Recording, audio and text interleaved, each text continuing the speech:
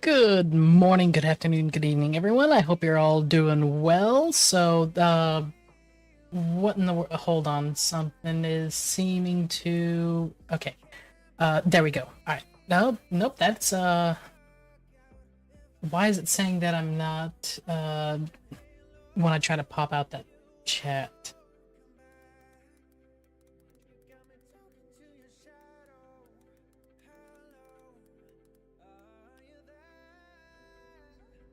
Okay. Well, I guess I'm just gonna have to leave that window up. It is quite delayed. At least on Twitter. Uh, yeah, so we are live. Something I have not done really before is being on multiple platforms at the same time. So this is going to be pretty chaotic. I appreciate everybody for having stopped by. Today we are going to be actually watching the launch. So that is going to be the plan for today for the SpaceX launch. The live stream for that is going to be starting around 3:15, so we're looking about 3 hours from now. I'm going to watch the entire thing through because it's going to be basically a daytime. Well, it's not basically. It is a daytime launch in the afternoon here, where usually they do it in the morning, but they wanted to do it the afternoon here so that when the Starship section splashes down in the Indian Ocean is it's daylight over there, so they actually get better visuals from the cameras that they've got at the buoys. Because the last launch they managed to splash down exactly where they wanted it to, so it was quite precise on including the catch. Unfortunately, I couldn't be down there this time due to scheduling, so it's just not possible. But that sorry, I had to stretch. But that is going to be the plan. We will end up watching that. Might end up doing some videos and stuff before and stuff, because I don't really want to get into games and stuff at the moment and then be so caught up in that and that we miss that. So I'll leave that there. Maybe I could leave, actually, let me drag this window over to here. Got my chat windows. Let me see if I can pop out the chat here again. It shouldn't be saying that I'm not live when, but it is. Damn it, so it's just gonna force it to be Alright,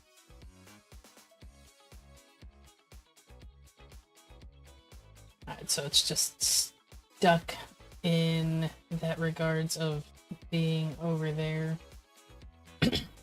So, alright. Let me go ahead and bring up. Let me see if we can find some related stuff to. Well, this will be interesting to watch.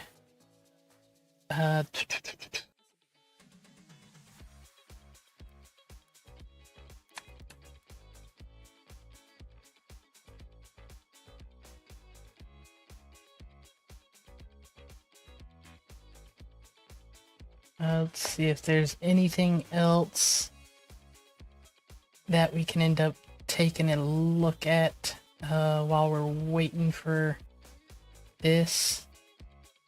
Oh, okay, let's take a look at them while we're also waiting, see if there's any commentary on that. We'll also pull up them to see what the commentary on theirs is. Alright, let me bring up maybe shrink this a bit so that I can actually see my thing. Alright.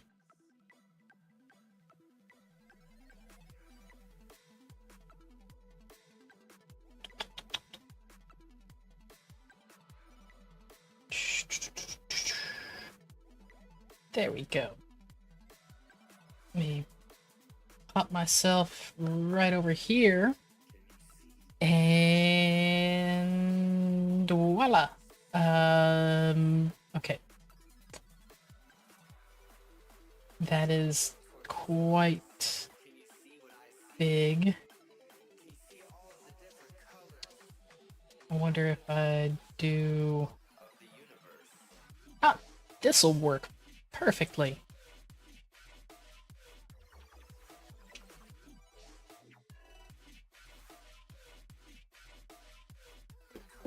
Alright, I think that'll end up working well enough in that. Nope, that's not what I want to end up having. There we go. There we go. Okay, so first thing that I saw that looked like it might be interesting that I pulled up on the tab is this. You guys watch the Mike Tyson versus Jake Paul. We all wanted to watch that loser get his You had to face do rocked, that, but Vatra? Yeah, I understand. Well, not another conspiracy theory. We don't rig fights here.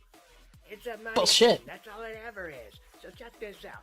See, if Mike Tyson had actually gone full bore and really fucked up Jake Paul, no one would ever care if Jake Paul decided to call out fucking Santa Claus What do we got going on? or something. I don't know. He's walking around an old folks' home right now trying to figure out who to fight next. I think he's going toe-to-toe with President Carter. I mean, okay, yeah, that's fair. It is a little ridiculous that he's calling. Hey, Aya, thanks very much for the raid. How is your stream? It's all about money. See, in the United States, that's the one thing we really fuck up. Like, we do everything else perfectly, but we make stupid people fucking famous. You saw it right around round 2. He hit Jake Paul, and all of a sudden, his legs didn't work like they used to before. That shit was weird. It's like he just flipped off. Buff the is switch. hilarious. Oh, I forgot. I'm supposed to lose this fight. We don't always make stupid people famous. The guy has mysticism. Come on. I tell you. Just drawing fan art from Arcane. No, that must be interesting. Johnny fucking Soleimani. No, I'm sorry. That was the fucking guy that we killed in Tehran. Johnny. Oh, I hope that guy actually gets end up. Went on over to South Korea. Now he's facing like 10 years in prison because he's a fucking asshole. I seriously hope he ends up getting in prison for what he did in Korea. American YouTubers. Yep, I know it's pretty late over there for you, so have a good one. American social media content creators are fucking douche canoes. Like we go That's over true, there, we are. Streaming or you know, who was that Hello, guy? I think it was, Pronius, how's it going? Hogan? Yeah, who decided to take selfies with someone who had committed suicide in a suicide forest in Japan. That's a real good thing. Yeah, the world doesn't forget, you fucking asshole. That's The world true. Doesn't forget. I, for one, will never watch another Jake Paul fight. I don't care if he calls out Santa Claus. Oh, I need some good news. Are you ready? Operation True Promise 3 will be devastating, and it will happen. It's going to happen soon. You be afraid there, Israel. Oh, everybody's on week 4 of waiting. 4 weeks. Are you gonna do something? Or why don't you just come forward and be like, hey, look. It would be Israel fucked up all our air defense systems, so we're kind of afraid to escalate this any further. Let's talk this out diplomatically. You know, maybe take a diplomatic approach. Just throw a curveball out there. Maybe the world will be like, wow, holy cow, Iran, you can talk things out instead of death to insert something that is not Islam here. It is coming. I want to be prepared. I don't want to hit civilian infrastructure. I must, I don't know why that word was so hard to say in this accent. I do not want to hit civilian infrastructure. I want to destroy military targets only because I am better than Israel. Cool. Yeah, good talk. Anyways, Russia. What do you want? I am busy in my special military operation. I am taking care of these Nazis. Do you realize that almost every single country on the planet has a contingent of neo-Nazis that exist there? It's like an infection or a turd that won't flush. that is Won't go unfortunately away. very true. They're stupid. and both you and Ukraine have individuals who identify as that, who are fighting in your militaries. Hell, there's people who identify as that fighting in my military. Yeah, But anyways, what I'm that's getting at is, didn't you just lose a Buck M1? It's like a $10 million air defense system. Ooh, I'd be kind of upset if that didn't cost like less than 1% of what my Patriot system costs. So what? I have plenty more air defense systems. I have tons of artillery and tanks. Stuff gets destroyed in war. So what? Yeah, see, but here's the difference. When your shit gets destroyed, you just replace it with the same old shit. I innovate, and I put new shit together that's gooder. That's a word here on this channel. And so, like, perfect example, when I went to Iraq, my first guys, they had Humvees, and then by like year 3, they're in MATVs and Max Pros, and they had a whole bunch of MRAPs and all yep. sorts of different stuff because you innovate. Anyways, what I was Yeah, getting at you is, learned I that people got like to bored, end up while you putting were little over there, and boom I boom took things 4 HIMARS underneath blasters the and roads, strapped it and to a you Hemet, innovate and to make now I have a those Hemet that can fire ineffective. 4 times as many And that's how you missiles get as the a MRAP. HIMARS. That's kind of cool. I will take 35 of them, at least. You know, we will start small. Let's go with 15. Poland. You know, our future may be undecided with each other, because we've got a little bit of political beef, but very, very happy you're still purchasing weapons. And it's still in testing. We just kind of did it like as an experiment to see, like, you know, would it work? And it did. Worked very well. It a little bit, but yeah, we'll keep you in the loop. Oh, that is perfect. Now, about the F-22. Sorry, homie, I can't help you out. It's not going to change no matter how many times you ask. Fine, I will continue with the small stuff, but when this curva next door decides he wants to start some, I will take the F-22, I will take the F-35, I will take the new HIMARS that has 4 times as many missiles. I like that. I'm a very big fan of that there. But Poland is hilarious. I am on the forefront of what could be. Now he thinks that he could take me, but what I want to show the world is he doesn't stand a fucking chance. Hey, let's bring my pet raccoon. Oh yes, absolutely. We will put him in his own house and everything. Ah, fuck it, I'm sold. Uncle Sam, let me out. No, kid, you're not going to Poland. Sad raptor noises. Sad Polish noises. Happy buff noises. Do you guys know that you can start my engines with a small explosive?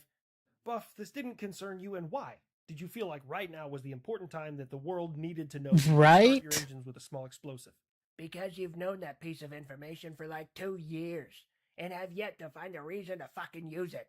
So I'm telling everybody. Did I hear correctly that your Pentagon has now failed its 7th audit in a row?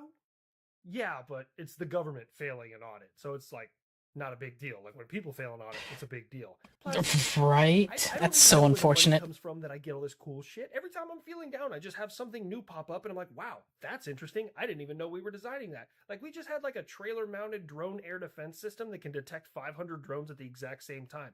I had no idea we were even putting money into something like that. It's just developed. God. Or you can stop with the wasteful government spending and perhaps Right? you I'd love these videos too. billions of dollars in debt. Ew, no. Missiles and lasers are way cooler than that. That is true. They are I have my very own much problems here. cooler. And you're acting as also the world police, allowing most of us in NATO to not spend as much on defense, so very well. Your lasers are awesome. Here's hoping that Department of Government Efficiency that Elon Musk and Vivek Ramaswamy are putting together actually cuts some of the budget. Like, I get it, it's probably just a joke and they're not going to make any actual real changes to anything and save the taxpayers' money, but here's the thing. After working with members of the federal government and DA civilians for long enough, I would like to, and I'm telling the camera this, I would like to personally volunteer to lay off anyone who we find out is inefficient. I've worked with a lot of Oh yeah, the people in planes are the Georgia. best. Go down to range control. You need like 2 people to work there. There's like 75. Right? I'm telling you, reach out to me. Holy right now. crap, there's I would so love many to people at do range podcasts control. Firing people. It would be my happiest thing that I've ever done in my entire life.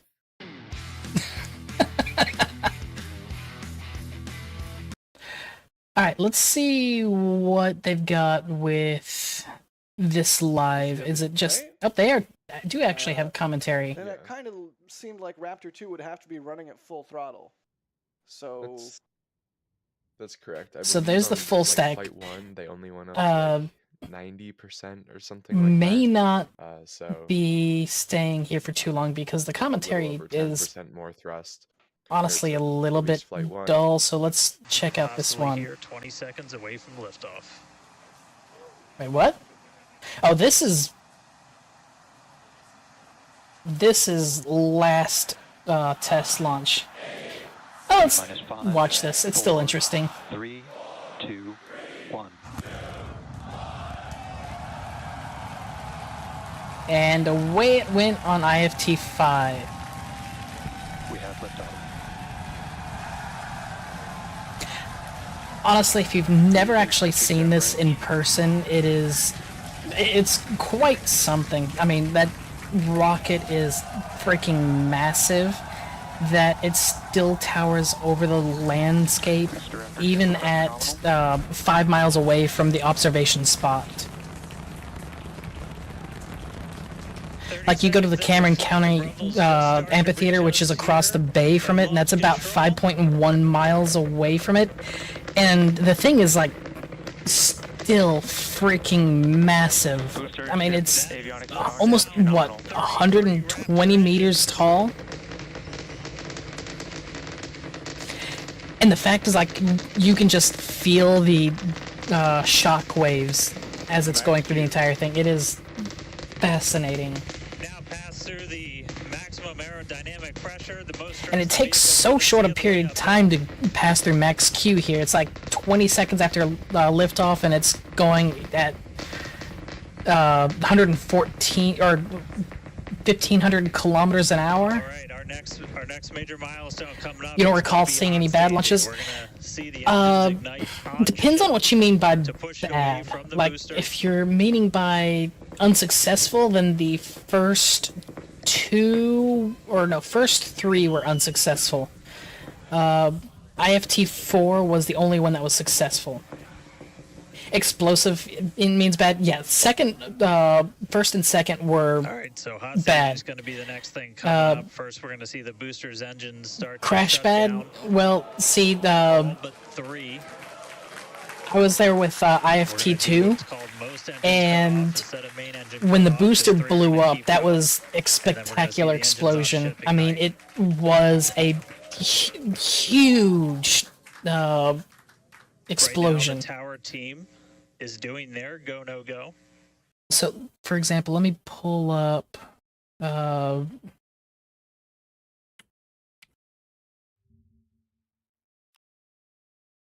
could possibly Alright, hear so 20 seconds away from liftoff.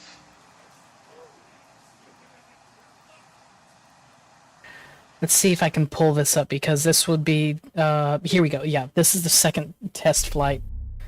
It should show the explosion. Operators on countdown 1. This is the final go no go for flight 2 of Starship.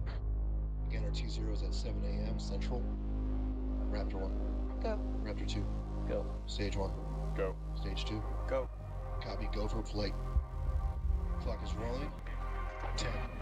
9. Oh yeah, SpaceX is absolutely doing that. 5. Like, I wanted to go down there in person to watch this launch, but because of the scheduling, I couldn't do that. Holy shit, that sounds fucking amazing from that camera angle. And this is, like, last year. It's still impressive a year later. I mean, it's always impressive.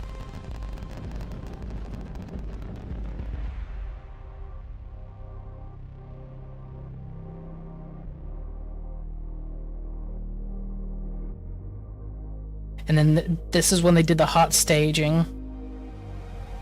Booster engine cut off. Like, everything worked well up to here. That was, like, freaking amazing to see that hot staging from the ground in person. It's like, holy crap. It is... and then we see that. If I could pull up the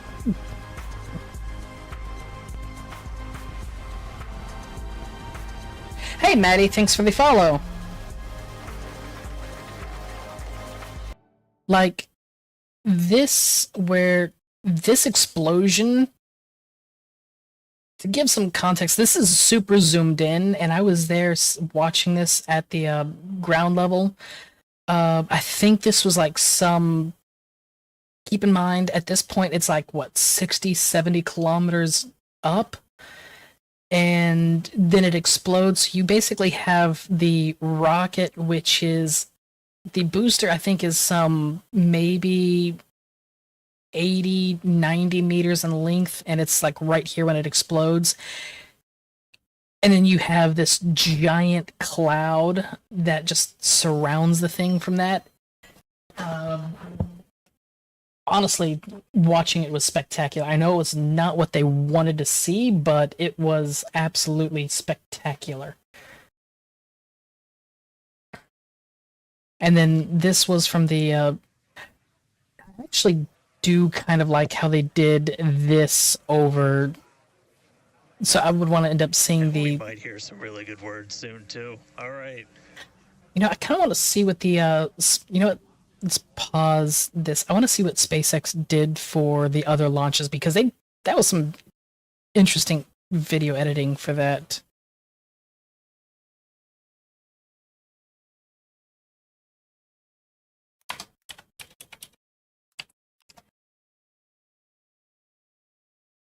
Here we go. This is the final go no go poll for Flight 3 of Starship. Levi 2. Go. Stage 1. Go. Stage 2. Go. Flight directors go for launch. I have to give it to the video editor for that, because they actually...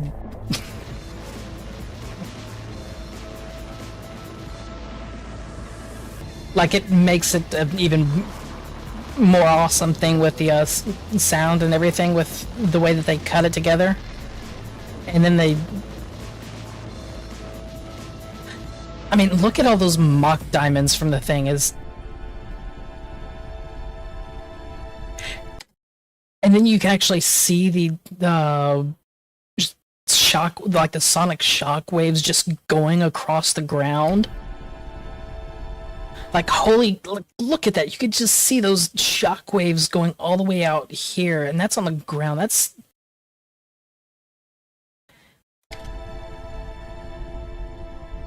Vehicles pitching downrange.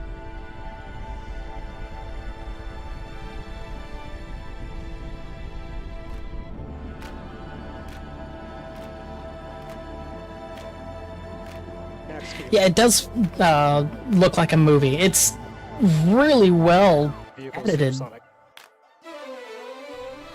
And then you have the hot staging there. Stage separation. It almost has this like anime type feel from the early 2000s, when you had some of the action animes and stuff like Eureka 7 with the opening and all that.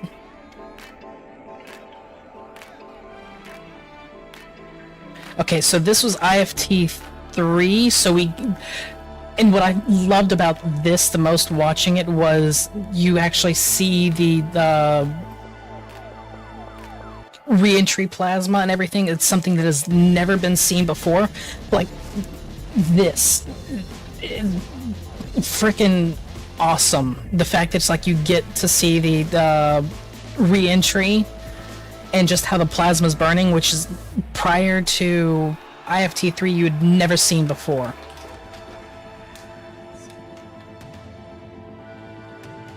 It didn't make it to splashdown, but...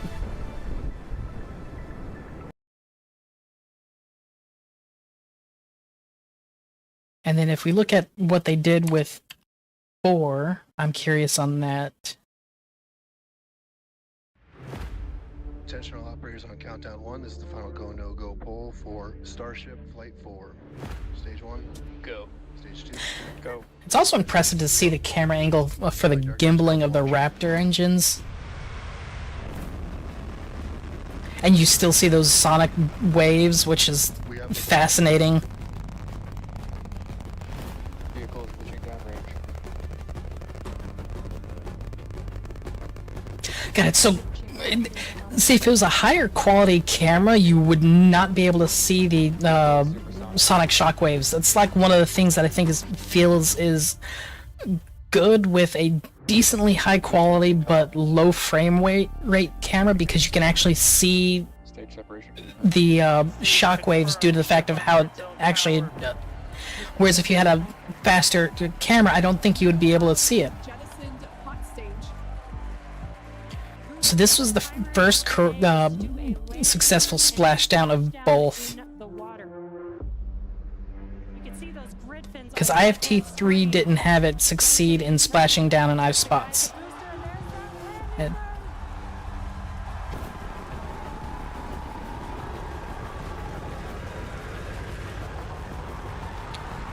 so 4 actually got the splashdown. I did love seeing like the sonic cone, the condensation cone from it breaking the sound barrier and then just dropping below supersonic. And then you have like this is just. I should actually take a screenshot of that, because all the colors from it disintegrating, it just makes it fantastic. Like, that looks amazing. External temperatures are dropping. Right?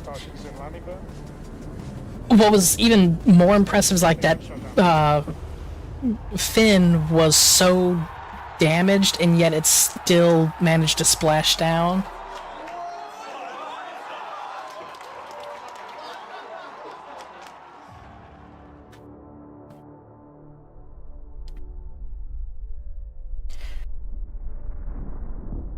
Alright, ooh, and so they put the video for IFT5 up just 2 weeks ago. Attention all flight crew members, this is the Man, each of these edits are getting better than the last. Let's go. Raptor 2. It's like they're constantly building up even more tension on it, on each one. Flight directors go for launch. We have liftoff.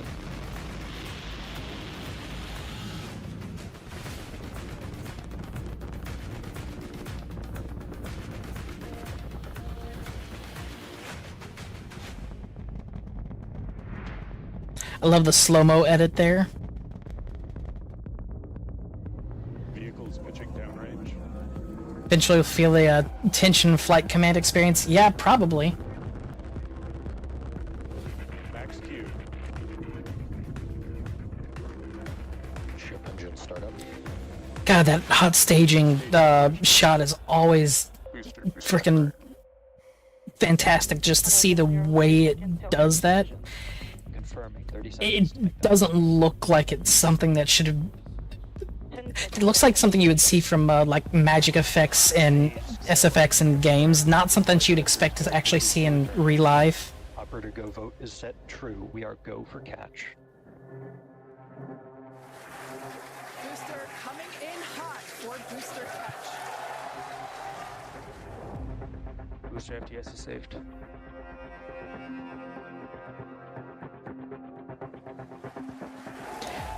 It's also interesting that it was coming in with enough heat that it was causing the engines to start glowing red because of the re-entry. Booster landing burn startup. Oh wow, there's. You can actually see the even from it not being all the engines. Just look at it like clearing the clouds out of the way.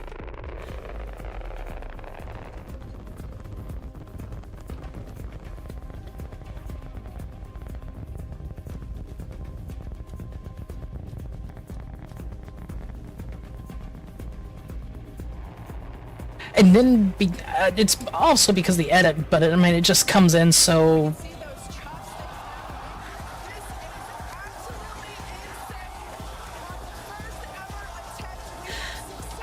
I love how they actually end up showing it from different camera angles that we never actually got to see during the actual live stream during this. So it's like you can see different perspectives. The Villa has caught the booster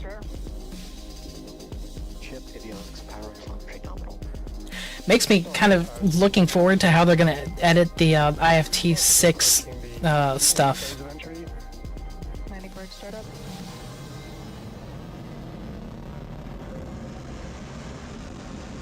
Starship is on target.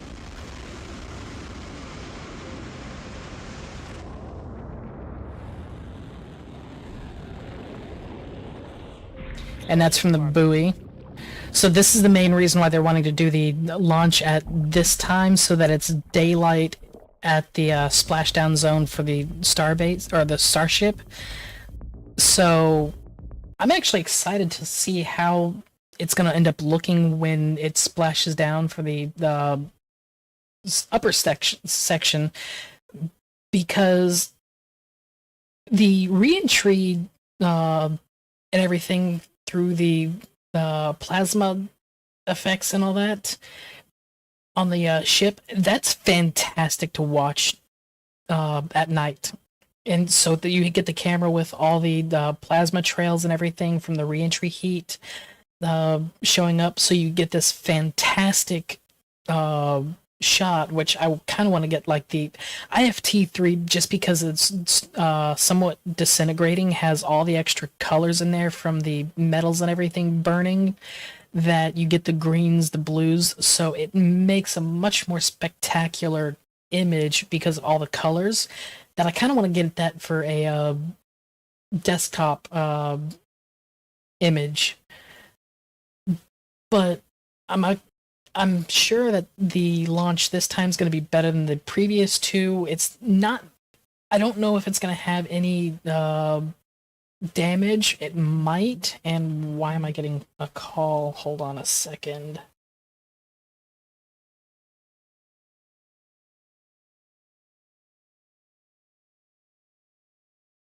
That was a robocall.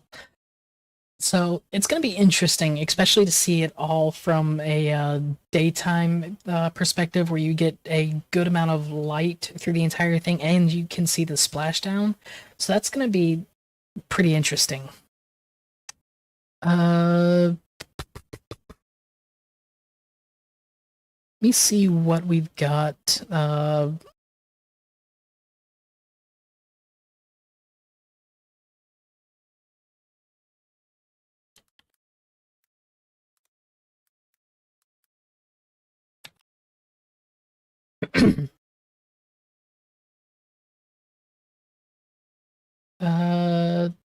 Alright, so 2020, SN8 became the first full-sized upper stage prototype to take flight. I'm gonna get some water, so I'll be right back. Soared to an altitude of 12.5 kilometers, 7.8 miles. SN8 performed a controlled ascent and demonstrated the complex belly flop maneuver during descent, using its flaps for aerodynamic control. Although it impacted the landing pad hard due to low methane header tank pressure, resulting in an explosive end, the test provided critical data on flight dynamics, aerodynamic surfaces, and control systems.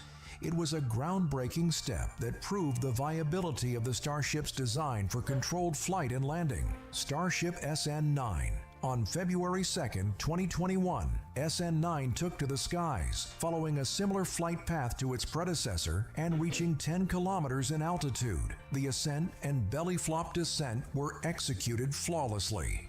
However, during the landing flip maneuver, one of the Raptor engines failed to ignite properly due to a mechanical issue, leading to a crash landing. SN9's flight emphasized the need for engine redundancy and reliability, leading to improvements in the engine ignition sequence and hardware.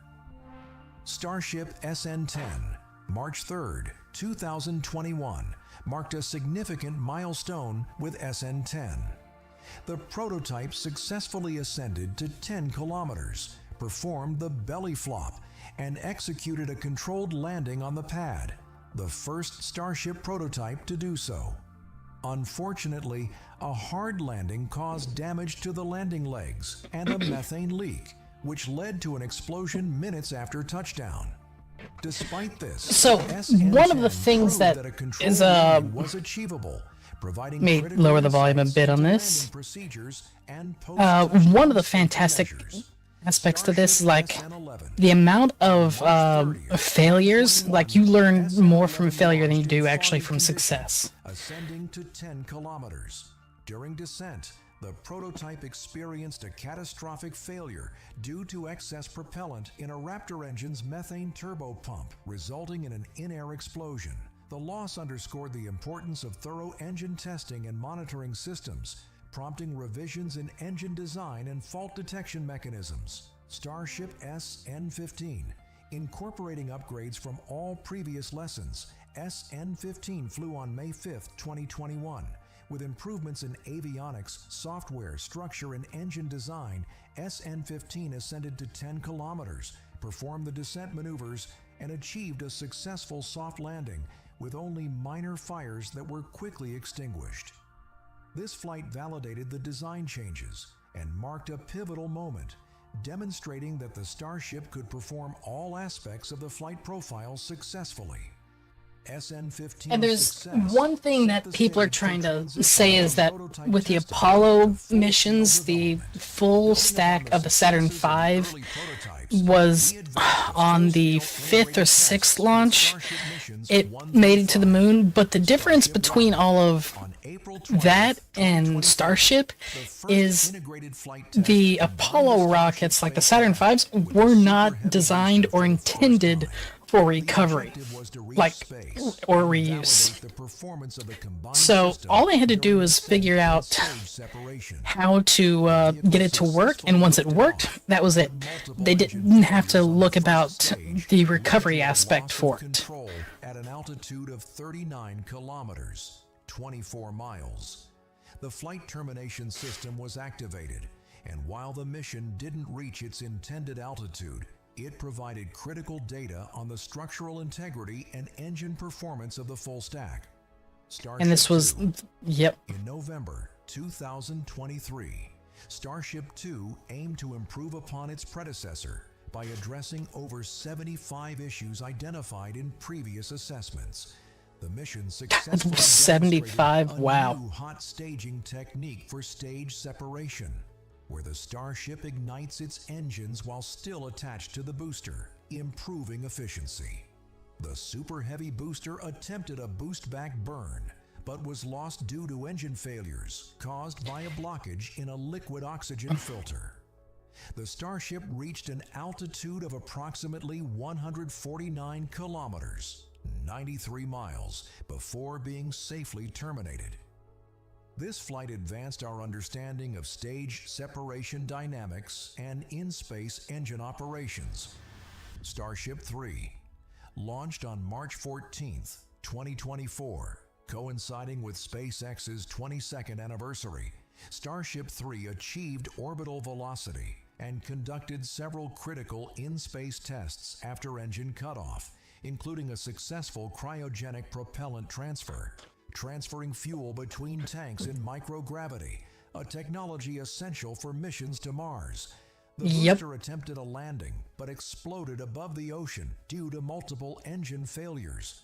The Starship was lost during re-entry at around 65 kilometers, 40 miles altitude, due to extreme thermal stress, highlighting the need for further heat shield enhancements. Despite the loss, the mission was a significant step in validating technologies required for deep space missions. Starship 4, on June 6, 2024, Starship 4 achieved remarkable milestones. The Super Heavy booster executed a soft splashdown, successfully testing improvements in descent control and landing procedures.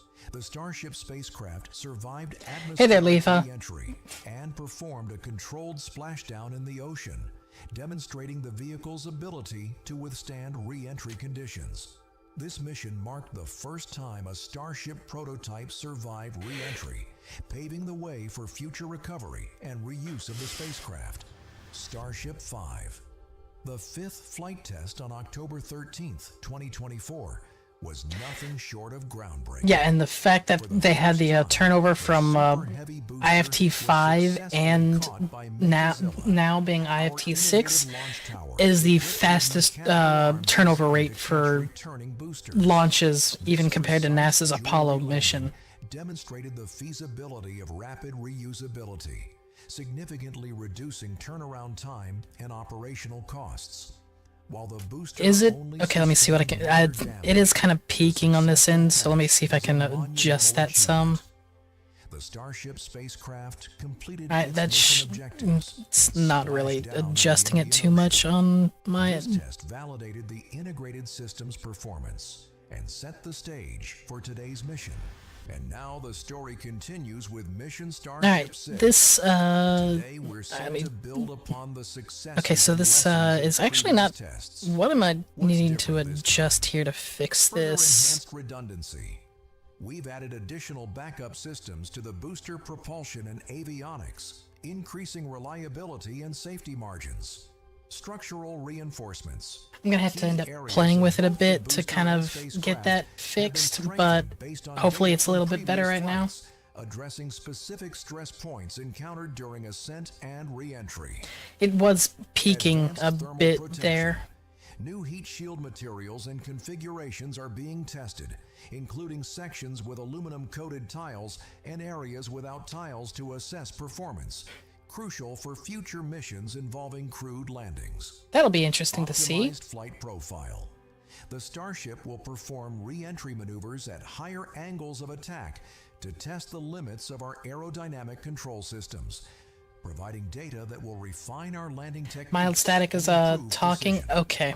It might be something I can do to adjust that, because I have noticed that on some VODs, and I've never been really sure how to fix that. Phases of the flight.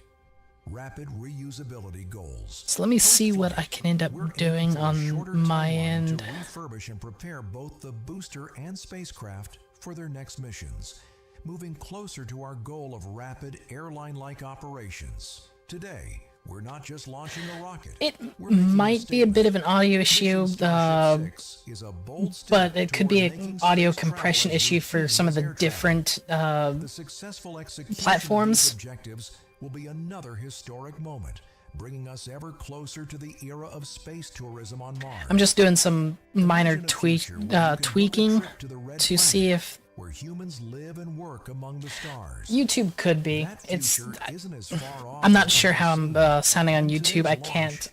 All I can do is monitor my audio from my side. The anticipation is palpable, and the eyes of the world are upon us as we prepare to take this giant leap forward. Together, we're about I've done a to witness few history adjustments in the making. on my end, so maybe that'll fix some things a little bit. Perseverance and the relentless pursuit of pushing The audio source doesn't yet. No, my audio source is at -2 decibels at the moment from OBS. Bell to ensure you're right here with us when Starship 6 takes to the skies. Join us as we witness the future unfolding. Yeah, so I've specifically, I mean, it does sort of get into the red on, which I don't know exactly how to, I mean, I can do a little bit to adjust it. I'm also trying to get it to, that just peaked on my soundboard, so that was, alright, let me see about adjusting it, but I'm talking directly into the mic here. The countdown to the launch of Mission Starship 6 begins now.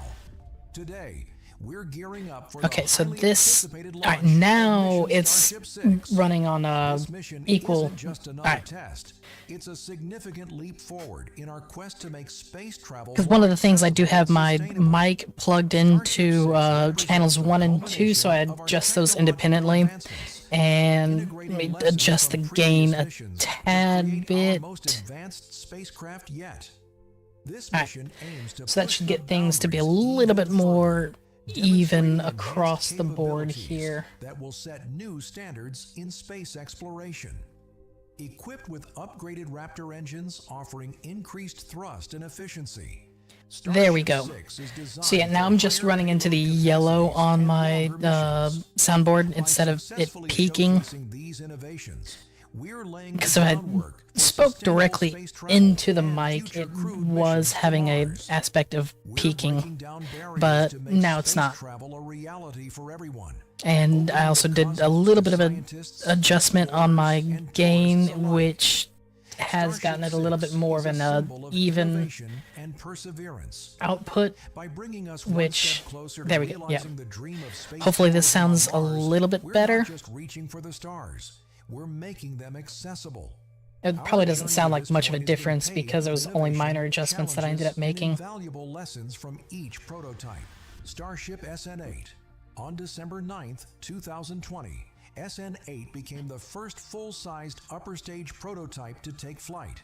Lacking a heat shield, Here we go. Let me do a little bit more of a treble and bass adjustment on my hardware. That should. Controlled ascent and demonstrated the complex belly flop maneuver during. Okay, it's just going through and repeating that. So we're gonna go ahead and come to you Thousands of while that's going through there, and it gives me the chance to just kind of mess with some of the audio stuff here. I have faith in you, and just so that everybody Alright, so knows, that's we been are a gonna be here. We've got great big interviews coming up change for you, to, or here not in really the big change, but a hotel room minor studio, change to but we some are of gonna the make our way up to the roof, so you're gonna EQ. get live footage when we go up top, right before the launch. Yep. Hey, I want to do a thing real quick. I haven't read through the entire schedule. So if I'm stomping on something that's scheduled later, oops, sorry. We do this because we can share this show with people all over the world, right? So we ask the question, we give them a Alright, break so for this just a second. hopefully Tell is us in chat, I've got it on my phone right here, where you're watching the stream from. That's part of this. Maybe you can't make it down here yourself. Maybe you've never seen a rocket launch yourself.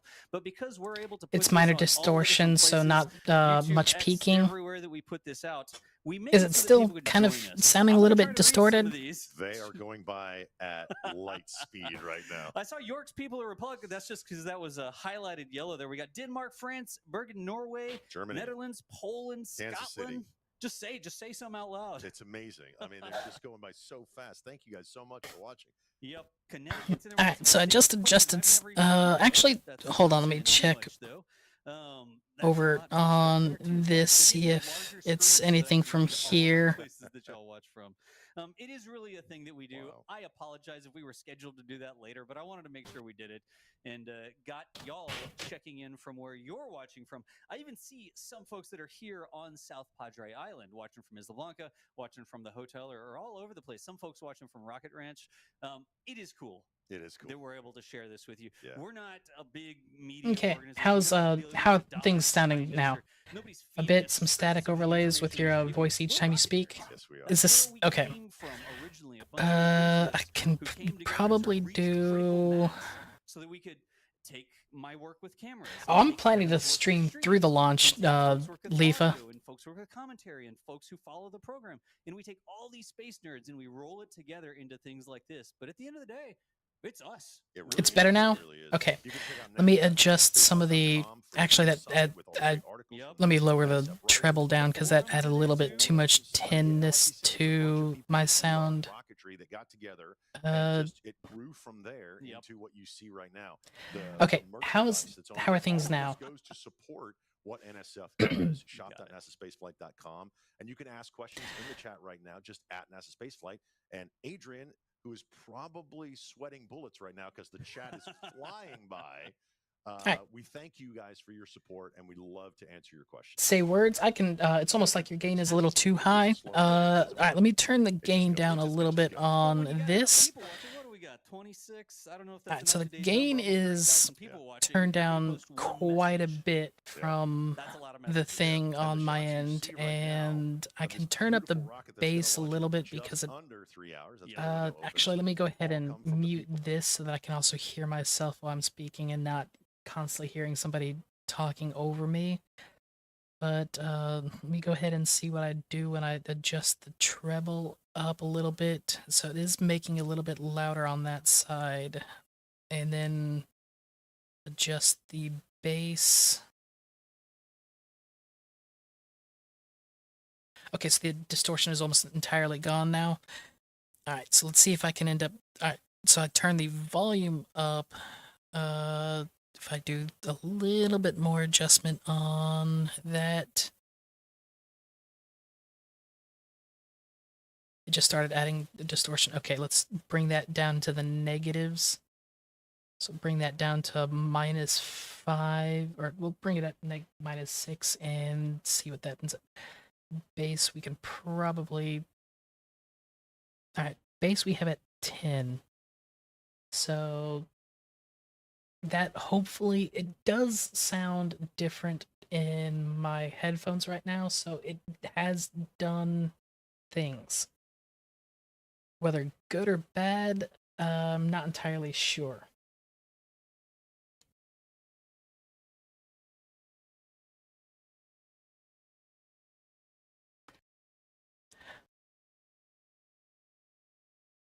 But I can also probably turn... Well, no, I don't want to change the sensitivity on next to no distortion.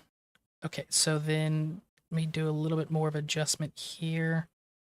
Lowering things on this side just a little bit further. Alright, how's it sounding now? Because I've got bass at 11 and trebles at -11 at the moment for the EQ on the program side. You love being an audio nerd? Hey, that's... Actually, Proneus, are you available at the moment? Because I can get you into a call, see if there's a sound of different sound based off of what's going through on stream and what's on Discord. Because this has been like an issue that I've had for a while that I've always tried to solve, and I've never quite been able to resolve this.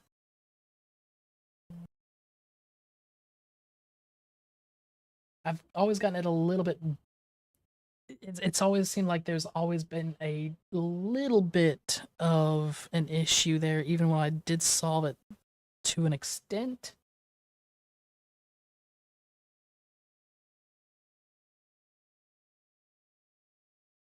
Because right now I'm just adjusting EQ on both my hardware and on the software, trying to kind of get things just right.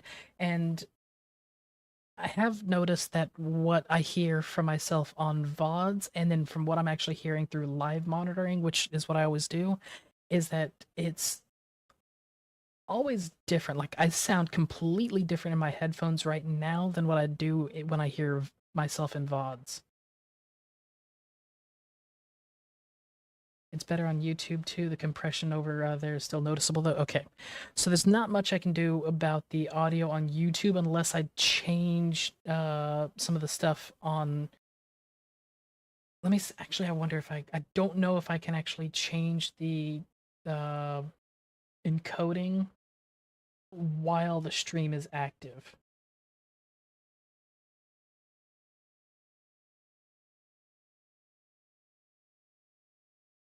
I think I would have to actually adjust that, and I probably have to, especially if I'm going to multi-stream, I probably have to end up adjusting some of the bitrate going out, which could... well, let's see if I can adjust this.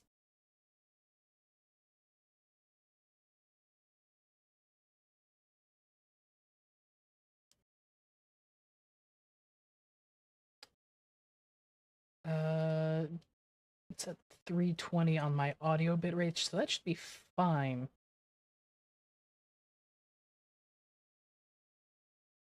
Yeah, if I do too much on the audio bitrate, I think it's going to end up being a bit of an issue there, so I don't think I want to end up adjusting that too much.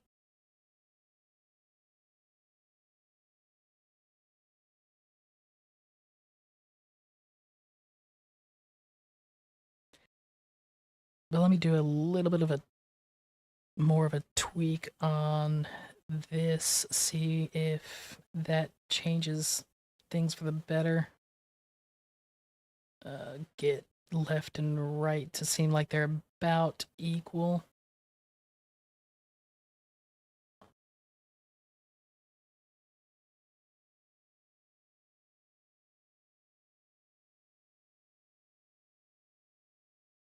Alright, so I've adjusted the knobs on this end, and let me do one more off of the software side. Okay, this is... Alright, so I don't know how it's sounding now. I'm not hearing a lot of background noise now with some of the adjustments that I've made now, though, so I don't know if that actually is any better or not. I probably should raise the volume on this. It's not going into the yellow as much, which I think when oh no, there it goes. It's going into the yellow still. So okay, it's at least still picking up the things. I might have to let me adjust up a little bit on this.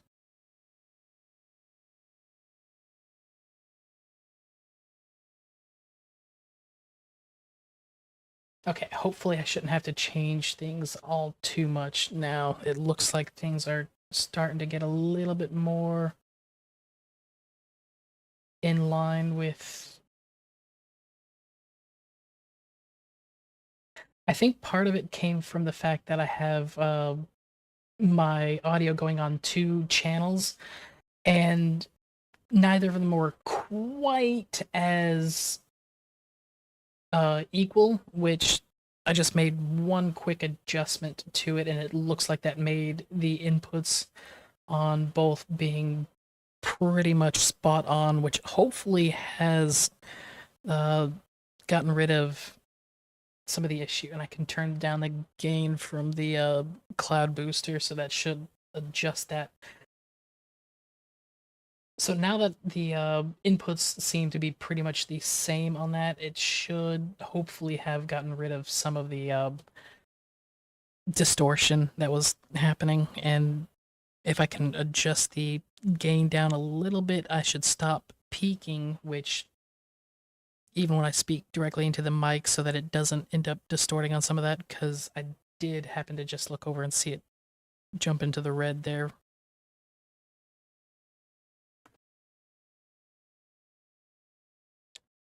In that case, what I will do here is increase the software boost. That should hopefully end up... Okay, I think...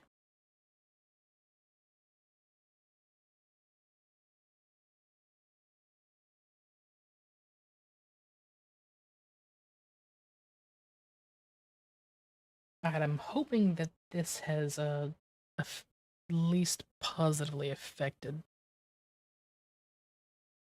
Software boost has gone up. It's still feeling fairly quiet, but it does kind of, at least on my end, sound a little bit more of a stable on the speaking.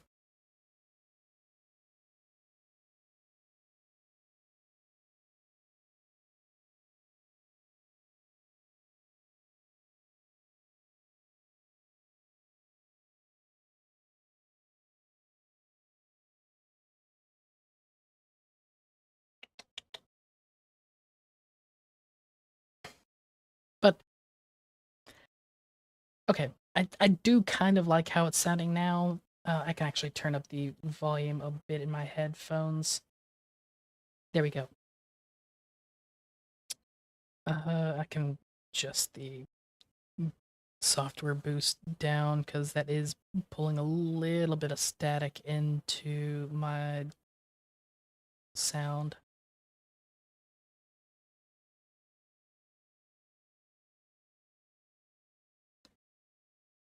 I think we can also lower some of the sensitivity, which that also seems to be getting rid of some of the static.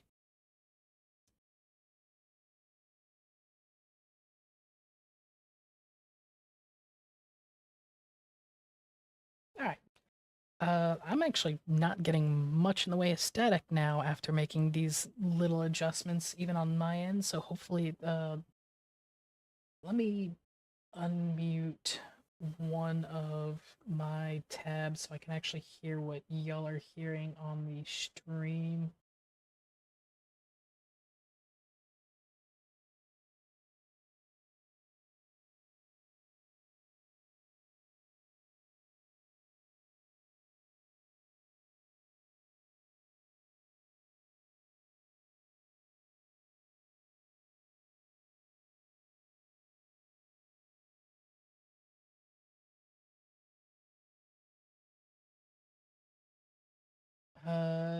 YouTube is not being a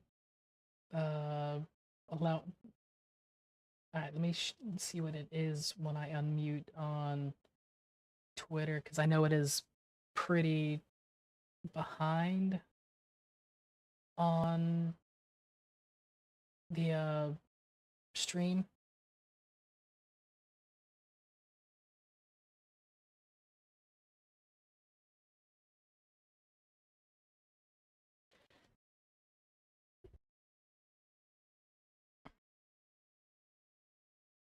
Okay, so yeah, there is a little bit of that in the voice. So let me see what I can do to adjust that.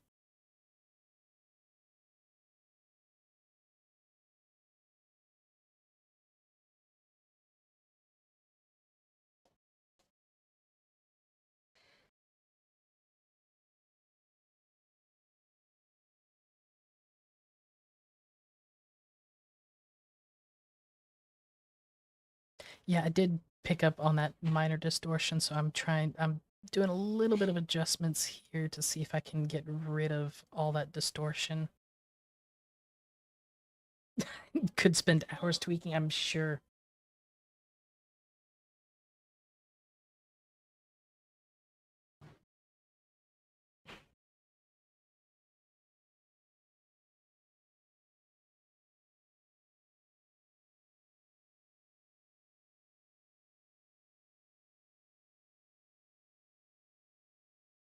Spent says the guy who spent 6 hours tweaking the audio. Yeah, I can believe it. I mean, when I started streaming, it was Leafa could tell you that it was far worse when I had first started streaming.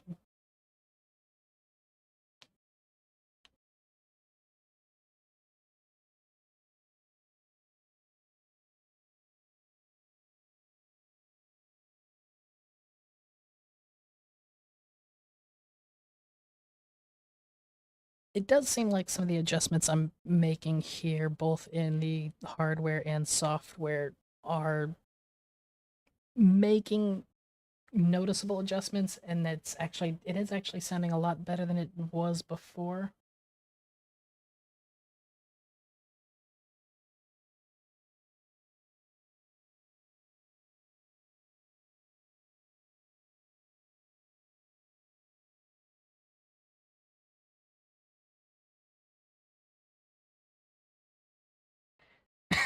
Yeah, Leaf, it was pretty bad back then.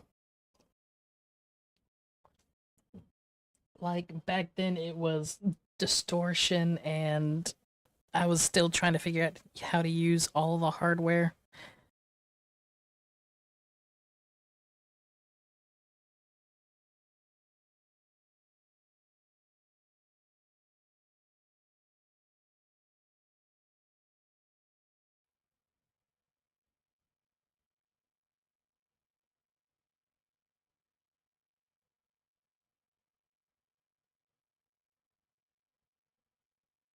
So we adjusted some of the sensitivity on the mic through the software aspect, and then I just increased some of the boost a bit. I think this. Oh, I'm gonna return the sensitivity back up because that did add some distortion.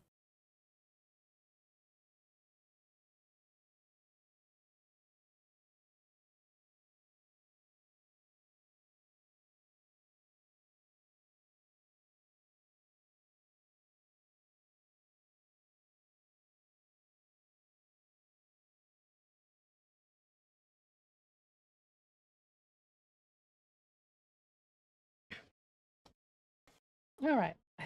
Oop, okay, this is definitely a difference in sound. Just realized. Yeah, it has been about that long, Leafa.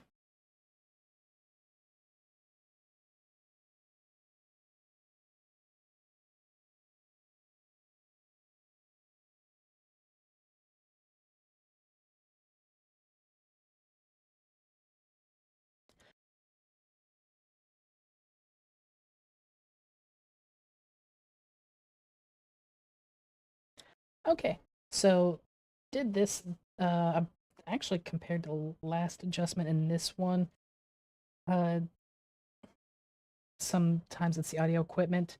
I think it actually had something to do with some of the hardware that I was going through. Or not the hardware, but the software.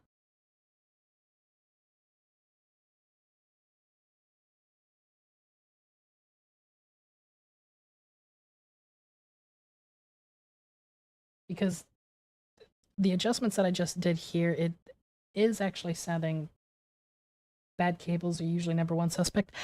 Yeah, see, it's not the cables so much as I think it was the a combination of the settings that I had on the hardware for the EQ and then the EQ in the software. Yeah, see, it's like I'm actually liking how this is sounding so much better. I lowered the treble quite a bit. I think it was the highs in the mic with my voice and everything that just was not coming off well.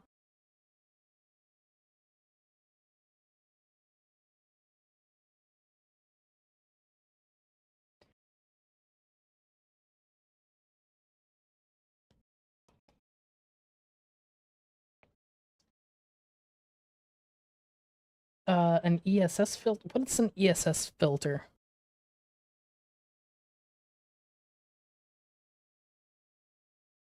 Let me take a look at what an ESS filter is. I'm not even familiar with it.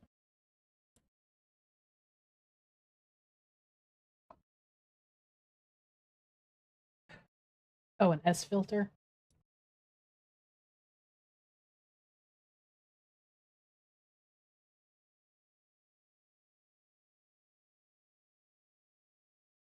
A de-esser? Hmm.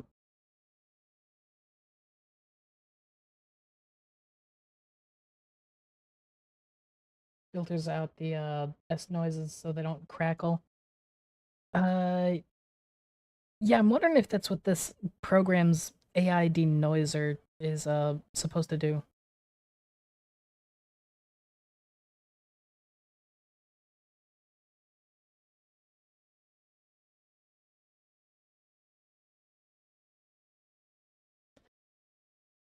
Because I'm not sure that a pop filter will adjust for that.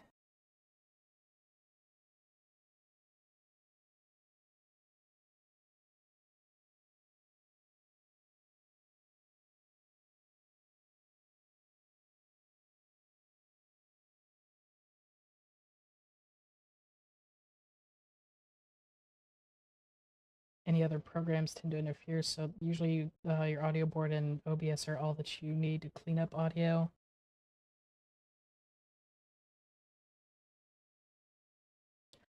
I wonder if Voice Meter actually has something for.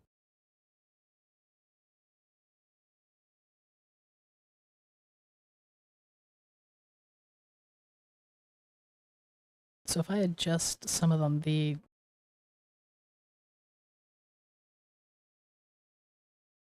yeah, less items in the loop, I can believe that.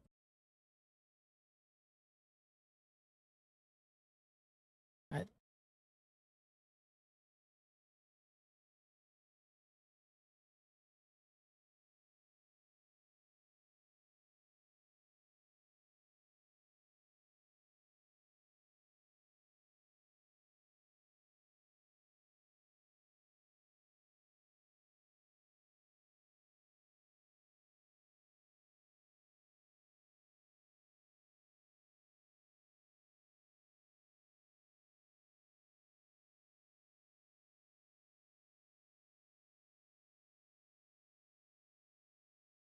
All right, so I guess right now this is probably going to be one of the best set I'll end up getting it. I mean, the audio definitely sounds a lot crisper than it was before.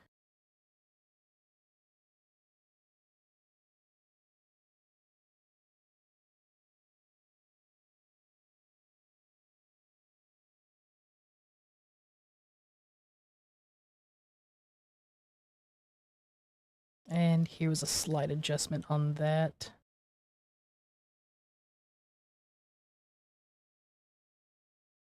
I'm not sure how much on the S's. Well, this actually did seem to.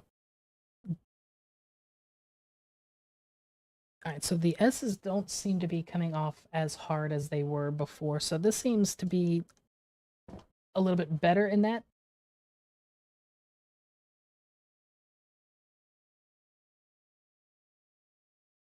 Okay, so those will be my settings for that. At least for the rest of the stream.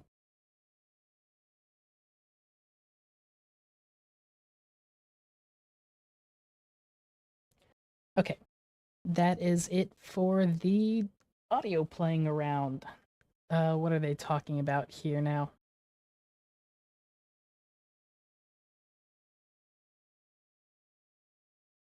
So they should be starting the fueling fairly soon.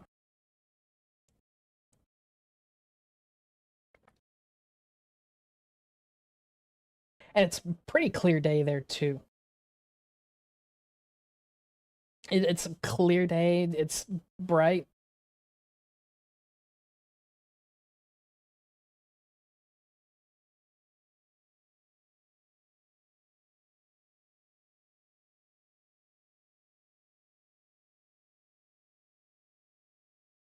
And then the SpaceX, we've got about 2 hours before the SpaceX stream actually starts.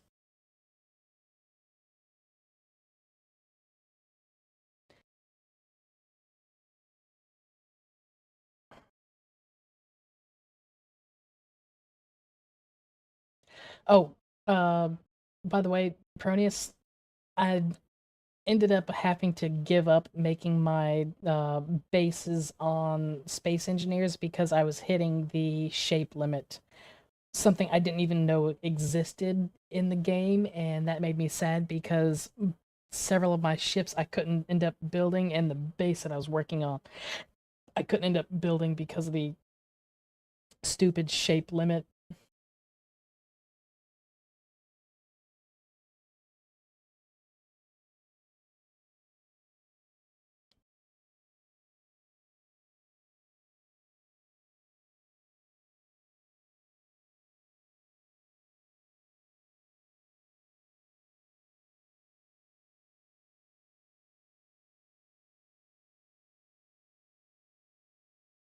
I'm actually hoping there's going to be a catch.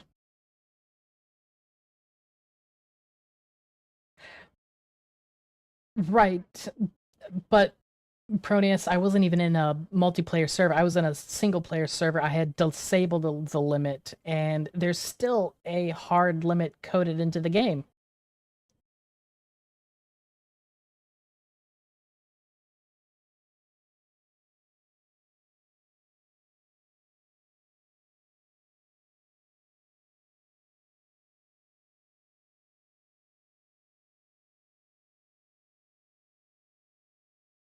It was a shame because I was actually building a fairly large ship that had, I mean, it was huge, honestly.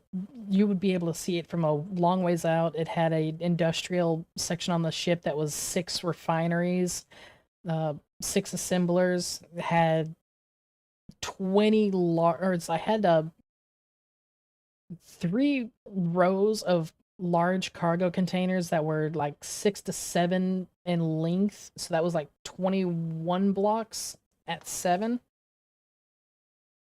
It seems that once you get over 100 blocks in length is when you start running up to that limit. And I hadn't even, that was just from the cargo and engine rooms, and I hadn't even been able to get to building the hangars yet at that point, or the bridge.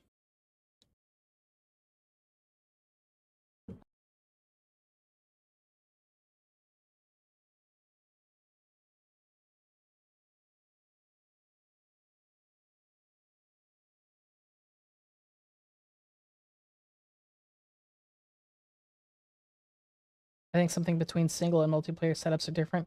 There is, but apparently, according to the uh, game engine, there's still a upper limit, even in single player, to what you can end up having for a ship or base size.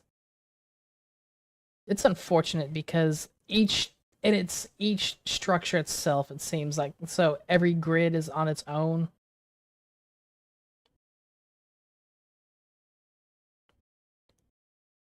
And the other downside that I found was might try setting up a multiplayer server because the ships are almost 300 blocks long and it's laggy but playable. Huh. I might have to end up doing that then, just a single player multiplayer server. But one of the other aspects that I kind of found was a little bit of annoying was the fact that I have 2 Steam accounts. I've got my streamer Steam account, which is basically the one that I run all my games on so that I don't accidentally dox anything. And I have all my games owned by my main Steam account. And apparently the armor skins in Space Engineers can only be used on the account that owns the DLC as opposed to because for whatever stupid reason they decided to put those in the Steam inventory instead of being the game.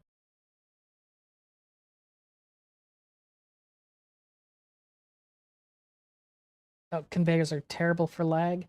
See, I do have conveyors and plumbing through the thing. I started using like the armored conveyor blocks for that simply because the aesthetics, and it added a little bit of the thing on, or better look in some cases.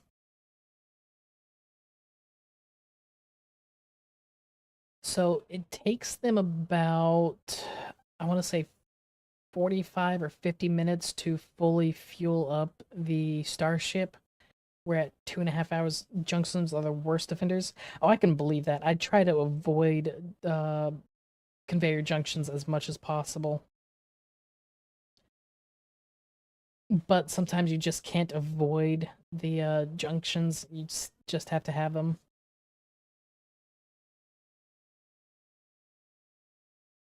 But I was getting this really, at least in my opinion, nice ship. I started remaking one of the ships by working on the interior first, so I would get all the interior blocks and pathways and everything and passages all designed.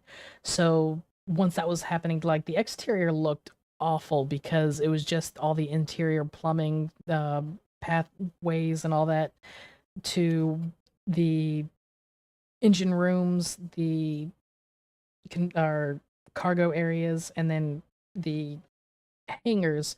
And then I was pathing it to try to start building the hangars and then the bridge.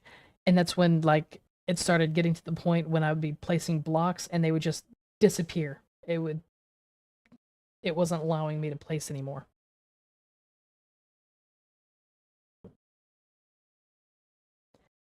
It was a shame because I was starting to get it looking pretty neat. Find that making the ship interior work with your preset exterior is easier than the other way around. Yeah, well, see, I was because I was doing the custom, I was getting the ship interior designed the way that I wanted it, and then I was going to end up working on getting the exterior to look nice.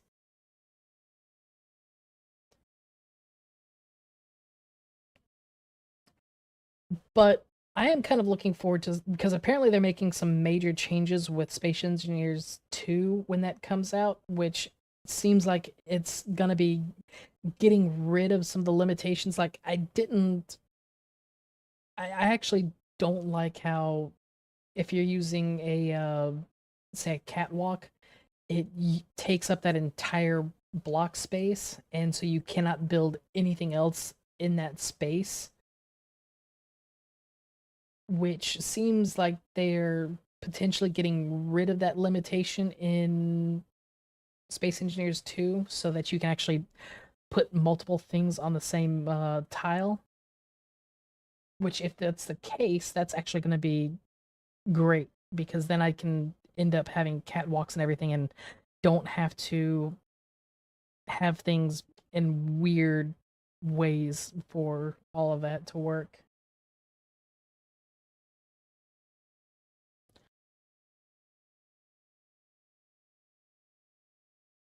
trying to figure out what this stack here is.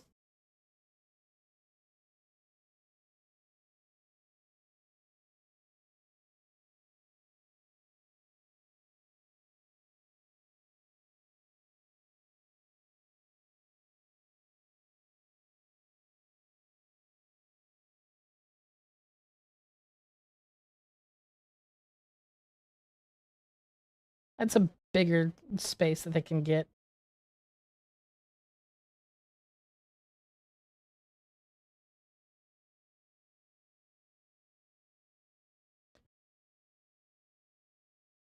Well, that's why I think that, one of the things, because Boca Chica is pretty much just the test uh, launch location for SpaceX, which once they get things actually going, I'm pretty sure that the main launch locations is going to be Vandenberg and I don't have. What do you mean I don't have an active live stream on YouTube? Did it in my? It disconnected me from the chat on.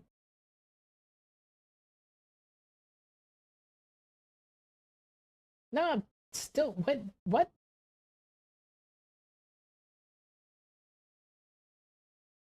That's weird. It disconnected me from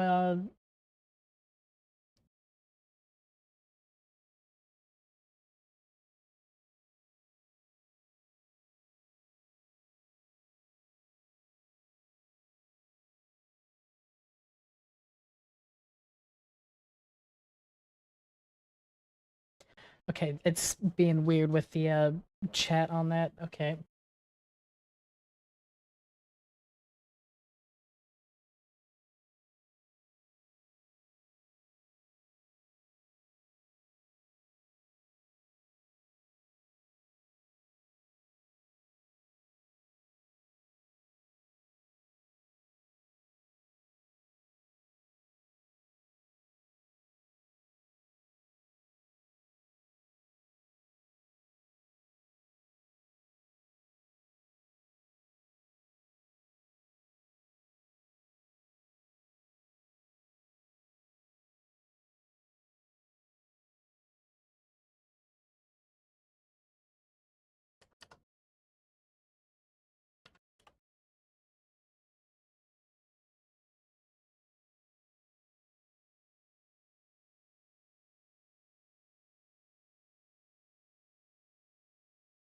Well, yeah, it's because an orbit's not really that big of an issue, but it's when you're deorbiting, it does actually matter.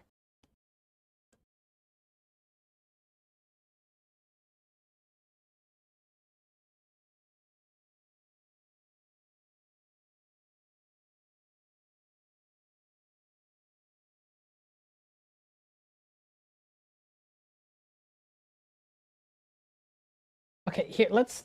While this is going on, because there's nothing really interesting going on with that, so let's take a look at something a little bit more salivating.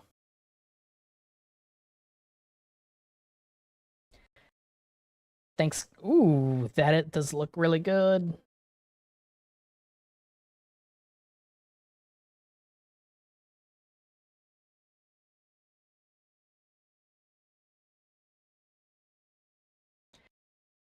I'm not gonna lie, that actually it looks really good, and I wish I could eat it right now.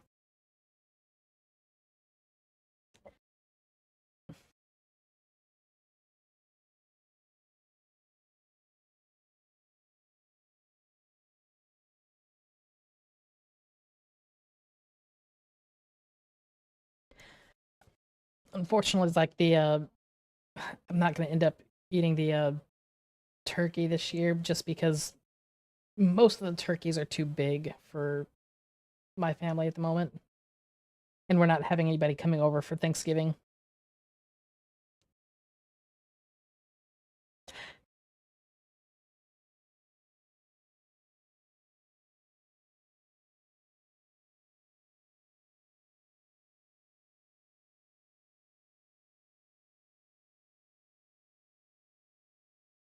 That is going to be an interesting thing.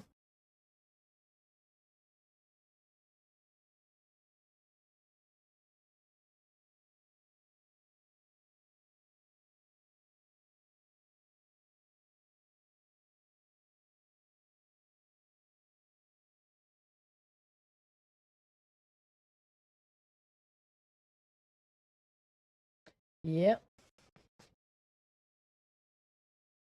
It's like, as much as I would not want to kind of do this amount of work.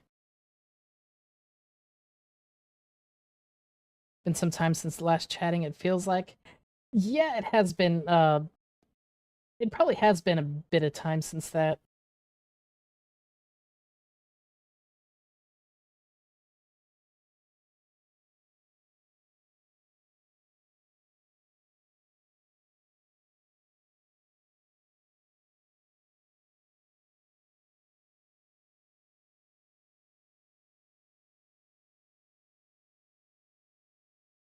God, that is so much work that I would not want to end up doing. If somebody else did that for me, I would have no problem, but doing it myself, probably not. I mean, yeah, that's very fair because that's a lot of work to try to debone.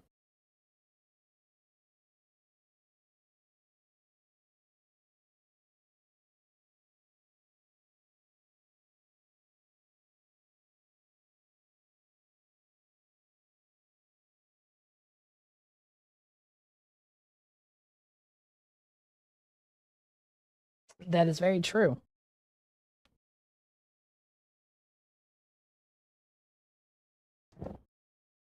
Ah, I so want a brisket right now. Yeah, that's deboning your chicken yourself is, uh, yep. It's definitely valuable, but it's a pain in the ass.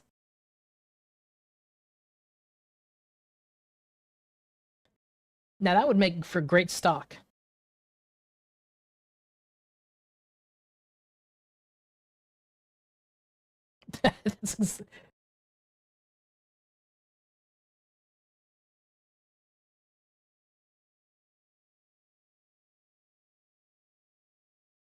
That's not.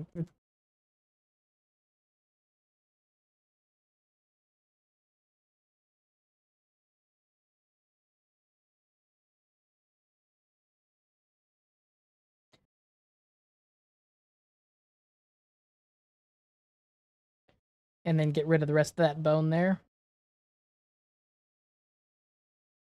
Scrape it.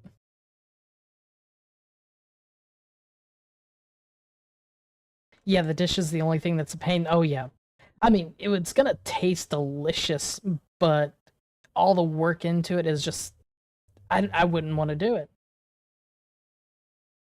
I don't mind doing extra work with a brisket, but for, like, the poultry doing that, no, that's way too much effort.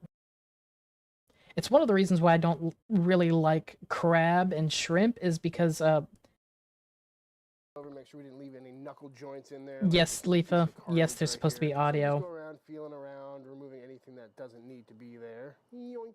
Get out of there. Just cleaning everything up a little bit, even though it kind of looks like a massacre. And then at this point, if you ever had a turkey leg before, you'll know it is chock full of tendons. You can see them all right there. Awful stuff. So I'm going to grab a little pair of pliers here and just see if I can yank all of these out of there. Oh, yeah. They come right out. Toss them right in the stock pile. That'll make for some good collagen. Oh, yeah. Oh, yeah, tendons into the... That's definitely gonna break down easily. Pull these out, but there are certainly a lot of them. Ooh, but they came out pretty easily. And now that all those pesky tendons are removed, just a few left, and those are in the tenderloins themselves, just like a normal chicken tender. So you want to go ahead and grab those and try and rip those out of there as well. The kind of nice thing about this technique is you really don't have to be pretty about it, because it's all going to be rolled up anyway. So if It's a fair point. Inside, no one's ever really going to know. Don't want to be chewing on that. But at this Nope. point, this disastrous looking But piece of meat you is fully cook into a grown stock with for a no long enough tendons, time, so I'm and gonna it go will ahead and be pull these turkey nice tendons enough. off. Just kind of spread them down this way a little bit just to make this a little bit more even, kind of in between where the thighs and the breast meat was. And if anything is looking too tall, you can kind of come through and butterfly that out a little bit just to make it a little more even. I suppose if you wanted to, you could get a meat mallet out and tenderize it and kind of pound everything flat, but that's But looking why? pretty much good enough for me. I mean, And you there already have put it, on folks. so much The fully effort into deboned, deboning it. It's like... tendonized whole turkey. Honestly, pretty easy to do. Looks a little bit gruesome while you're doing it. Easy, all but come out time nice and easy. consuming. A nice sharp knife, that helps. But at this point, what I should do is fill this up with stuffing and tie it up. But I haven't made the stuffing yet because I need turkey stock for that. And I haven't made the turkey stock yet because the bones are sitting in a bowl right over there. So what I'm going to do now is season this up and begin the dry wrap brining it. process. That way tomorrow I can make the stuffing and then tie it up. Oh, that's gonna be So for pretty the good inside, for the meat dry side, we're gonna brined. hit it with some good old-fashioned Chud's barbecue poultry rub. This stuff is absolutely perfect for this time of year because it's great for poultry. Go figure. So I'm going to do a nice healthy coating on the inside, and that's going to pack a lot of flavor. It's got some lemon powder, a lot of herbs in there, but it's still mostly a savory flavor profile with garlic and things like that. It's a huge Should amount work of out just great. Just a seasoning nice there. healthy coating all the way around. I don't know if that's actually healthy, but that is a lot of seasoning. Yeah, skin side up. That is weird looking, folks. Imagine just popping this in your oven. Honestly, probably be pretty good. Should hit the top of that first with some I could salt. hit it with the same rub, but I'm just gonna go on with some Diamond Crystal kosher salt for a true Yep. dry brine. Because in my experience, just some nice kosher salt on top is really gonna help draw some moisture out of the skin. Because we're after some crispy skin at the end of the day. But of course, if you want to do a sauced bird or have some more complex rubs on the outside, this would be the time to do it. But into the fridge this goes to dry brine overnight, and we'll pick up tomorrow with this. But for now, we have to fire up that pit. It's making me hungry.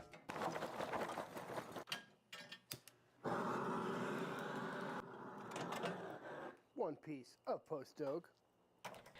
See, I know he likes post oak. I actually don't like post oak. I prefer So at this point, I'm pecan. just grilling off all these bones that we just pulled out of that turkey, including Getting the a little bit of wings that and the necks and the charred giblets flavor. and Yep. giblets and things that were in the turkey body, just to get a little bit of color. We don't want anything to burn too badly, but just add some nice smoky flavor. So I'm basically going to sear these off just a little bit to get some good Maillard on them, and then move them over here and kind of let them smoke with that piece of wood in there, just to get a little bit more flavor going for our eventual turkey stock, which is one of the foundations of any good Thanksgiving meal. Also going to chuck an onion on here. Little grilled onion Yeah. sounds good in a turkey stock.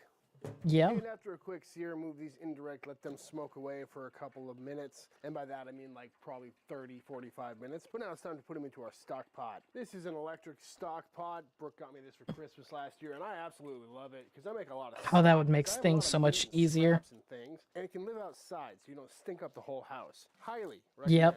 But in we go I could with see the all of our use bones of and that turkey because making pieces, stock that with all the bones and everything, it smells disgusting when you make it, and then you have so much skim that you have to scum off. Some celery, a few bay leaves, some parsley stems, some black peppercorns, and because it is You know, I got don't some doubt rosemary, that, thyme, and Leafa. I don't sage. doubt that at Throw all. that in there as well. And now I'm going to pop the top on this. I already filled it up with water. It's been heating up for the last 30 minutes or so. And we're going to let this simmer away on low overnight. So I'll see y'all in the morning. Next up, let's go ahead and make our stuffing. Starting by making a turkey sage breakfast-like sausage. So what I got here is some boneless skin-on turkey thighs, which came bone-in, but I took the bones out already. And I figured you didn't need to see that because you just watched me debone an entire turkey. A lot easier to debone some thighs, though. But I'm going to cube this up so it fits in the meat grinder and cools down a lot quicker. And we're going to leave all the skin and fat in there because turkey is very lean. And hopefully the skin Yep. will lend some fat to the party for a nice juicy sausage. But of course, you could use whatever. Yeah, you roasting a like. turkey Buy tends to some always pre-made have breakfast sausage, not that absolutely much great. flavor Or to you it, could use a pork so sausage you're or always whatever you doing like, different but I things figured to adding some more make turkey it to the party better. just to keep everything on brand would be a cool idea. And I've never made a turkey breakfast Which sausage before. so now maybe I'm hungry, so I'm gonna go get food. and just I'm like that, be all right heated back. up, so now into the freezer this goes. This is about 4 pounds of meat, by the way. But we're gonna make sure it gets nice and cold so we have a clean grind. And while we wait for that meat to get nice and cold, let's go ahead and get our spices ready for this sausage, starting with some fresh sage,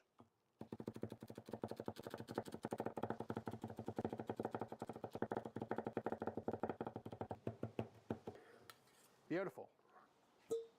Spices for our sausage include some kosher salt, some black pepper, our freshly chopped sage, some ground thyme, granulated garlic, some coriander, red chili flakes, some dry parsley, and a little bit of MSG. And get that all nice and mixed up. I'm also going to get our bread drying out because it might take a minute.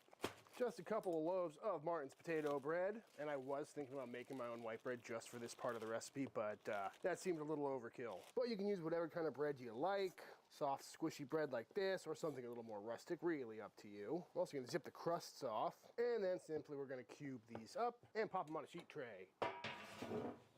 Gonna toast this bread off on the old pellet grill today, just because it's convenient. Got this pit fired up to 275 degrees, and I'm gonna just pop these 2 trays in here, and hopefully I don't burn any of it.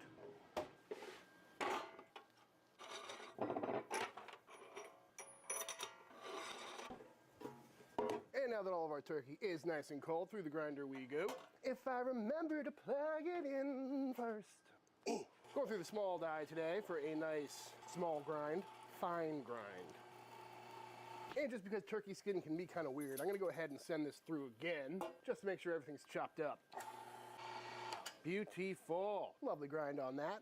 Looks pretty good, actually. A double grind like that can be pretty emulsified, but not looking too hot doggy. But now we're going to go in with all of our spices and just get that thoroughly mixed in. I'm also going to add some water. This is 10%, like I normally would for sausage. But I'm just going to go in little by little until we get a nice tacky texture and consistency that's nice and sticky. Because poultry sausages are kind of weird. I feel like they don't need as much liquid as beef or pork. And just like that, sausage is done. Looking very good. Let's hope it tastes as good as it looks. But now I'm going to go ahead and weigh out 2 pounds of this for our stuffing and save the rest for breakfast.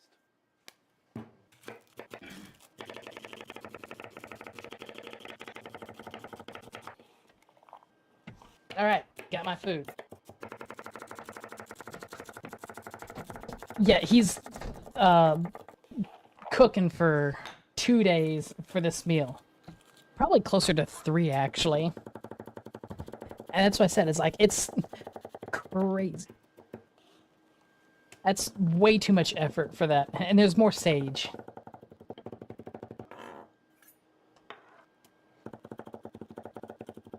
And time.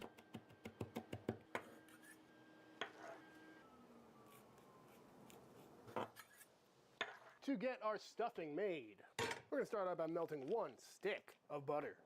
And once our butter is fully melted, in we go with our freshly made breakfast sausage. Get in there. And get that cooking away until everything is nicely browned up. Just trying to break up all this sausage for a nice crumbly texture like that. Once everything is browned and cooked through, we can go in with our veg, including 1 diced onion, our celery, our garlic, minced up sage, rosemary, and our thyme. And just let this cook for another 5-10 minutes until all that veg is softened up and smelling so good. This is smelling so good. And also, side note, I did fire off one of those little breakfast patties, and it is really good. Can't even tell it's turkey. And after letting all that veg soften up, this is starting to look pretty good. So I'm gonna go in with 2 cups of our turkey stock. I just strained this out and I popped it in the freezer like an hour ago, just to make sure it wasn't ripping hot. Do about half of this in there. 2 cups going in. Deglaze the bottom of the pot. Let this start cooling down a little bit because we're about to add some eggs and we don't want it to scramble. 3 eggs. In a bowl with the rest of our chicken stock, and by that I mean turkey stock, 1 full quart total, and get those broken up. And then while stirring, we're going to slowly start going in with this, little by little again, because we don't want this to all scramble. And once that is all in there, we're going to go in with our fresh parsley right at the end, and get it all mixed together. And at this point, our bread is fully toasted and dried and out of the smoker, and I definitely got a little dark on some of these, but nothing's burnt, which is good, but they are nice and dry. And now we're going to start folding them into all this goo. Trying to be somewhat gentle so we don't crush these and turn them all into breadcrumbs. Just kind of folding them in and letting them absorb all of that flavor of the liquid. That's a meaty stuffing. I like it. And now in with the rest. I'm also going to go in with a big pinch of salt at this point too. That sausage is quite salty, so don't need much, but just to make sure that bread is flavored, and because that stock was unseasoned. But if you're using store-made stock, you probably don't need to add salt. And just like that, store-made stock has so much in it. Done. Beautiful stuff. And now that our stuffing is done, we can stuff this bird. Slide it over here, and then off of the tray onto the table we go. Oh God, still looks pretty gnarly. And this is the tricky part, trying to figure out how much of this stuff I'm going to load in here. Is it just a little bit? Is it a lot? Will I in fact be able to roll this thing up and have it completely coated in skin on the outside, or will it fall apart? I don't know, folks, but you probably do because you saw it in the beginning. All right, just gonna load some of this in. Okay, still a little less gnarly than shoving your hand up a turkey's butt, but I think that's looking pretty good. Might be too much. But now we're gonna try and roll this thing up. Okay. You can actually use more. Yeah, that's a good size. Try and squish this thing into a good shape. Put a little more down here in the dark meat section. Oh God. And now I need to try and tie this thing up. So I got my butcher's twine out and at the ready. And we're gonna just do a couple loop-de-loops. The old trusty butcher's knot. And get this thing together. Tie it off. Snip the tip. And we repeat.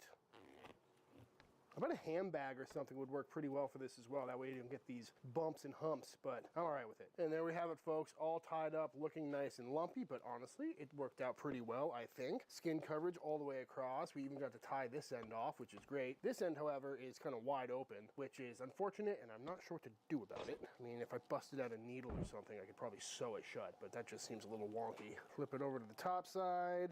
Not full skin coverage, but almost. Again, this end just looks like it exploded over here. I'll see if I can get another piece of string on there. There we go. That looks at least a little bit better. But there we have it, fully stuffed turkey. It's actually stuffing this time, not just dressing. So onto a wire rack we go to let this continue to dry brine. I'm gonna hit the outside with a little bit more salt, just to make sure that skin is nice and dry and super flavorful. And into the fridge for one more night, and tomorrow we're gonna cook it off. Meanwhile, back over here, so our see, stock has been going day all night 3. long. Reduced down a good amount. It's sitting about That's here right now. I also great. did take the cord out already for the stuffing, but now in this container, That's I've got a just strainer. crazy. I'm gonna take out all the bones and veg and all that, and get this stock strained off. Oh yeah, veg is obliterated. The meat is falling off the bones. Should make for a very flavorful Right, stock. that's why I had to And go just get like something that, to all eat, strained out, got about Peronius. 4 quarts of some beautiful turkey stock, and I'm gonna go ahead and pop this in the fridge overnight. That's gonna let the fat to separate, flow to the top. That way tomorrow we can peel that off and have a nice, clean, smoky turkey stock. Next up, let's go ahead and get our sweet Hawaiian rolls made. Start them going into our mixer with some pineapple juice, our eggs, some brown sugar, and our yeast. You get that next step real quick. Also go in with a couple drops of vanilla extract, not too much, and then some all-purpose flour. He needs at least one day more. You never know, Vatra. Like, we'll see if this actually ends up taking him an entire week to cook. Our butter, little bit by little bit, until it's all incorporated. And now we're gonna let that knead for about 10 minutes. Beautiful, nice and smooth. Right? So out it comes, into a greased bowl we go. This is gonna make a lot of sliders. I might have made too much dough, but nice and elastic. So now I'll cover this up and let it rise for the next hour to hour and 1/2. And now that our dough ball has doubled in size, boop, out it comes. And we're gonna go ahead and punch all the air out of it. Very nice looking dough. And now we're gonna portion this out into some 50-gram dough balls. And once all portioned out, we're going to take all the seams and tuck them to the underside to make a nice smooth-topped ball. And then give them the old table roll until they're looking nice and smooth. Just like that. And then into a greased baking dish we go, one by one. And just like that, all balled up. This might be... Go to those lengths, make at least 10 turkeys. Yeah, I could see. We're going to go for it anyway. But I'm going to cover these in plastic and let them rise for another hour or so. And just like that, these are all proofed up, looking absolutely beautiful. I mean, look at them all tucked away in there. They're so cute. But now I'm going to go ahead and brush on an egg wash. This is just a beaten egg with a little bit of milk in there. And now that these are all fully To make it brown up, yep. 350-degree oven these go until they're looking absolutely beautiful and fresh out of the oven. I'm going to hit these with some honey butter, which is some honey mixed with some butter. Probably about a 1/4 cup of butter and 2 tablespoons of honey. Wait, give these an extra you mix butter and honey to get honey butter? I would have never guessed. Pleased with how these came out, but now I'm going to let them cool down for a little bit, and then we're going to get them out of here and see how they came out. The day has finally come to cook this ugly behemoth. So this thing has been deboned, then dry brined overnight, then so it's stuffed, day and 4. dry brined again. So it should be nice and seasoned all the way throughout, and it's definitely looking dry. So last thing we do before we smoke this off is I'm going to hit it with some sprayable duck fat. We sell this on our website, along with a whole bunch of other things. But the fat should help with the skin crispification process. While adding some That's good true, it flavor, would. And also act as a binder, because I'm going to put a little bit of garlic and black pepper on this bad boy. Because we need some black pepper on here, but not too much. Just a nice smattering. And the garlic is just going to taste He's going good. to try to give it a little bit of a Golden crust. brown color that we're after. Beautiful. Let's go ahead and fire up the pit.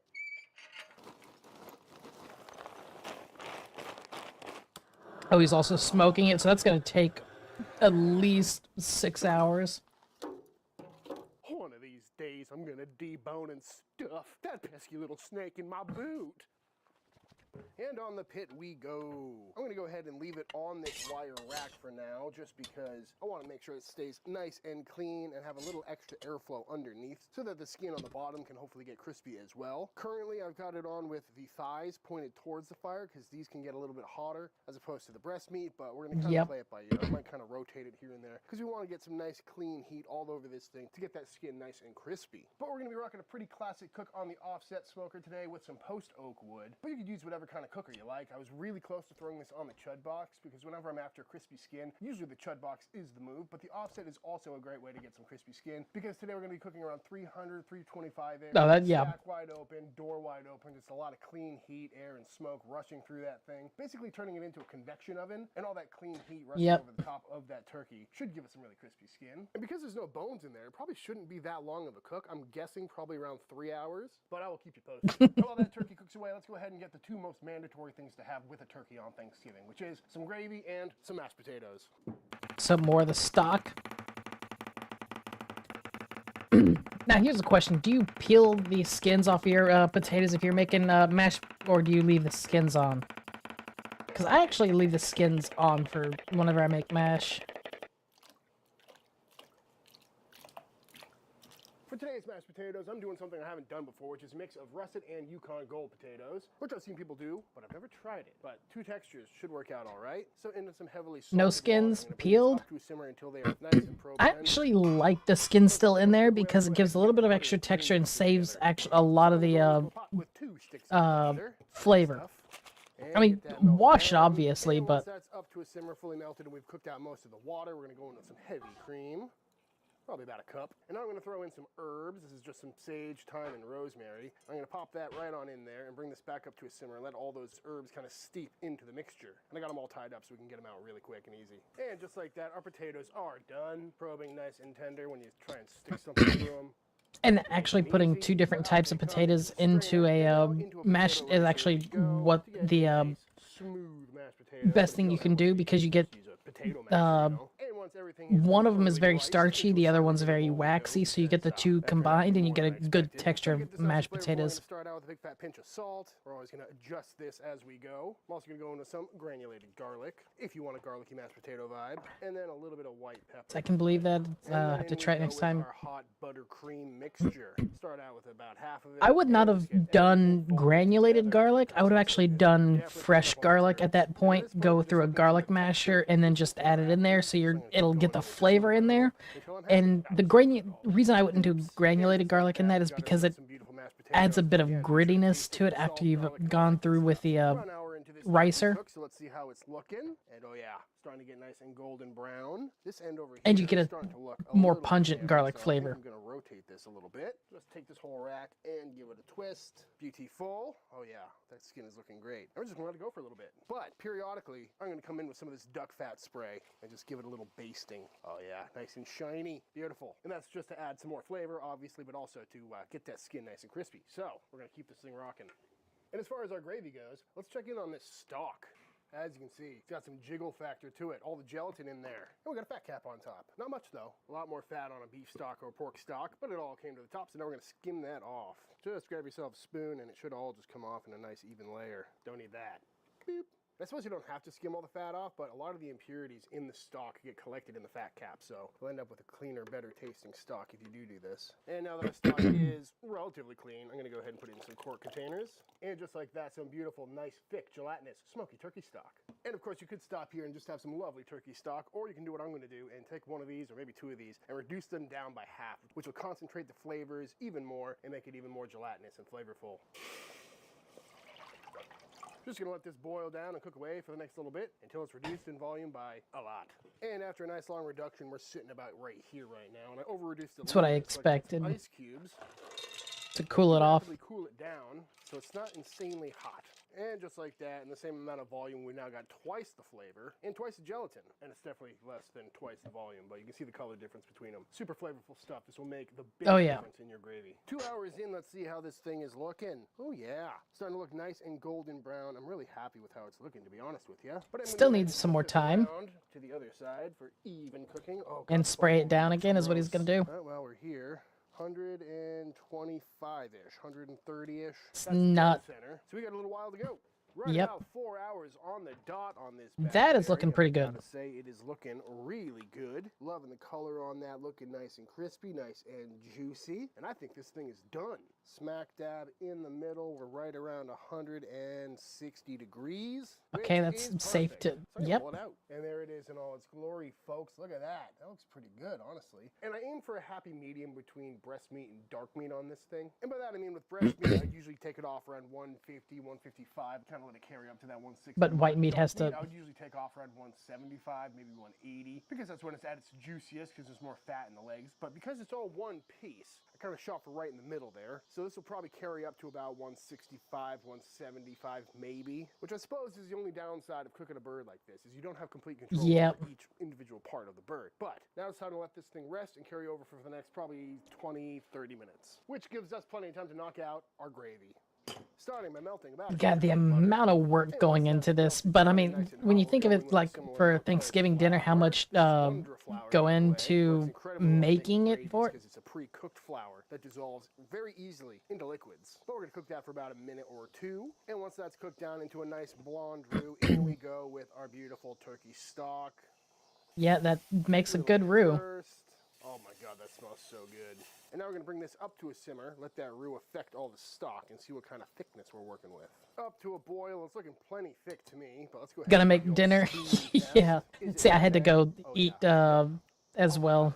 Although I just had a bowl of cereal, so that was it. Honestly, it doesn't need any salt, but it could. I didn't have anything planned beforehand. Interesting that it doesn't need any salt, but then again, I did just use salted butter, and I tasted the stock, which is also pretty salty as well. Probably because Dark meat tends to be the best. Yeah, Pronius. Concentrated. Plus, it was a butterball, so it was probably pre-brined, but it's not too salty. It's honestly perfect, which is great. And with that, I think it's finally time to plate up. Ooh. It's about time. That looks so good. Big old mound of our lovely, fluffy, buttery mashed potatoes, lunch lady style. Love it. Look at these beautiful buns.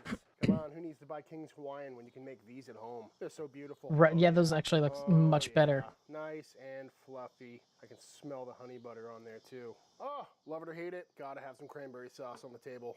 And last but not least, I like cranberry sauce, but I prefer it fresh made. It's, my dad had a recipe for cranberry sauce, which I started using because that's by far my favorite. It's a bag of cranberries, cup of port, cup of sugar, and then onion peel, or not onion peel, but orange peel. Oh, yeah. It is delicious. That's going to add a lot of great flavor, add some moisture to the party, crisp up the skin even more, and it's the indulgent time of year. You can't taste most. Why can't you taste most foods? Glistening in the sun. Love it. But let's carve it up and see how we did, folks. Oh, it's sticking. Didn't think about that. I got it. Ooh, gotta say, I'm really happy with how that came out. It plumped up a lot, so it's not nearly as bulbous as it was earlier. But I think we should just go ahead and cut this thing right down the middle. How easy is that? Way easier than carving a bird with all the bones in it. Oh, that actually looks really good. That looks good. That's a lot more stuffing than I was thinking. Skin felt nice and crispy. Stuffing is cooked through. Meat looks incredibly good and juicy. Crispy skin. I mean, come on, folks. What more do you need? And here it is in all its glory, folks. A beautiful, fully deboned, stuffed, crispy skin. And one of the benefits of having stuffy inside of like turkey and stuff is that it helps retain moisture into the bird, so it doesn't get super dry. Especially when you cook it with the white meat and the dark meat. It's like so the white meat gets hotter and it tends to dry out when it's overcooked, but with the stuffing it actually helps retain the moisture. Ooh, beautiful. That's pretty awesome. It is servable, kind of like a prime rib. And don't forget to take the strings out of there, folks. Speaking of which, that's what the underside looks like. Not bad. Oh, that skin is so crispy. Gotta love it. And the meat looks nice and juicy. Yeah, successful experiment so far, but really it's all about how it tastes. You burnt your tongue pretty, that would probably do it. Luckily, I have both. Center cut piece, got some stuffing and some turkey in the same bite. Oh my God. That stuffing is just so tender. It's like a custard almost. You see, I would flavorful, perfectly seasoned throughout, and it's just so easy to eat, you know what I mean? I don't even think that bite needs gravy, but I guess we'll have to try it for science, you know what I mean? Oops. as if it needed to be any better. Oh my God. I say it every year. If you're going to do anything from these videos, you got to make the gravy. It is so fantastic. It's just so flavorful. The meat is nice and juicy. The stuffing is I would, as much as that looks good, that's 3 to 4 days worth of prep work for it that I don't care to end up doing that. Because I have plenty of stuffing on the table, but highly recommend that recipe, folks. That turkey sauce. The most I'll end up doing that requires long cook is like regular barbecue that would end up taking all day, like literally an entire day to cook. But let me know in the comments down below. I know it's a pretty divisive thing to talk I don't about, want to, like, I wouldn't want to end up doing all that work. That's just Thanksgiving in a bite right there.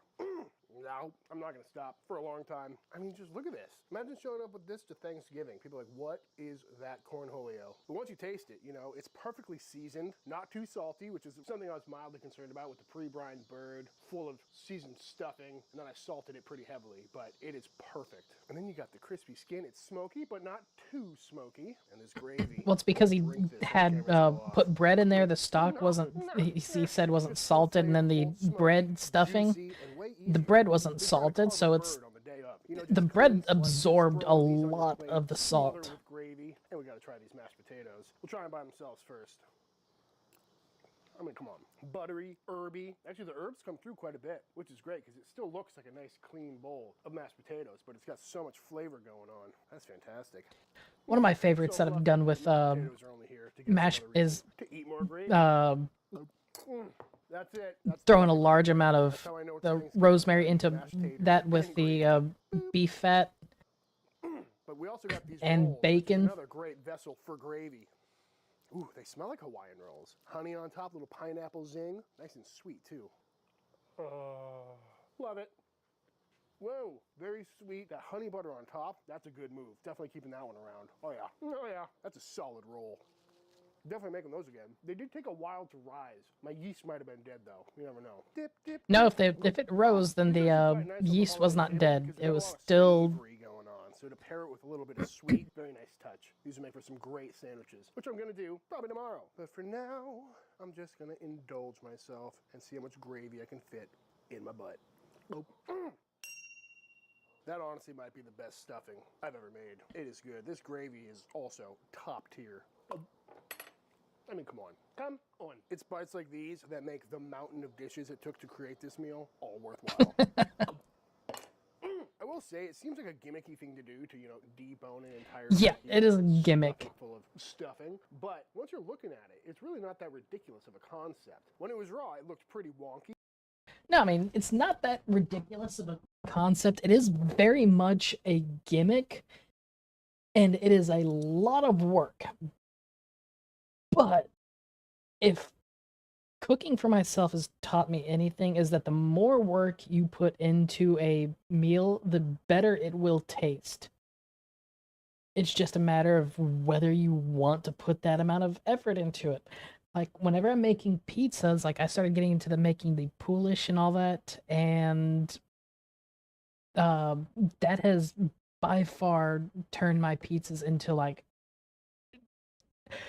Domino's cannot even compete, especially after I got that pizza stone. As much as the botched that job that I had with the pizza last night, because I ended up adding, or I had one pizza in the oven, and then I spread out and made the second pizza from the dough, and then I put all the toppings and everything on it while I was waiting for the pizza in the oven to complete.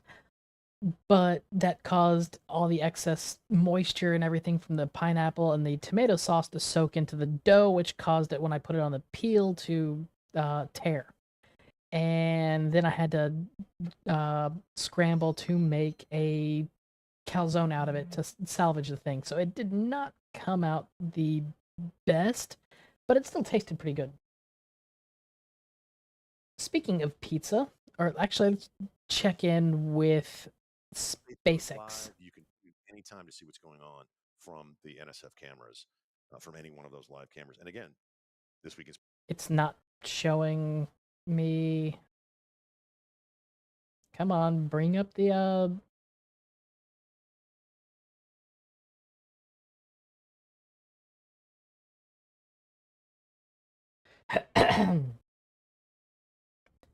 Well, now it's there. We go. We're like you. We are just rocket fans. It doesn't matter who's launching. Hour and what's 45 from launching. launch. We want to see it, and we want to bring it to you guys. So thank you guys so much for your support and what you do for us. You can catch us everywhere. Send Pete us and messages. SpaceX never knew the connection. And if we got a patch, Oh, I mean, we'll give you one. I promise. that's like a perfect thing for pizza to, especially if you're at like the stuff right now. launch It control. looks like we've got a crude feed out there. Somebody with hands on a camera from that perspective. Let's check.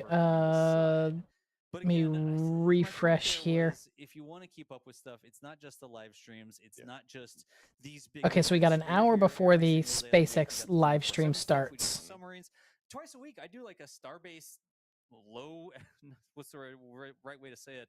Like laid back commentary. It is laid back. I literally just watch the footage that came in, and I just talk about what I see in the footage. It's not scripted or produced, or now I'm going to tell you about what's happening at the assembly yard. He'll tell jokes, and he'll. So still an hour left on that. So the pizza video that I noticed was this. Of the Great Babish Beat Off. That is so wrong. Me winning. I won the last 2 episodes, and my crew and myself are tired of it. So, how do I lose? Pizza.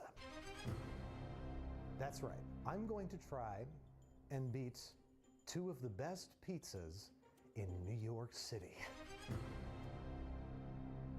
If you tuned in to watch somebody just get beat down, you came to the right place. God. This episode is sponsored by BetterHelp. I try to be open about my struggles. Why are people... We're skipping this because I'm surprised that they're actually still using sponsors from that company. I mean, they've been outed as a scam so much that it's like, I don't understand why. It's perfect. I mean, I did this on purpose. I wanted to lose, so this is ideal outcome, actually. If you think about it, from that perspective, I won. It's so thin, it's tender, but it's toothsome. Like, I'm not tugging on it. It comes apart, like you bite through it super easy, but then it has a decent chew to it. The flavor is unbelievable. Sauce to cheese ratio is ideal. Then they hit what looks like just a little bit of fresh shaved parm on top at the end. This is going to be rough. This is going to be a real beat down, real smackdown, WWE style. Beat off. I'm going to get beaten off real bad. That's so wrong to say. About it, so I'll just chew into this microphone and make moaning sounds. Oh. Now, Bradley, we're going to Joe's. Joe's is a venerated New York City institution. Is it the best pizza in New York? Probably not. But is it maybe the most prototypical New York style slice? 100%. This is what you think of when you think of New York style pizza. Okay. Crust definitely doesn't have as much flavor development as the industry. There's a little more of a chew to it, which I kind of like. There is too much sauce, I think. It's still awesome. Like, there's still a really great slice of pizza. I don't care if there's 50 of them and it's the tourist trap or whatever. It's still great New York pizza. And a worthy opponent. You already said it all, so I'm gonna just moan and take a bite. Moan away. Oh yeah. All right. Well, let's go home and lose. So even though I'm absolutely guaranteed, Let's see how he ends up doing it. Going to lose, I want to at least give my best effort. So I want to make 2 different batches of pizza. Basically, I ordered a whole bunch of fancy-pantsy ingredients, imported Italian pizza flour, Okay. imported Italian But you actually don't need that. San Marzano tomatoes, and some fancy, hand-pulled guy smoking a cigarette while he's making mozzarella kind of cheese. And I'm going to make a pizza with all those super elevated, expensive, specially procured ingredients, and I'm going to make another pizza with just normal bread The flour, question is like, how did you make the dough? Because that's believe it or not, it is the thing I can think of to try way that you make the dough that is what elevates the taste of the pizza and texture. atmosphere as these pizzas that we're going to be ordering. You're gonna make a Polish? you truly know that my employees are biased. They somehow know which one is mine, and they're picking it because they want to keep their jobs. Which they would keep. So Judgment Day is 3 days' time from today. Just the right amount of time to start making pizza doughs that it can cold ferment for 3 days in the fridge. It's almost like we planned this. Okay. Let's make it. Let's make some dough.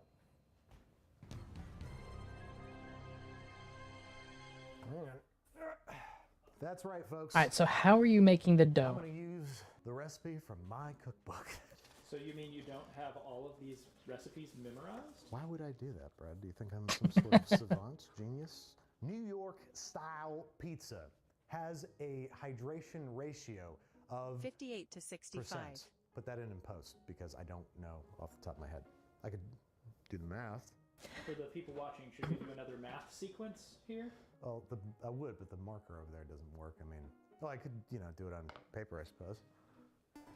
And so, to keep from boring you, the viewer, Andrew searched for pen and paper on which to do his calculations in a dramatic fashion. I mean, I guess 70% hydration is the general go-to. I know it said 58 to 65, but 70% is kind of like the ideal, regardless of the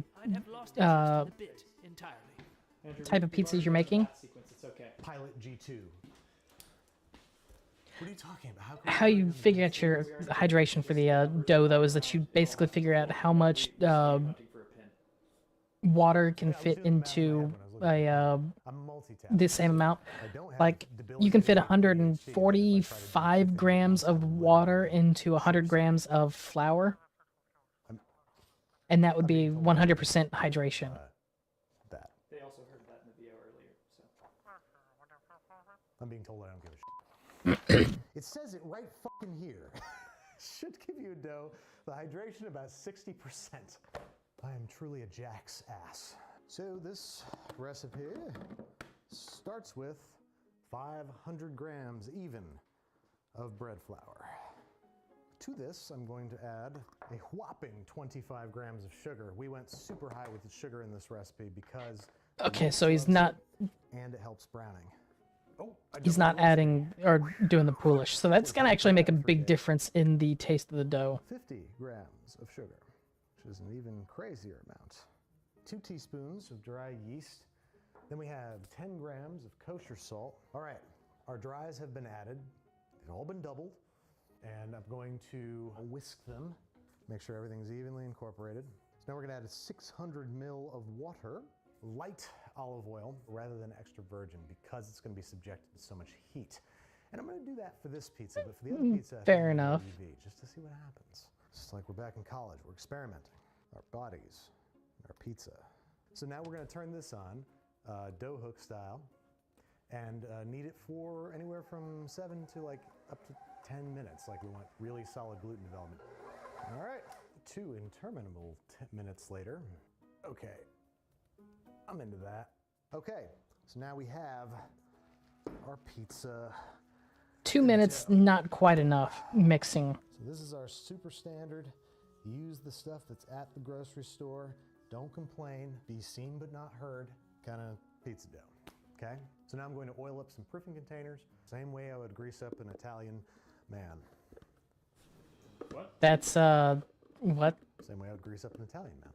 Put the dough in there, loosely put some plastic wrap on there, and then cold ferment them in the fridge for 3 days. Time for the fancy pizza dough. I have my Caputo il Mulino di Napoli, the pizzeria, flour. Designed for making Italian-style pizza, making New York pizza. So it's the first way that this could go wrong. First of many. Next up, fancy yeast. Freshly cracked from the hills of Vienna. That's not Italy. Yeah, product of Italy. So this will probably make a huge difference. This is my only little trick up my sleeve that I'm hoping is going to do something. This is diastatic malt powder, and you add it to baked goods to increase browning and improve flavor. It can, if you add too much, it can nuke your texture. So I have to add just a very, very small amount. You want to add between 0.2 0.25% to 0.5% of the total weight of flour. So I have 1,000 grams of flour here. 0.5% of that would be 5 grams. So I went somewhere between 2.5 to 5 grams worth of this crap. Let's stop at 4. Let's not be crazy. This is added in place of sugar because it is malted flour, so it has sugar in it or something. In 1 teaspoon, there's a gram of sugar, so this has sugar in it. So you add this in lieu of all that gauche sugar that we were putting in this dough before. So we have the flour, the diastatic malt powder, the yeast, and the salt. You don't actually need to add the sugar to it. But well, I mean, for commercial yeast, you do have to add sugar. Otherwise, it's not really gonna activate as quickly as you want. To make my pizza. That is. See this, ladies and gentlemen, is how you win a cooking competition. I got this one in the bag, literally. The best pizzeria in New York. Damn it, that's. They're shaking in their boots. They're kicking their pants right now, because they see me with my bag of water. They know I didn't come to f around. There's New York City tap water, and then there's New York City pizzeria tap water. I think you know which one's gonna work better. It's the same water. New York City pizzeria tap water. 600 even.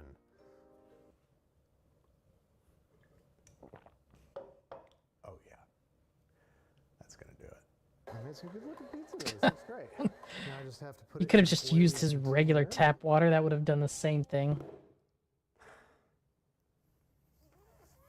Flip. I forgot to put olive oil in this. Let's do it again. I wanted to do it again anyway. It's good practice, you know? All right.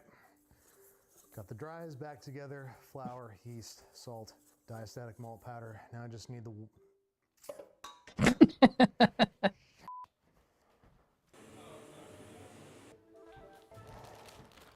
They're starting to suspect something. Straight from the bag this time, baby. In the pizza world, they call him the bag man. Why is that? No one knows why. Oil. Let's use our very most expensive oil. Okay, I think this mixer is going to catch on fire because it's really hot, but here it goes for another... That had to have been staged for the mistake there. I'm putting it on the floor because it jostles the table too much. We'll be right back. Okay. It has been That's some huge ass fermentation in those. Looks pretty doughy to me. Wouldn't you say, fellas? That feels real good. I mean, big part of dough is whether or not it feels good. Like it's got to just sort of hit you on an instinctual level, like, ooh, yeah, that's happening. And this was the normal, what is normal anyway, as normal as anything can be, at least, dough. I wanted to write more. I was going to put, is not normal an imaginary, impossible standard, an ever-moving goalpost that we that is and consistently measure ourselves. It's a little too deep there, Babish. This world ascribed to, and how normal is normal if it's just that tiny little bit of normal people. That's a little too much there. And here's our fancy imported Italian dough. It looks a little different. It's a little darker. Yeah. Touch. Ooh, yeah. I feel good about that. I like that it's a little darker. So I need to make huge pizzas because the only way that my pizzas are going to blend in with Joe's and Linda's Street is if, you know, they're gigantic. Like they have those huge slices. So I need to make like a 22-inch pizza. In theory, I should have enough dough to make 3 pies from each batch, which is music to my dick. What I need to do now is subdivide, shape, and start to proof. I'm going to do this in stages because this dough is really cold. It needs to proof for about an hour and a half, a little bit more than... Yeah, that sounds about right. Temperature and then proof. And if it's underproofed, it's going to be cold. The gluten's going to be tight, and it's not going to stretch out far enough. It's going to be too thick. It's going to be bad. If it's overproofed, I'm actually not sure. I just know it's bad. I'm going to start by making a practice pie from the normal And then I'm going to make a practice fry from the abnormal. And we'll see what the difference is. And whichever one's better is the one I'm going to submit for my staff's consideration. All right, let's pause this and check back in with the And the sweater. I love the sweater too. It's got the car. so on we're it, an it has the hour car and a on it. half away from the launch, I've got that one from what, 2 years ago? Nice. Last year. and is our we're update, right? It's gonna keep us still informed 40 on minutes away any from other the flying SpaceX. objects did we observe Right en out the route window. to the launch pad. It is right behind us. Again, if you're just joining us, we are live now, just under in 8 seconds, about an hour and a half away from the opening of the window. But we also have a little bit of an update in terms of what we're not seeing happening on the rockets. Adrian, or actually Alex, what do you think about venting that we would expect to see right now at T-minus 90 minutes?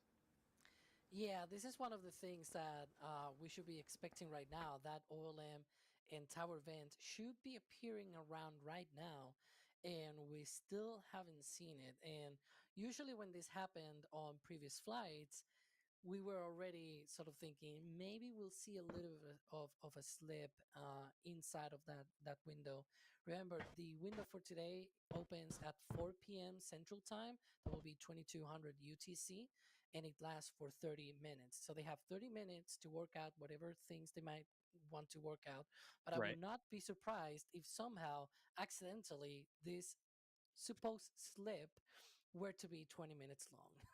Purely by accident. Just, at you know, 4:20. Yeah, oh just by no. accident. Purely Really? by, I mean, there's no reason why, but purely by accident. And I want to point out another thing about this, because Alex, correct me if I'm wrong here, but this would be the 420th rocket launch of SpaceX as well. Yeah, so let me take a look. It will be the 420th launch by SpaceX. It will be the 421st mission, but that's because there was a mission that was not on launch. Anyways, but yeah, it's All right, so we got a bunch of time left, so we'll just finish this.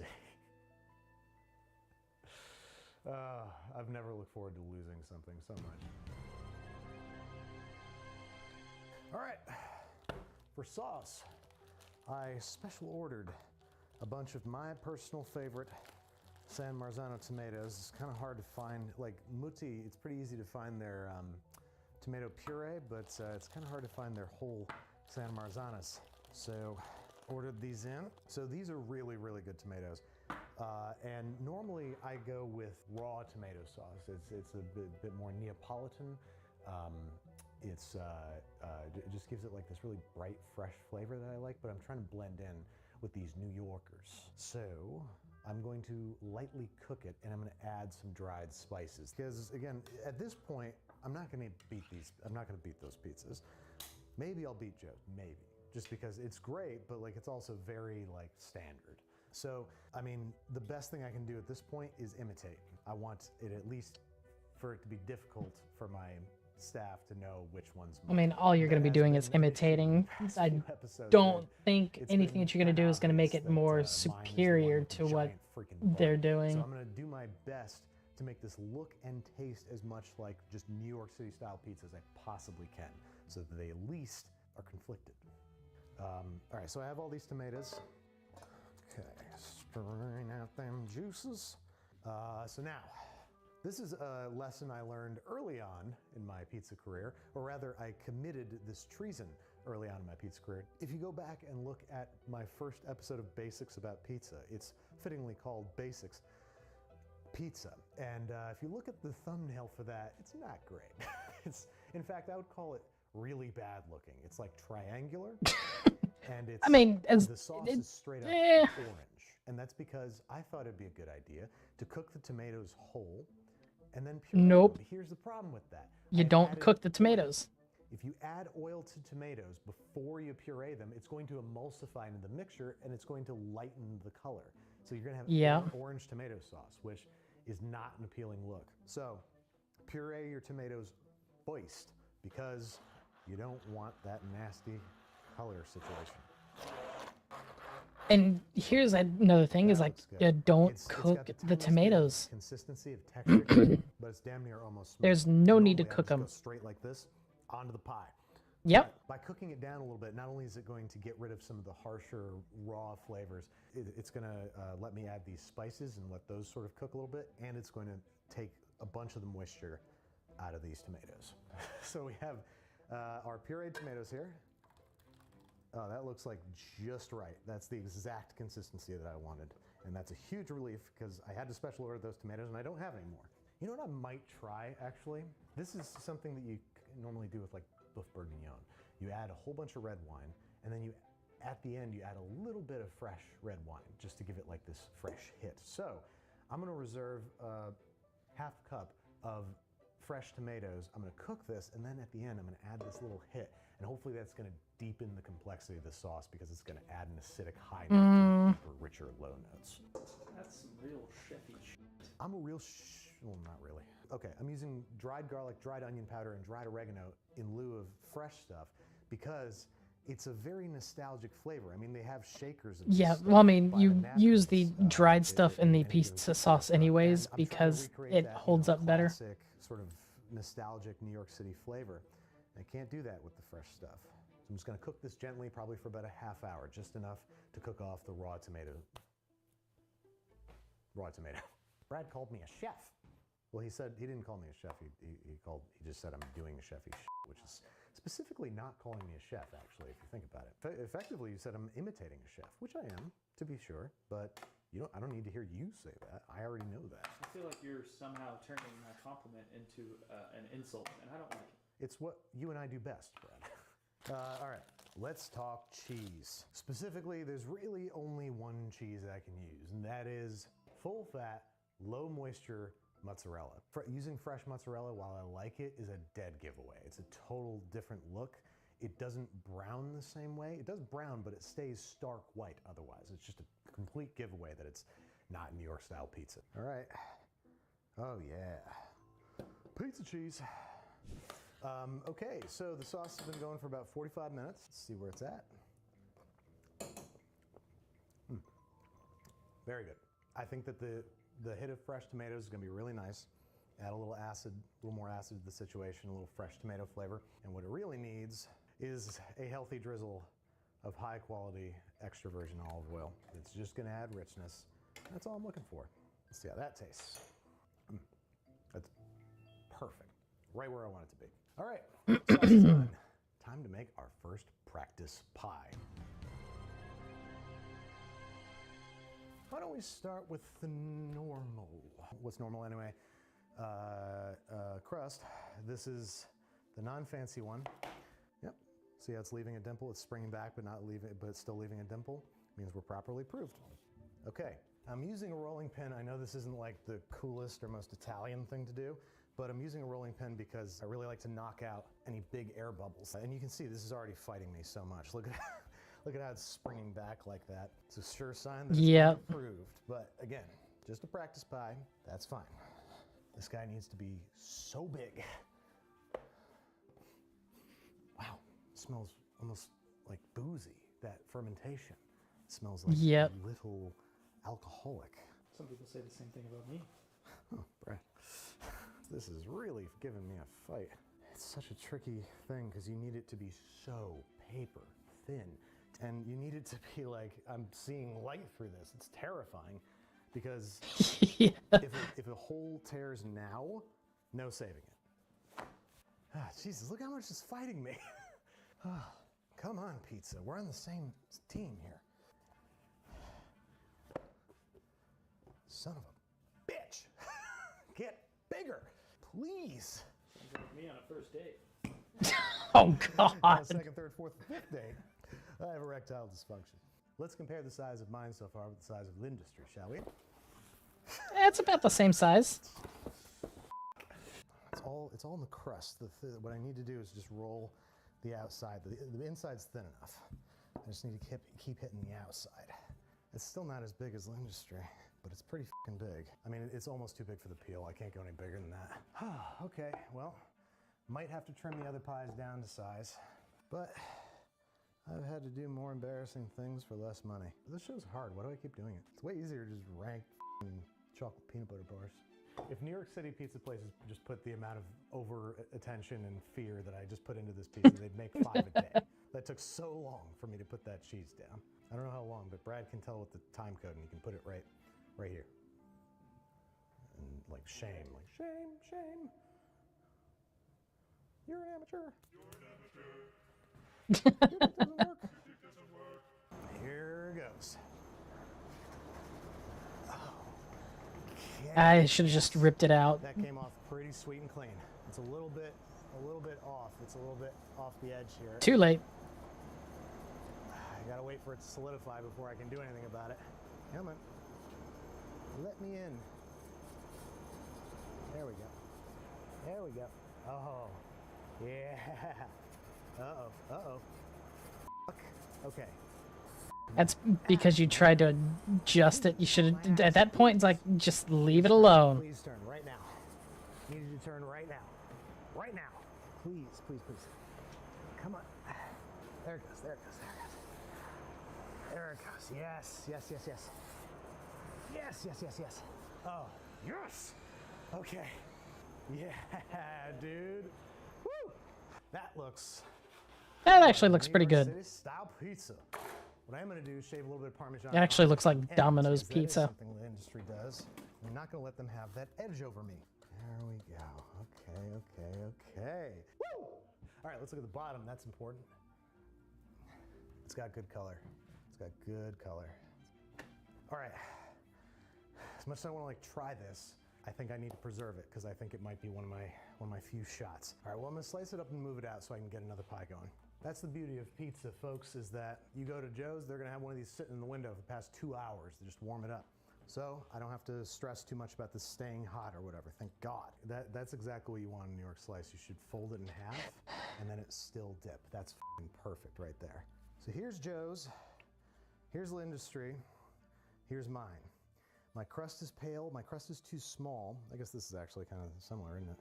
But their slices are bigger, and I am limited at this point by how much I can do with that pizza peel. I was all the way to the edge. So I think I need to trim these, I think I need to trim Joe's and L'Industries down a little bit so that we're all the same size, so that there's no giveaways here. This is a great test. It's a very good indicator of what needs to be done next. Okay, let's keep going, let's dial it in. Okay, this is the fancy dough. This is the dough with the diastatic malt powder, the fancy Italian flour, the fancy Italian olive oil, and even the fancy Italian yeast. It's still fighting me. It's crazy. I don't know why. It just takes forever to get it out to size. And it makes it harder to make it huge, which is what it needs to be. I thought size didn't matter. Look, size doesn't matter, okay? What matters... It's because I think the hydration was a little too low. Well, also because of the fact that he didn't, he only needed it for like he didn't need it long enough the first time. Anyone can be a great lover, even a small dick bastard like you. That's what I get. You know, that's what I get. Okay. Well. You can actually save it. You just have to. Where's my third? Gotta do something. All right. Come here, little fella.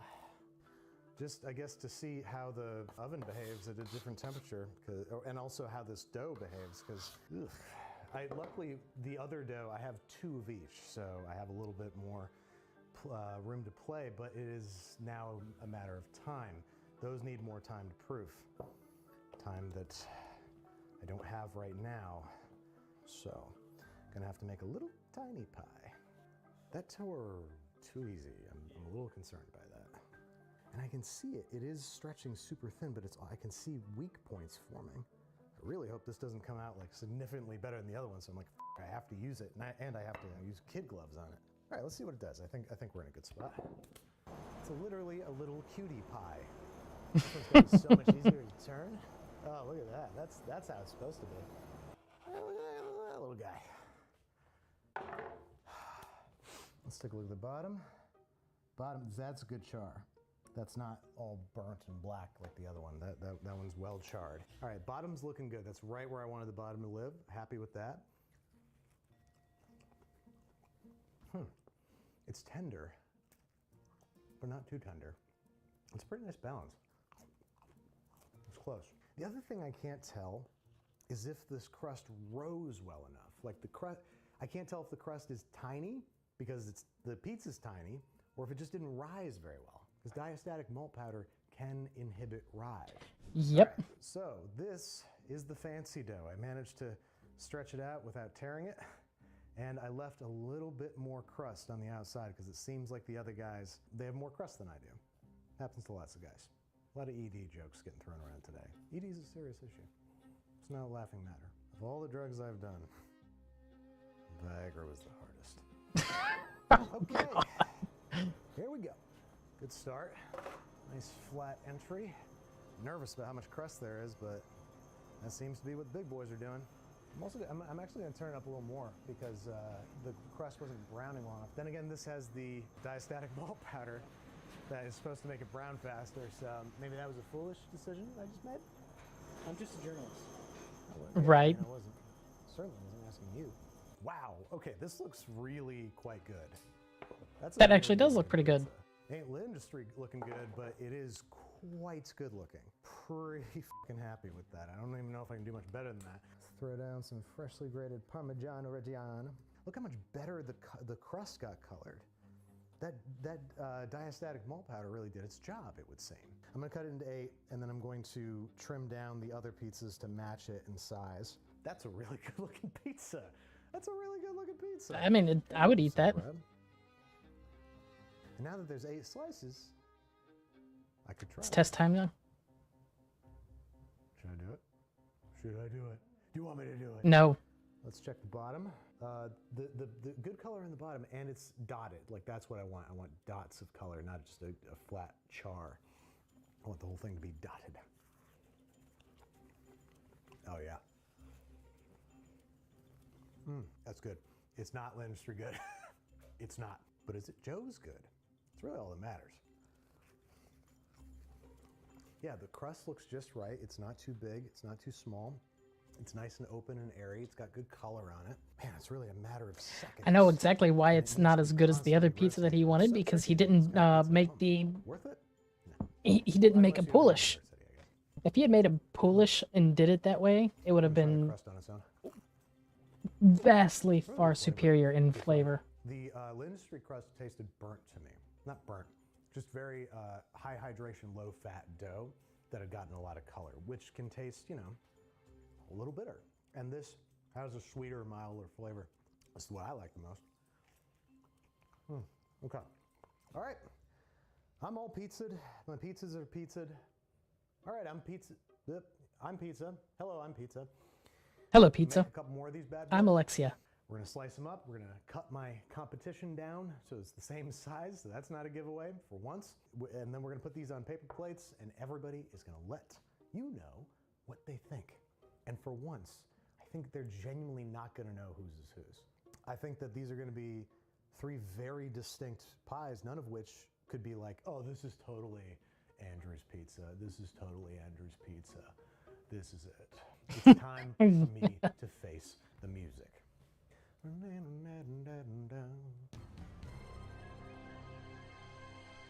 Sawyer is on vacation, and so I'm going to take his place. And I have seen everything Andrew has done today. I also went to the pizza places and saw these pies. So Sylvia is going to blindfold me, because if I saw them, I think I would know. Even though I probably wouldn't, because I'm very inept when it comes to these things. Yes, no. Yes. Yes. Here we go, I got the pizza for the lovely couple. How long have we been married? 15 or 20 years? 45. That's beautiful. I mean, it's a beautiful. Boy, could these not be more different. They all look the exact same.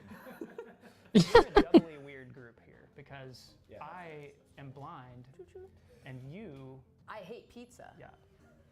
Say it loud and proud. What? I've been lying for How years to can you myself, hate pizza? saying I liked pizza, tossing it up, but I'm not scared anymore. I hate pizza. Does it feel good? No. So I'm probably just going to be eating the crust, but looking at it, it's not... The reason I hate pizza is because I can't handle red sauce. My stomach revolts. Well, I mean, okay, so she's can't eat tomatoes. Love that crust. Good crust flavor. I wonder don't- if everyone is going to be thin people or if they prefer thick. I prefer thin. I prefer thin too, but thin's the game, you know what I mean? For New York? Don't I know it? This is so nostalgic, you know? This is what New York tastes like to me. Yeah. Yeah. Go out, hit the bars, and then grab this on your way home. I would be so happy with this. Okay. That tastes like pizza.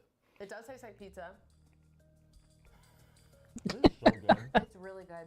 It's like so pizza. It's what I imagine when someone says, "Hey, you want pizza?" I'm like, "Yes, this is it." And oftentimes this isn't what I get. So I like this. The sauce is pretty sweet. I don't know enough about pizza or flavors at all, but it tastes sweet. The crust tastes sweet because you didn't bite the pizza, right? I bit the pizza. You weren't gonna do that. I know, but Okay. Well, I'm sorry for your digestive system later. Do you always finish the crust? Depends on the pizza place and the quality of the pizza. For sure. If it was an entire pie of this, a personal pie of this, I'd eat the entire crust. Yeah, this is crust eating pizza. Exactly. Number 2. I'm most excited about this one visually because it looks at least like there's more cheese on it. I'm scared. I'm scared about this episode. And I'll tell you why. Pizza is always good. I'm worried I'm just gonna love all 3 of these. Like after having that first one, it's like, yeah, that's really good. And then I'm about to eat this and I'm gonna be like, oh, this is so good. It's pizza. Whoa. That cheese tastes exactly like what it looked like, you know? The cheese is way stronger. It's kind of like a There's like a sharp Parmesan. There's the Parmesan. Really deliciousness to it. A little slightly more bitter umami note in this one. Different. Different, notably different.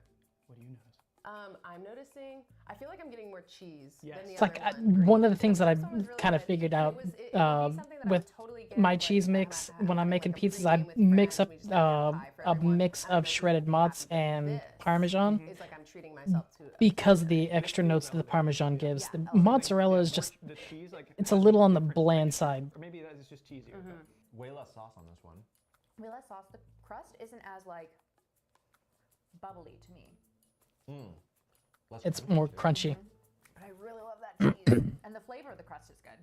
This is in no way a diss. Mhm. This kind of reminds me of the Totino's frozen pizza, which I love. And I can really just smell. I can smell the cookedness. Interestingly. Like, is that wood or coal? Is that? I think it's coal. Fire. Try the crust. It's This ain't fire. oh, yeah, the crust. It's probably a wood-fired oven. Yeah, It definitely is like, I can taste like the actual fire. you Yeah. know? It's interesting. It doesn't have as much of like a, It's wood-fired. It's not a gas-fired. it's in between. This is like Old Faithful pizza, you know? There's something a little extra to this one. Like, this is not dollar slice pizza to me. Yeah. The sauce has like a different quality, right? Presumably because it's a different pizza. I like the sauce more on this one, and I don't have any words to say why. And I think I like the crust more too, and I have to save the rest of this because I'm gonna have to go back to back to tell because it's so close. Good point. Number 3.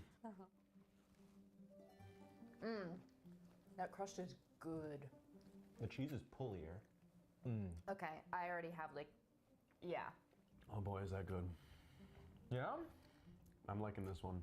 The cheese and the sauce flavor on this one's super nostalgic to me. Really, this one tastes a little not quite nostalgic and not quite.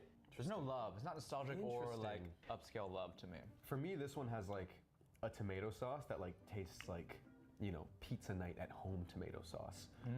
Getting some ideas here. I like the sauce to cheese ratio on this one more than on the previous one, where it felt like it was a blanket of cheese over the sauce. This one, the sauce pokes out through it, and I do like that. It's the best sauce. Yeah, Sweeter. I'd agree. It's kind of Tastes like actual tomatoes. Like I'm getting a tomato from it. That's a good point.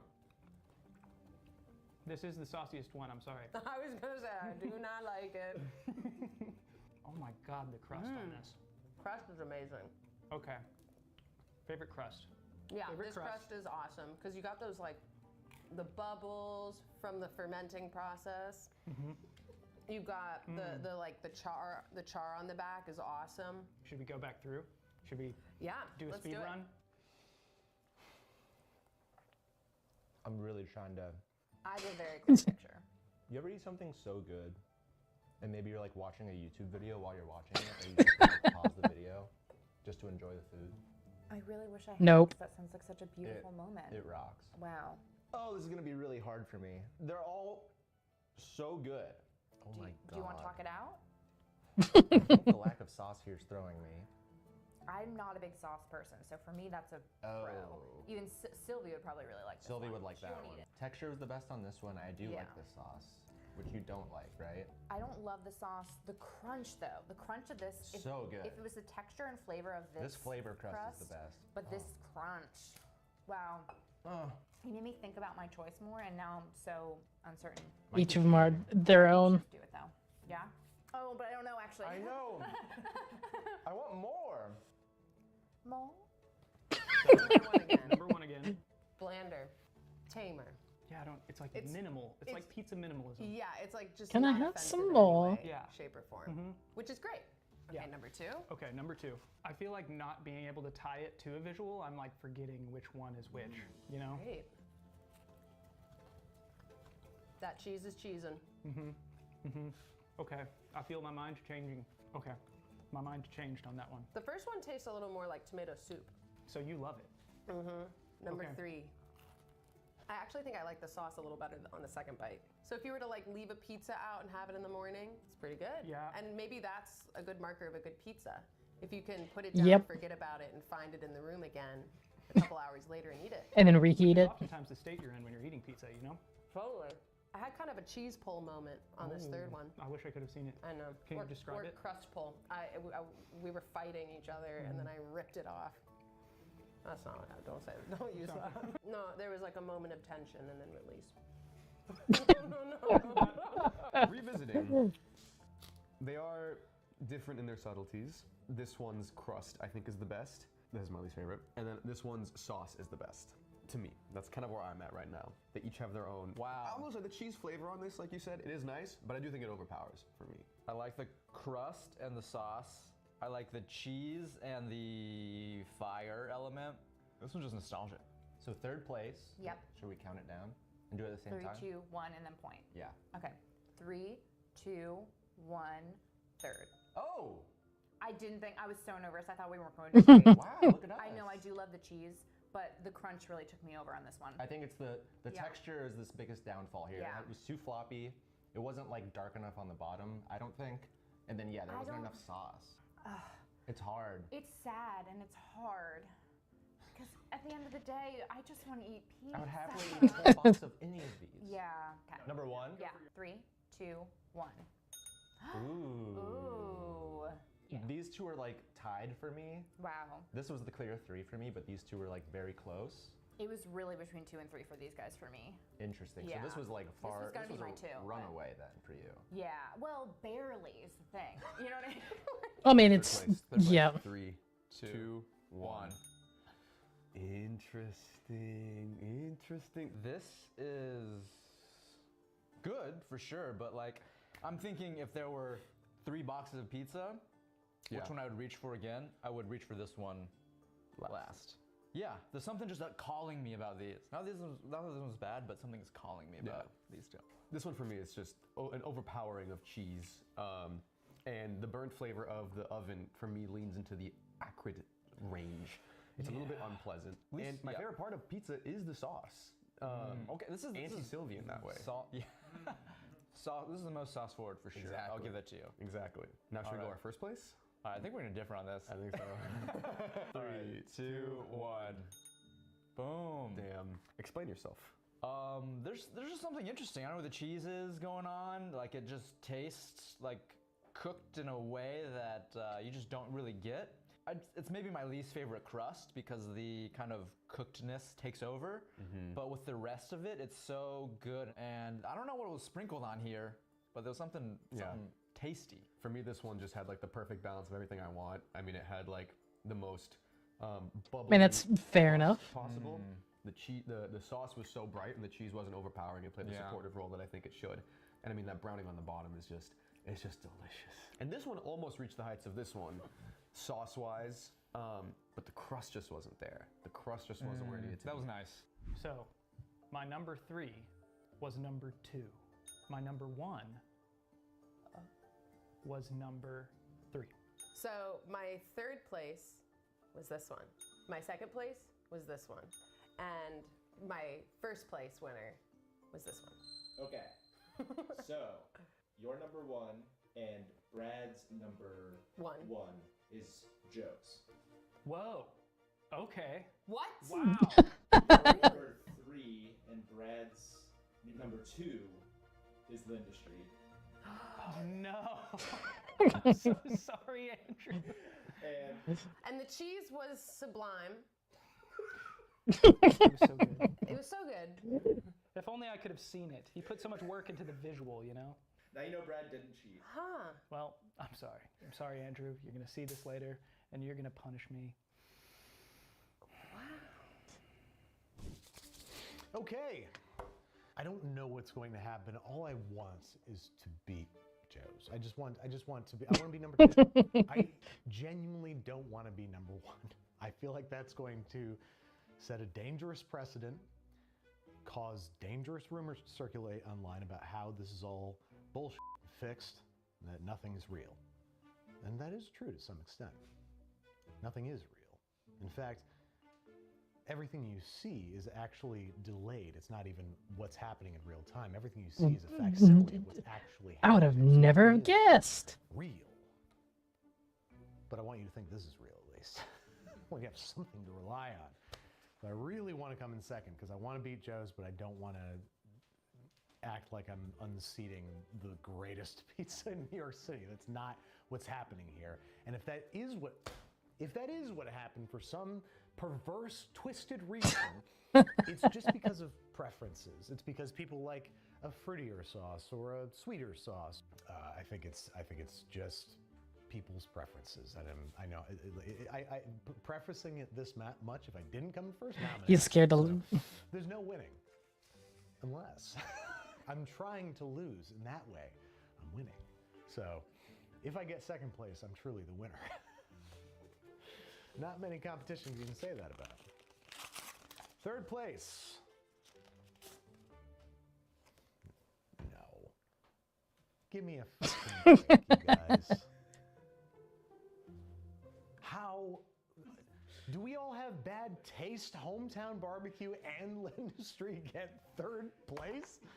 Nobody can trust us. Shit. It was really good. Yeah.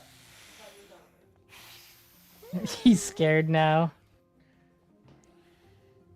If Joe's is first, I don't even know what to feel. I don't even know what to think or do. How is Lindustry third? It was so good, Brad. You remember? It was like it was 2 days ago when we were there. Oh, God, this is so embarrassing, guys. I really don't know how to feel about this. This is very frightening.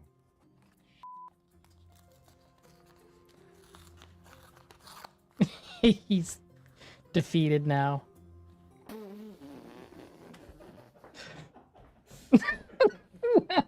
Well, my wish came true. I came in second.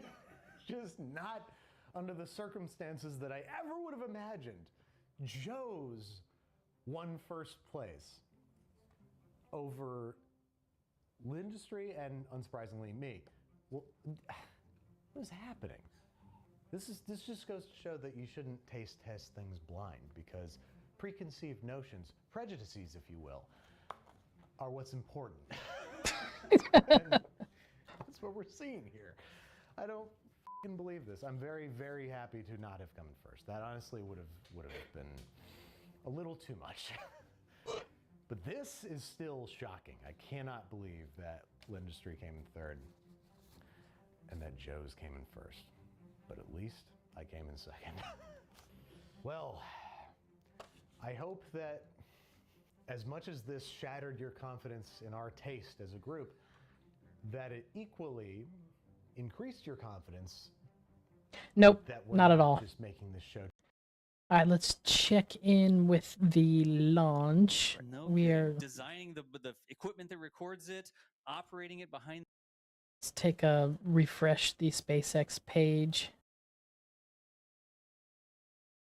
Okay, that is still about 10 minutes before the SpaceX page is 40s in there. some places. I better be on my way. It's Let me hit the counting right bathroom now. and get more We've got water, other or I've got things to show y'all enough water right briefly. now. Let's check in with the It Starbase looks like they're Science Fair, the student starting to experiments this fill, time. or And, thanks again. Yep.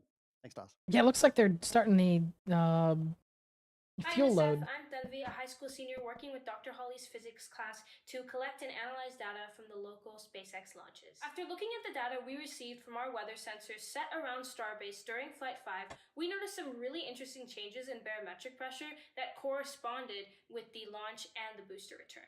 At two of our experimental sites, North and Highway, we saw direct fluctuations in air pressure that corresponded with the times of the sonic waves emanating from the launch and the sonic boom that occurred when Super Heavy returned. These happened at around 4,500 and 4,800 seconds after we placed down the sensors at 8:15 p.m.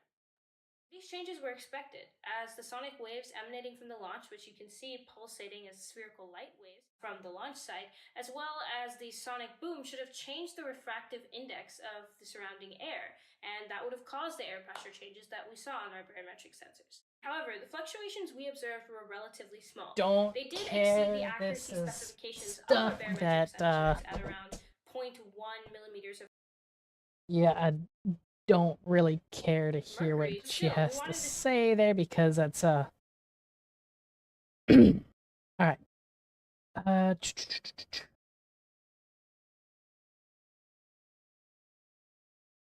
This is still saying 10 hours before the flight.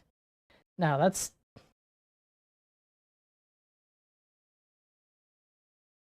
it's just going through all that. That is not.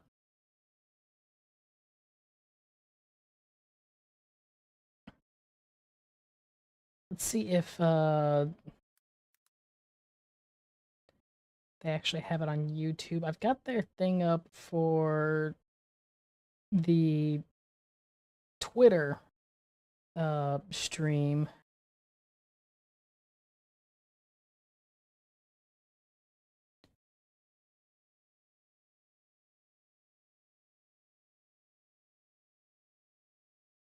Is there any other one that's live right now that is a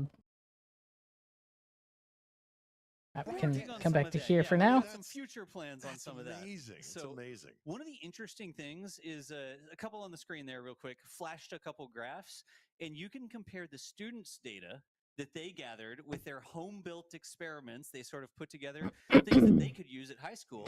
Compare what the students got to what the professional acoustics university team got, and you can see the same sort of trends and things. That's cool. And you can get you can click the chat and get those papers and read them for yourselves and try to figure out the technical terms, right? I like Trying to figure out what they're doing with the outgassing that's happening there at the base, because that's not fueling. I can't and say I enough. don't like, think most it's the important thing engine is having data chill. and then including people in the conversation so we can talk about what we gather. This isn't about, oh, geez, we don't want rockets to fly. It's going to hurt the ocelot's eardrums. I've never even seen an ocelot. Maybe right it's there. just the vents But, because it's they've got about it gathering ready to actual start facts fueling, and so that's doing just the some boil science off. instead of some emotion. I can see the ocelot. Because they is, would be starting to graphic they put in the fill. future I Starship. guess they would be Because in you a just said couple they minutes. They would be starting to the fuel fill. So Ocelot I've seen within 50 miles of the launch with pad. earmuffs on. It's so I would really assume that we would start seeing the love it. I love it. fuel How filling we ticking start. along here in terms of Starship. Thank you, chat, for letting us hop in with the university professor and the student little video we did there. I thought that was absolutely important that we dedicate some time to that outreach, because those students are going to be the ones who are working at SpaceX and building rockets and living and doing research on Mars one day, right? But let's hop back to the tank farm and the rocket and see if we can't consult now about 50 minutes with this massive plume and what Alex thinks about it. Yeah, so we got a go from SpaceX about 20 minutes ago or so. The propellant load has been given the Okay, green so yeah, light, that is so to the speak, propellant right? load So that's we are just just sitting waiting there. for So that's that the to boil start. off. Should be starting up at T-minus 49 minutes with the ship fuel and liquid oxygen load, with a bit of a variation in the seconds, but you know that's a rounding error on that side. If we are going for the top of the window, for the opening of the window, that will be in about 2 minutes from now, less than 2 minutes actually. So we'll keep an eye on all the activity to see if there's actually a launch at the opening of the window. So far, so good. All of the behavior from the ground I mean, got systems about a kind minute of and a half before indicates they that start the propellant if load. for whatever reason it is not at the top, I don't see it slipping too much into the window now, because it seems like they sped up a bit of the activities. Some of what we talked about earlier is how long it takes to fuel, but they can vary that, and it looks like they've done that, right, Alex? It looks like they've kind of sped up a little bit in the process, and things are moving along well. Yeah, and again, if we are indeed on track for the opening of the window, we should see some of those early indications in about 30 seconds from now. That's when they start ship fuel load. We've got the timing down to 30 seconds. I love it. Alex has spreadsheets. Yeah, about this. because SpaceX releases the timeline, right? And so they say T minus 49 minutes and 50 seconds. Oh, and yeah. you can see some of that that frost that you see there. That is not propellant. That is uh, essentially carbon dioxide that they use for its own fire extinguisher, as they say. That's the fire suppression system for the engine bay, but it is also loaded cold. And there you can see the tower vent is dying off, and that is our confirmation that liquid oxygen load is underway on the ship.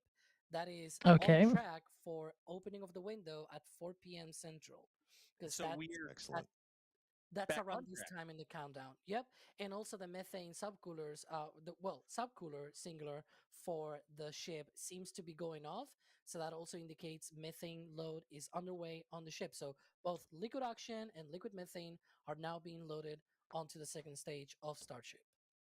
Guys, Should do be you like seeing that? those How Alex frost said, like, rings probably within the next shortly. 30 seconds. And remember the huge plume that was on the Yep. screen just more than 30 seconds ago?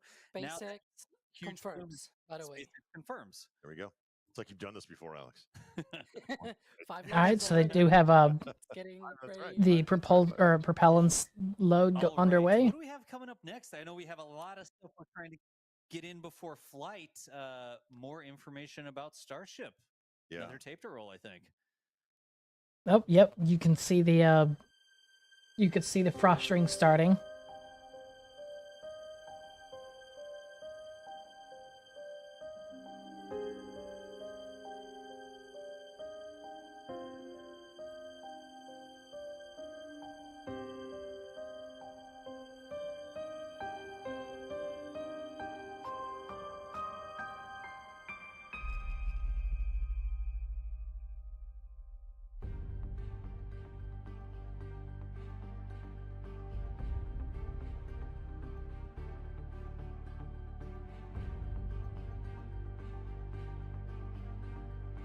All of their test launches that have to date ended in failure.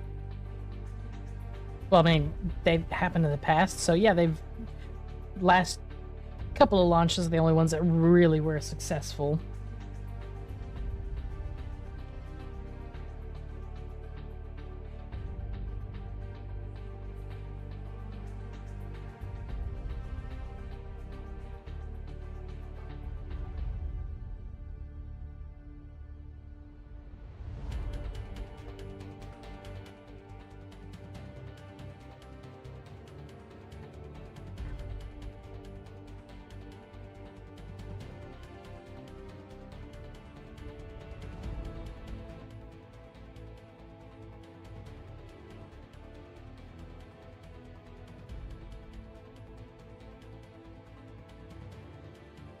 Wow, it's actually been 3 Starship launches this year.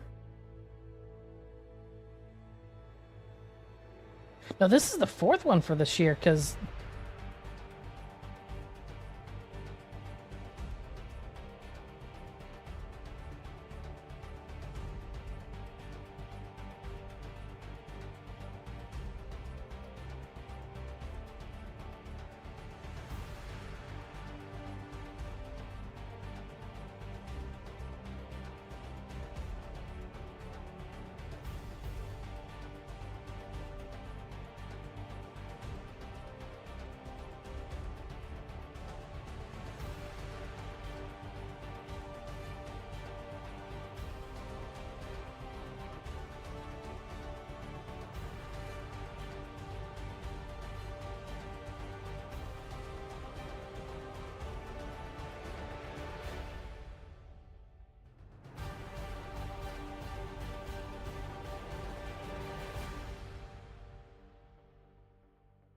And so we're 45 minutes till the launch.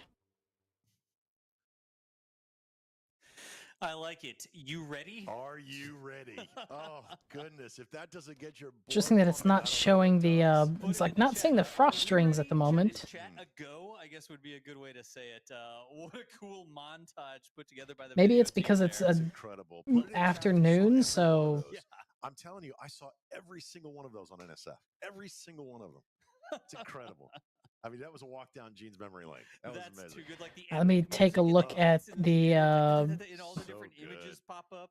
I saw a banana in there, even like the whole thing. Adrian's nodding yes. He's like, yes. oh, every single okay, one of let's, them. they backed it up in by 5 minutes, so it's the open of the window. The brief another recap, 5 if minutes you're before just the joining us, SpaceX these stream signs actually that we starts. see on the vehicle make it look like they are on track for an attempt at the beginning of the window. In English, that means we may be 45 minutes away from Flight 6 of Starship. Some stuff you can see on the screen here.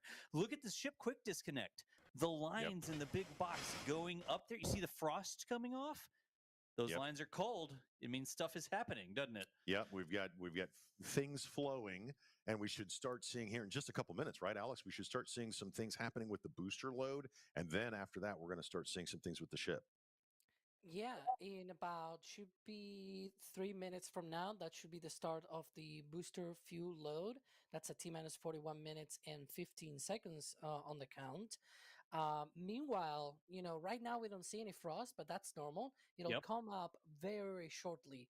You know how the tanks, they have this bowl shape at the bottom, right? So that bowl needs to be filled up first, and then once the level is high enough, then it'll start touching the walls of the tank, and the tank will get so cold that the atmospheric humidity will turn into a solid, essentially ice, on the outside of the vehicle. That'll be a very neat progression bar kind of thing for this propellant load. So if you want to know Yeah, because the how fact much that they it's have just loaded on the stainless steel vehicle, there, that's so a it's very great way to follow the progression here of that propellant load. Again, that frost will and appear very usually it's shortly, like so keep your eyes peeled. dark when they're It's like a doing that, so literal it's very loading bar. difficult to Like, actually the ship see will the know that it's full fuel load as it happen. gets full. If you see Especially it, you'll start to see the color change just a little bit as the condensation forms. The cryogenic propellant gets close to the stainless steel wall of the Starship. Remember, there's no insulation on that ship, that stainless steel. When the cryogenic fluid gets there, when the propellant gets there, it's the propellants, liquid oxygen, liquid methane, and then a piece of stainless steel, and then the outside world. So you'll see the humidity freeze to the outside. Yell in chat as soon as you see what you think is the condensation starting to freeze. And it's going to be of starting chat, do we want to go back soon. to Adrian and thanks some folks. It's been that we talked about BYU, and we're talking about the progress bar of the fuel going into the booster and the ship. Let's go to Adrian and thanks some folks. Absolutely. I feel like it's in my contract to read this one out. John James with a 10-pound super chat saying, getting greedy from a freezing cold Yorkshire night. I think I have to read that out. And Dimes Raycon with a super chat saying here, working, can't wait to catch this later. SpaceX can also not wait to catch this later. Thank you, NSF. Coffee money for Mary. There you go. Thank you so much. Absolutely. Also, we have All right, a lot of people so getting the patch right now. For example, Jens about on the Storm message 40 saying, seconds awesome to patch, propellant load. Awesome stream. Thanks for all the coverage.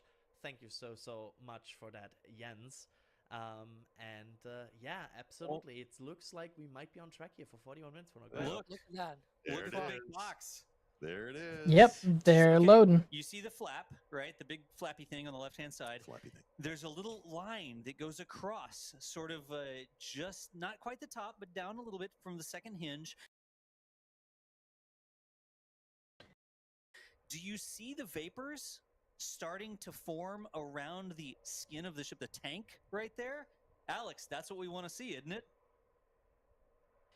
Yeah, and I was about to say, I think they have started the fuel load on the booster a little bit early, and just right now, SpaceX has confirmed propellant load of the Super Heavy booster is underway, because I saw the activity on the subcoolers. Yeah, I mean, for that's methane, pretty and so obvious. that indicated that fuel load was underway on the booster.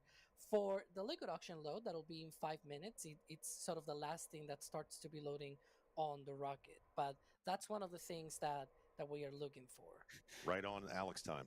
We got the frost line. Christopher Ashford, I appreciate you yelling in chat as requested when you saw frost. Thank you so much for that. And that's on the starship because they, yeah, because of see that frost line grow the up heat the side shield of the ship. there. That's the tank there. It's literally freezing the humidity in the atmosphere onto the outside of the tank. The rocket's not leaking. What you see there is not anything escaping from the inside of the rocket, on the right-hand side at least. That is the atmosphere being impacted by the cold. It's super cold. That stainless steel gets cold just like you got a frosty drink on a hot, humid day. Same sort of thing here. Frosty propellants inside, stainless steel tumbler that's shaped like a rocket, and then humidity forming on the outside. All right, let's check the. I want to quickly bring that in here, because if you see pictures, very zoomed in pictures of the stack before and after it's fueled, it's getting so cold that you can literally see it shrinking. You can see it. Wow. Okay. We're also gonna have to adjust the volume on that because holy crap.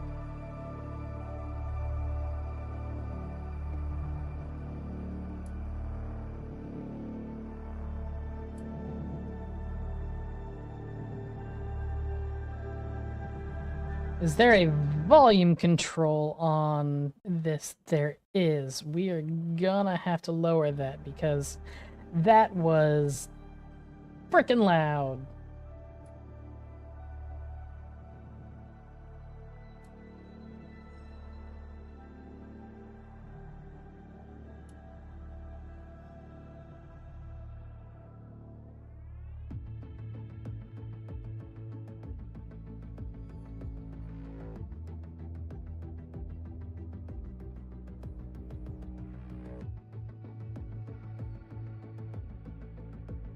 Alright, so this is the SpaceX.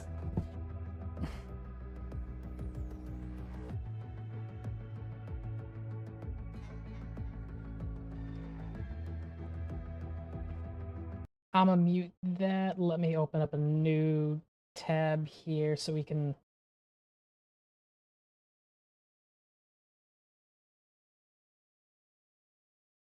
Where is.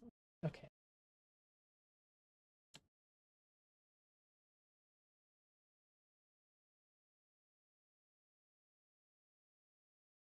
And I'm gonna want to pull this off here.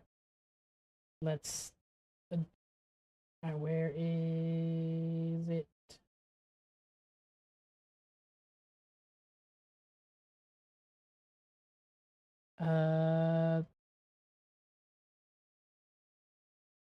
Where is it? Maybe I need to. Well, first, let's drag it down.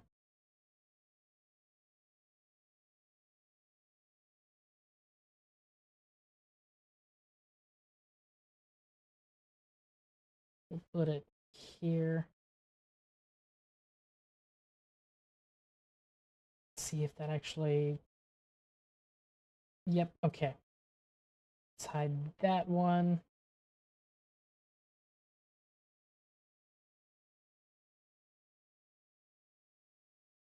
For that, we'll go back to that. Have a very quick.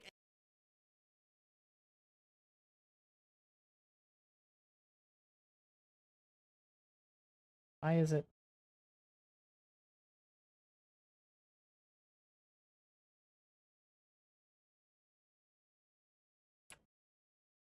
Hinge in front of the flap. I was going to say that one of the changes that they really made, especially on those front flaps, which won't affect the Block 2 ships. Yep.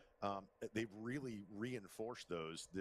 Flight 4, we saw a lot of burn through. Yep. Flight 5, it was much less, and but we're still looking. there. Yeah, it was still there. And this one, we want to see those flaps. And we just saw the hot stage ring go by when the ship lights its engines and pushes itself away from the booster. Fire actually comes out the side of the rocket there, those holes that they cut in the side. Alex, what is the black part we're seeing on the back of the rocket? that is part of the It's not what I stabilizer wanted to system. do. You know how to lift the booster. They have pins at the top of the booster, right? That sit on the chopstick landing rails. But then at the bottom, they have these sort of like, as I call it, like pinky fingers on the arms, right? Fingers.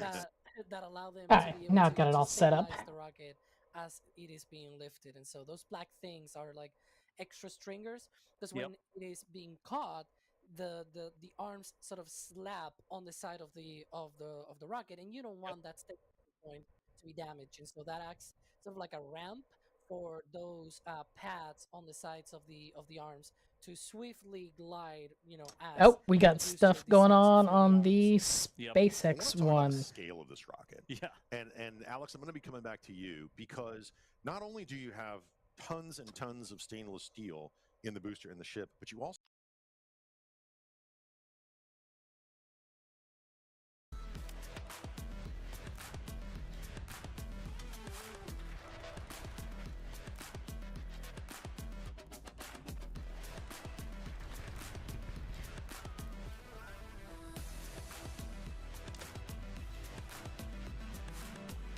I hope that we get to see it actually successfully catch.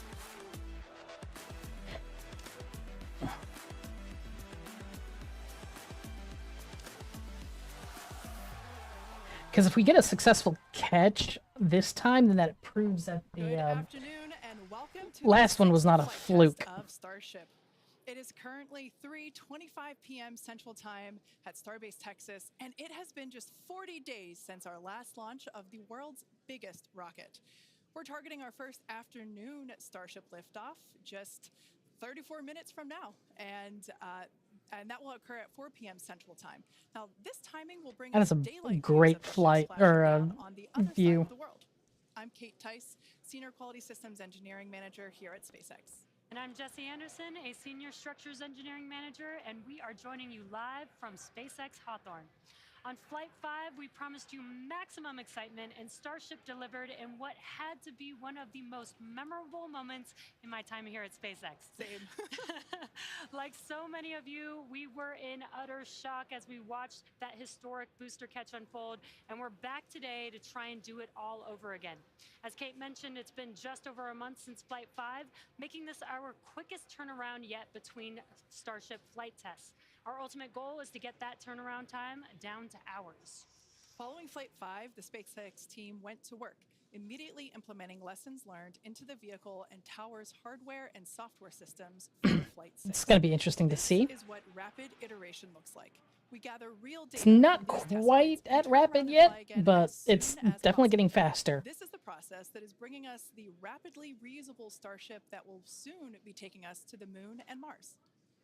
Flight 5 proved that we can safely bring the booster back to the launch tower, which is a key factor in driving rapid reusability, and land ship with a high-precision splashdown in the Indian Ocean.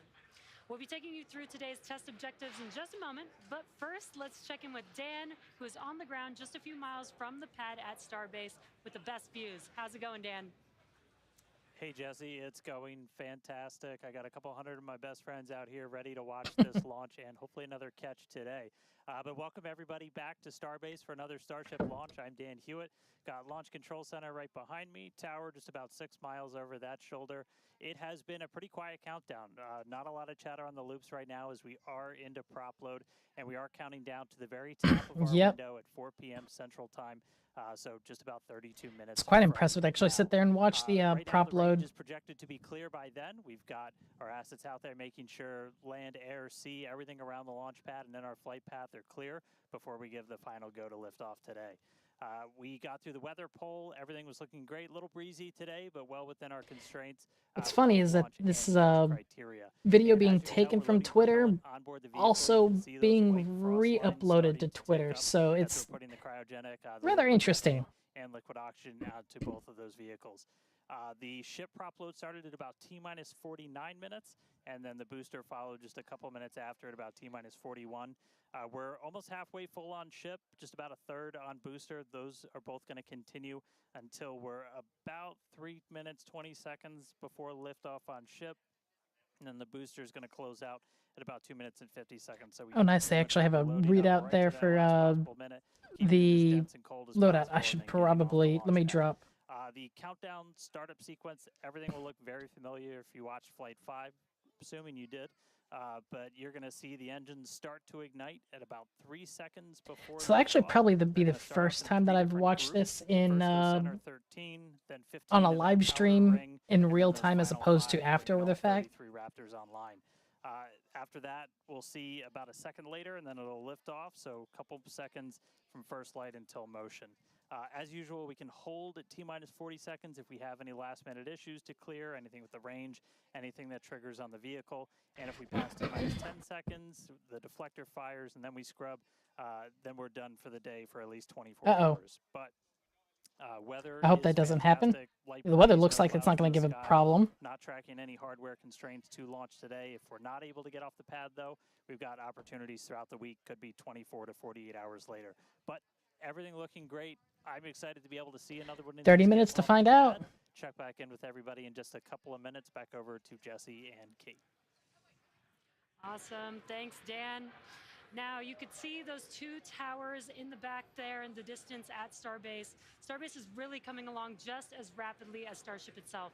That second launch tower will be coming online next year, and it will allow us to increase our flight cadence and test even more frequently. And just a few kilometers away from the two towers, our cutting-edge 1 million square foot Star Factory is nearing completion with the goal of producing hundreds of ships a year. Yeah, that might sound crazy, and that's because it is. If you can imagine a future where we are flying and catching a fleet of boosters, which is the lower portion of the vehicle, that fleet is actually pretty small compared to the potentially hundreds of ships, the uppermost portion of Starship, that will be flying in that future vision. Yeah, exactly, Kate. Those ships will be staying in space for long-duration missions to go to the moon or Mars, or become tankers for refueling, or any number of other uses. It's all impressive footage there. Come back and turn around to launch the next ship.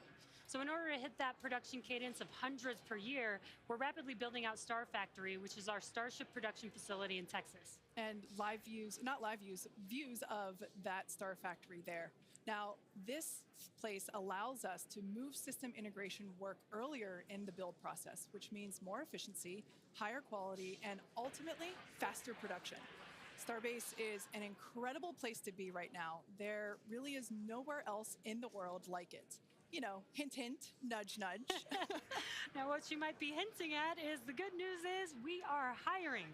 If you love what you're seeing, check out our openings at Starbase. On the engineering side, we're looking for vehicle design engineers across structures, propulsion, and integration. And if you're a hands-on tech, we're looking for integration technicians and welders that can help us hit our goal of building a Starship every 8 hours. And to do that, we need builders. Yeah, we're definitely going to need a lot of builders to get that down to just 8 hours. Right? Now, beyond that, in order to keep Starbase growing, we have all kinds of roles, from baristas to HVAC technicians to EMTs. So chances are, if you're looking, we have a place for you. Visit spacex.com/careers to see all of our openings. Every role is critical to the future of Starship. With Starbase growing faster than ever, we can't do it without you. This place is where our future is being built, and that is a future that we are all very excited about. All right, let's dive deeper into the inner workings of Starship and learn more about Okay, this so flying the skyscraper. tank is starting to come along. The ship, which has 6 Raptor engines, and the Super Heavy booster, which has 33 Raptor engines. And just like flights 1 through 5, the current iteration of Starship is an experimental vehicle flying for development. And with a few planned upgrades, Starship will have 3 times the thrust of Saturn V at 10,000 metric tons of thrust, plus the added I didn't benefit of 3 times the thrust. Wow. Starship 2 will be capable of carrying more than 100 tons to orbit, and Starship 3 will be able to lift more than 200 tons to orbit. Now, the amount of mass we're able to launch per rocket is crucial to creating a self-sustaining city on Mars. That's true. And speaking of launch mass, we should probably acknowledge the elephant, banana vehicle in the room, and our today's secret payload.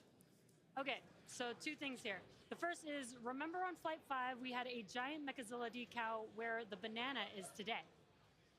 And there you can see that on your screen. Now, that decal is 3 feet tall, which might be hard to tell looking at it on the ship right there, which is why we have a full-scale reproduction of that decal here with us so that you could see the size compared to humans.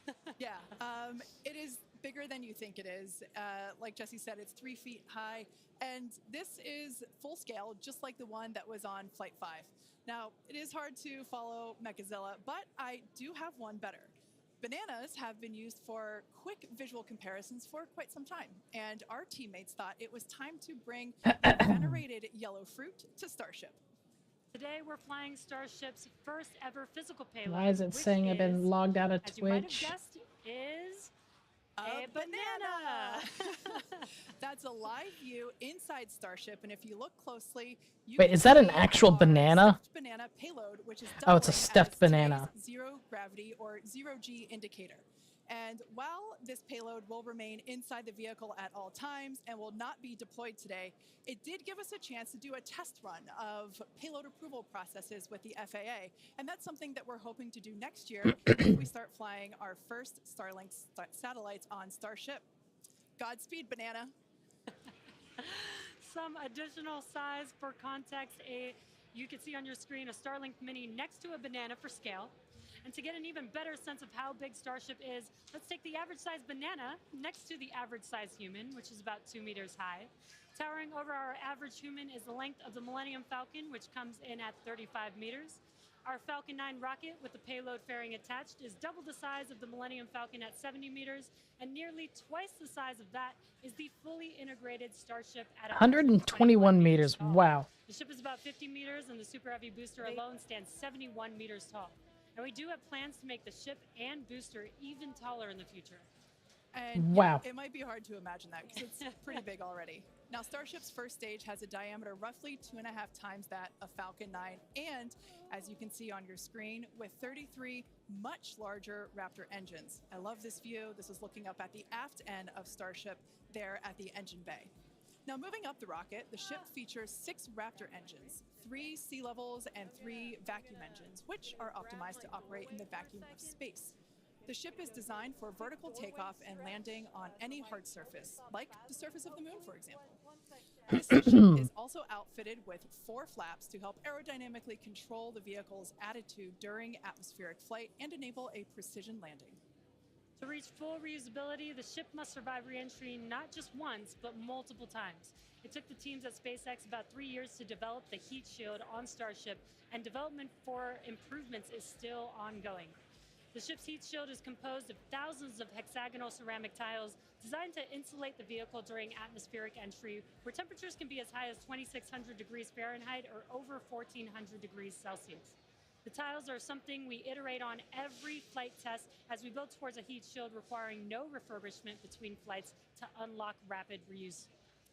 And the teams have actually already begun testing the heat shield tiles in environments simulating Mars atmospheric entry conditions, which we'll see more of in just a few That would be minutes. interesting to see the slightly different than because Mars atmosphere is so much thinner, so that they have less slowing that it would get from that, or less atmospheric braking from it.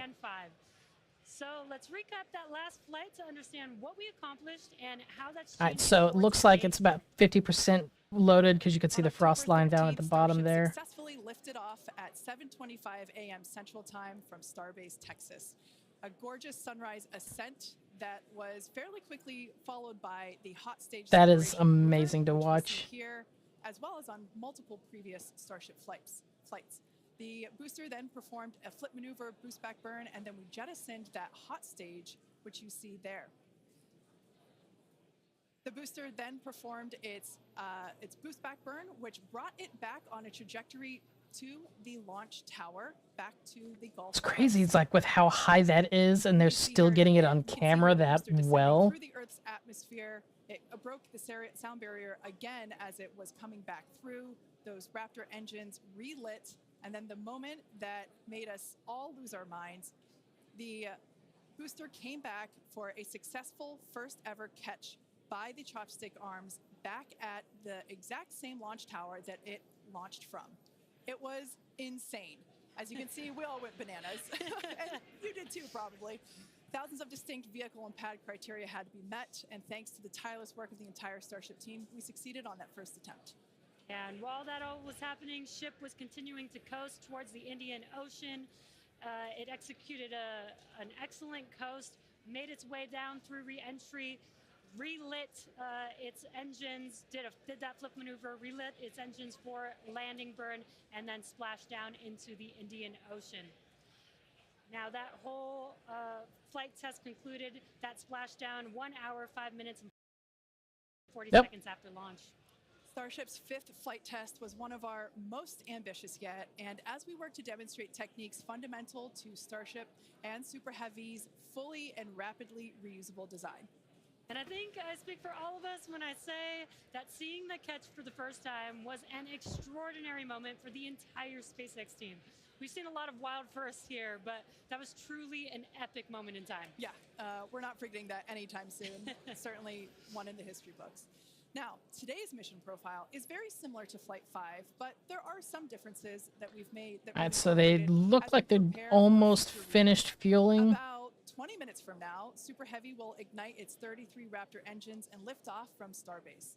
About 2.5 minutes into flight, the booster will separate from the ship in a hot stage separation, and we've seen that occur on multiple flights, including Flight 2, 3, 4, and 5.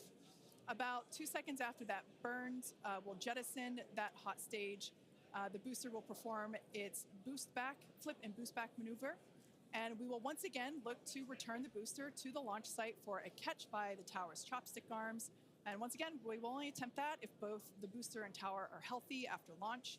We were successful last time, but we should emphasize that this process is still very new. And this is still just a test, so success is very far from guaranteed today. It's always a possibility that we'll lose the vehicle. It's a contingency that we always plan for. Yeah, exactly. Now, while the booster is doing its job, the ship's 6 engines will remain lit for a few minutes before shutting down and then going into the coast phase.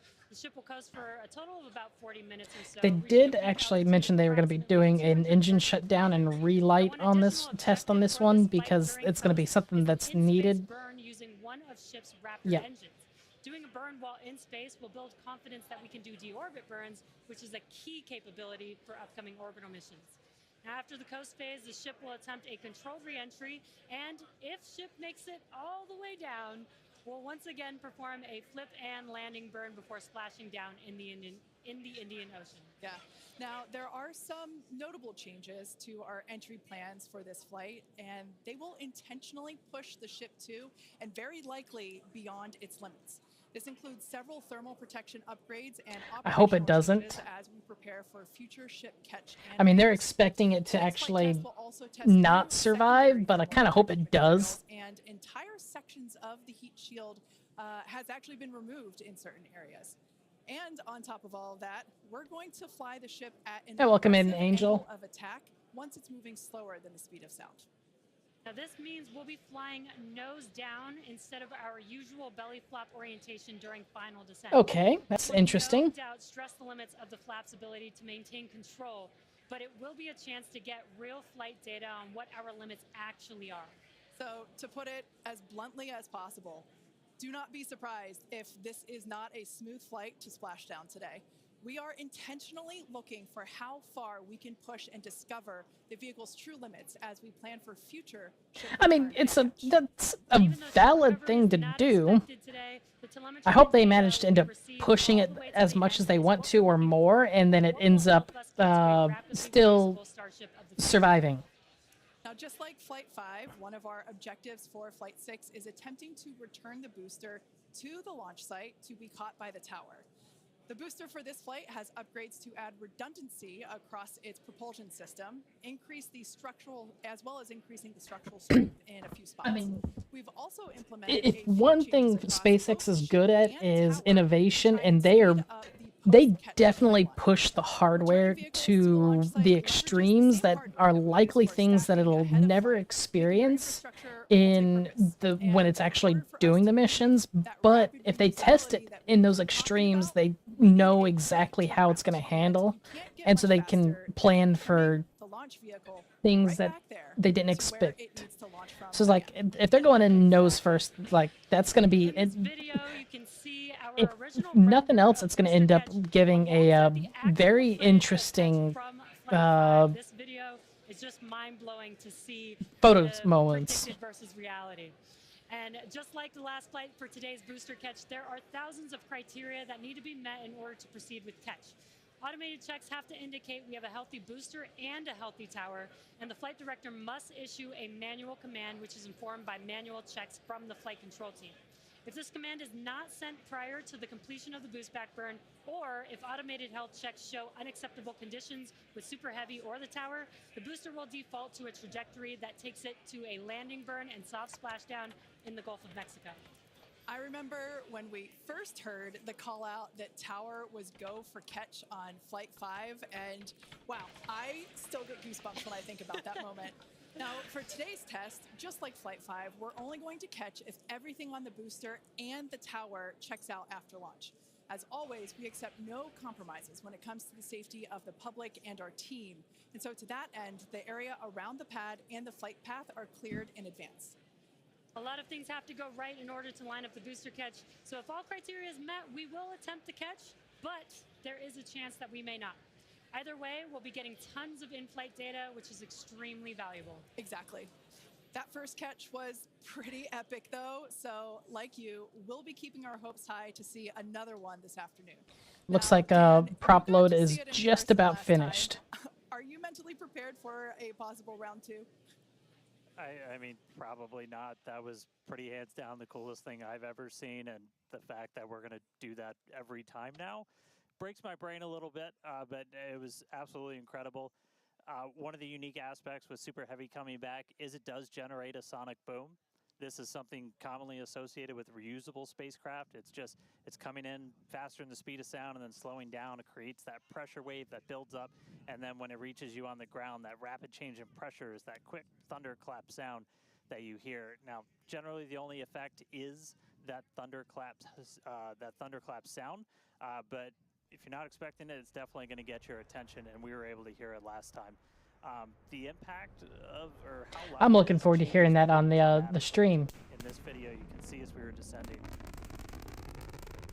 and there was kind of that quick triple pop that you heard.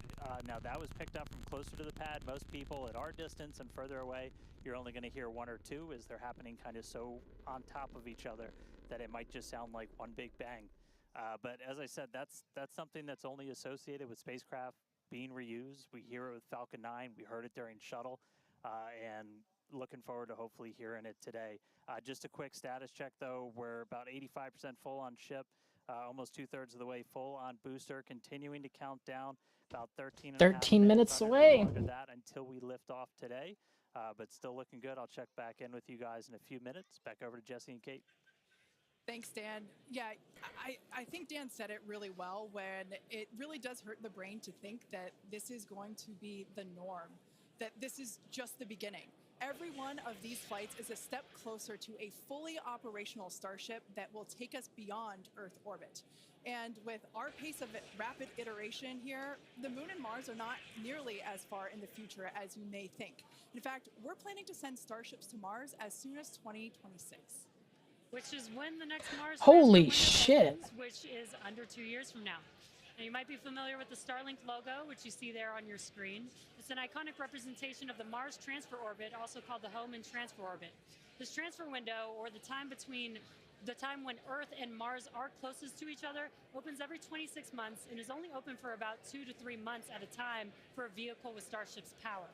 Lining up a launch to Mars is similar to how we launched to the International Space Station, where we timed the launches to match the station's orbit.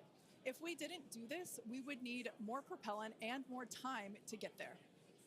So the first opportunity we have to fly Starships to Mars, we plan to go for it. These first And that's kind of why they want the lunar base, is because the moon gives more openings, as well as it ends up making it so that people can actually, I mean, it's also less fuel intensive to do that. And demonstrate capabilities central to our role in taking astronauts to the moon as part of NASA's Artemis program. Starship will be used to land astronauts on the lunar surface on NASA's Artemis 3 mission, which will put the first humans on the moon since 1972. One key capability will be the ability to refuel Starship on orbit, which you can see there on your screen, with a Starship prop tanker docked with a fuel depot. Next year, we're planning to test this capability by launching 2 Starships and having them meet up to transfer tons of Oh, that'd be cryogenic awesome to And watch. when the time comes to land on the moon, Starship will link up with NASA's Orion spacecraft in lunar orbit, where astronauts will transfer over for their descent. Now, once on the lunar surface, they'll ride the elevator down in their Axiom EMU spacesuits from Axiom Space and leave the first footprints on the moon in more than half a century, kickstarting humanity's mission to establish a sustainable presence there. And coming God, soon to a if they moon actually end up getting the that, I am 100% gonna be wanting to drive or go to the launch site to watch that. Enable all of that. Now, our rapid iterative development approach has been the basis for all of SpaceX's major innovative advancements, including Falcon, Dragon, and Starlink. Today, we're testing hardware and systems, and we need to know how they perform under the most extreme conditions. And what's more extreme than the flight environment? We'd much rather find the bugs and limits now during testing than later on when there's more on the line. That's definitely the way things need to be done.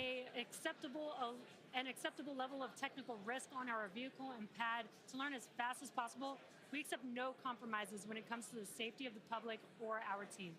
So all of that to say, this is only the 6th of many future flight tests of Starship before it becomes fully operational.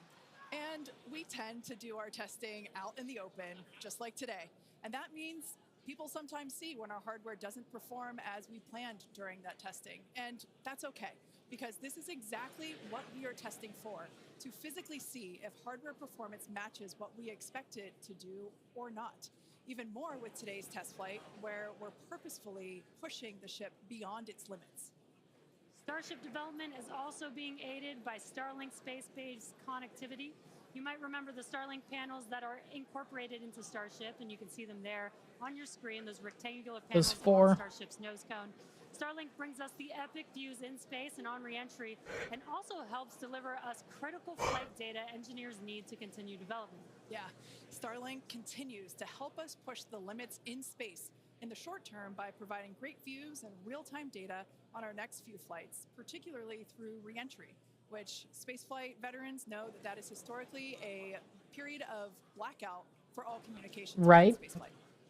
Outside of Starship, Starlink has helped people across the globe, particularly in rural and remote areas that have been So they're testing some of the RCS thrusters. Soon, Starship will deploy our next generation Starlink satellites, which will continue to increase our capability to connect even more people with high-speed internet all around the world and beyond.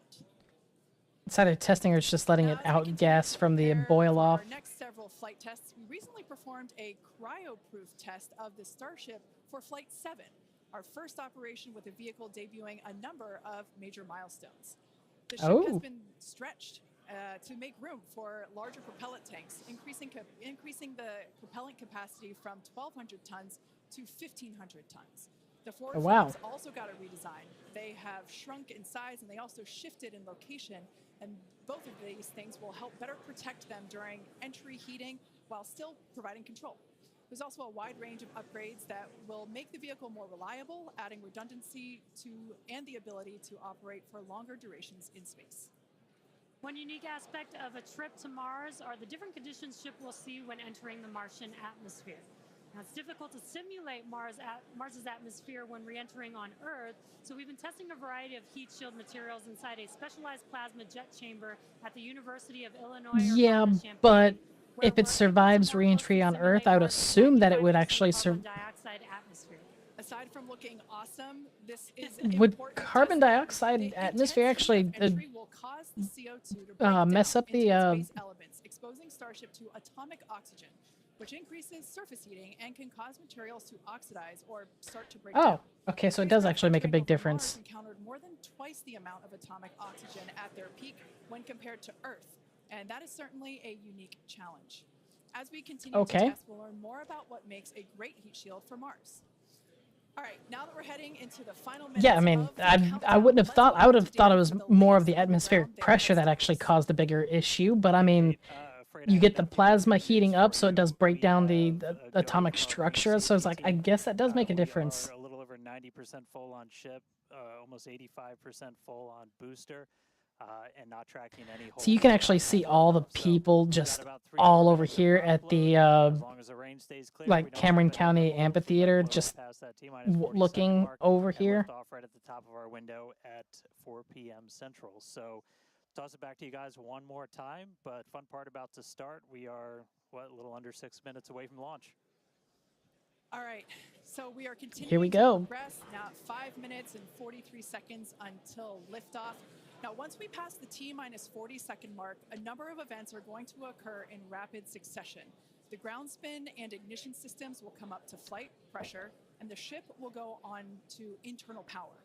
And then after that, the quick disconnect, or what we call the QD arm lockout, is removed in preparation for retraction shortly after T0.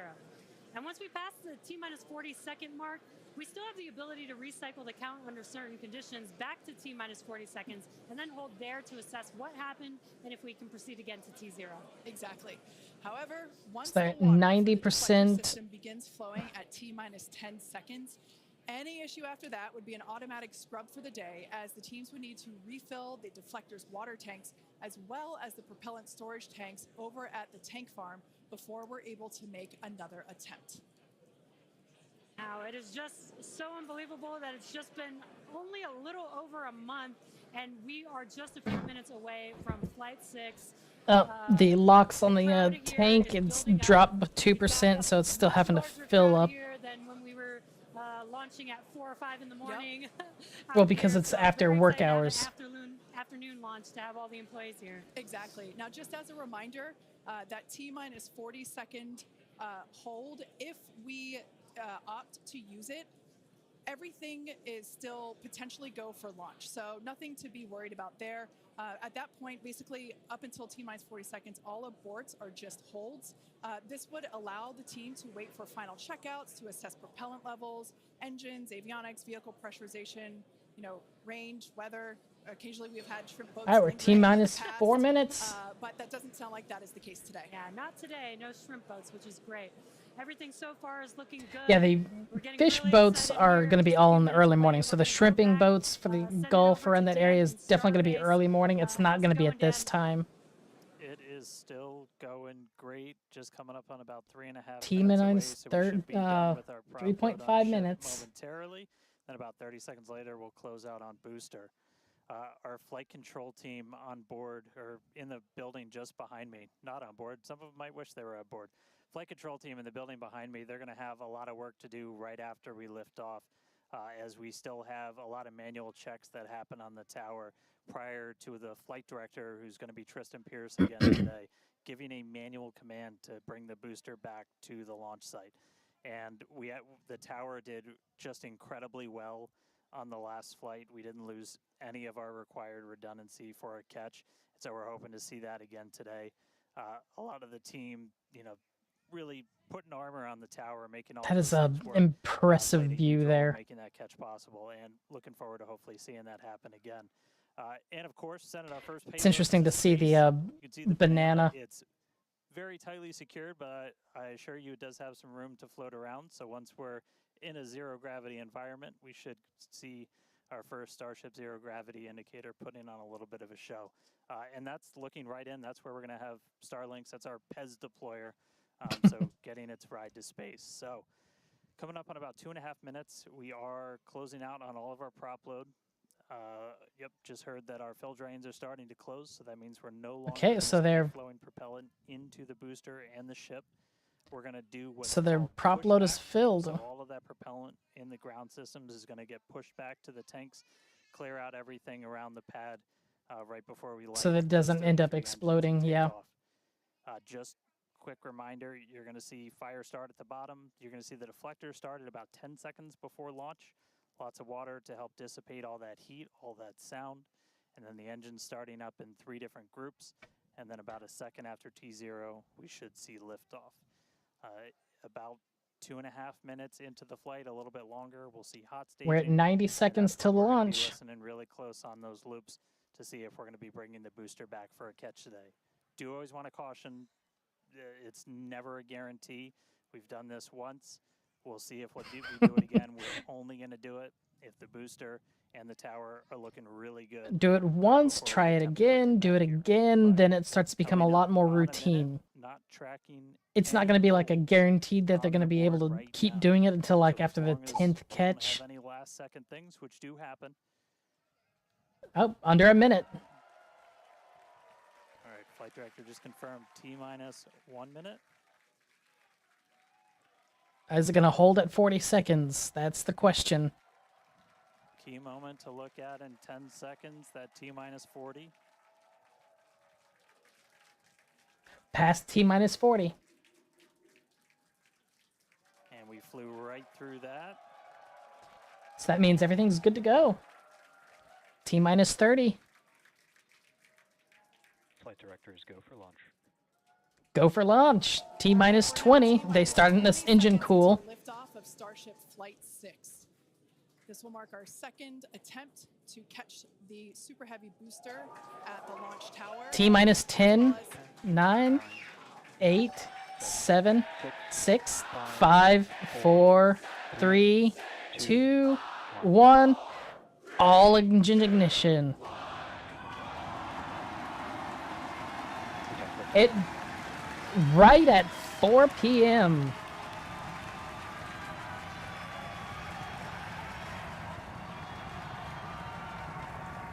God, it just cleared the tower and it's already at like 300 kilometers an hour.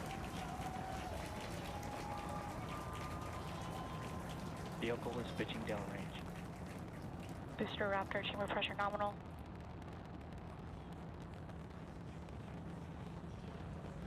Oh, that is a beautiful view.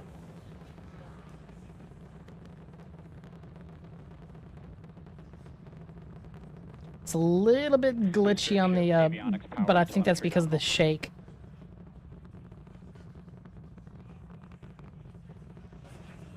It's already a minute into the flight. So I think they said 2 minutes and 30 seconds is when the staging is going to happen. Just a little over a minute maximum dynamic pressure. It's just hit past max Q. So all the sound still hitting us here. Hearing good call outs that power telemetry nominal. That's flying straight and true. We do see all 33 Raptor Oh, look at engines lit that. up on telemetry screens.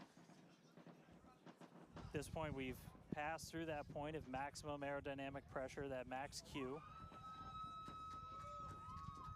Now, Got about a coming in minute just before staging. a little over a minute from now is going to be hot staging. So we're going to see the 6 engines on the ship ignite while still attached to the booster. Just before that, we'll see all but 3 center engines on the booster shut down.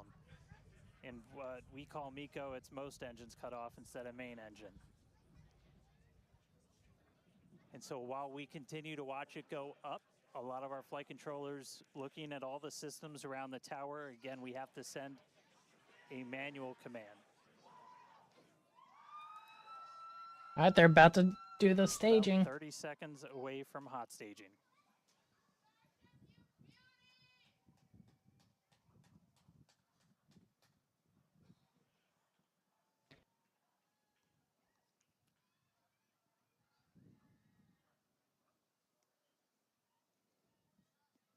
About 10 seconds to stage.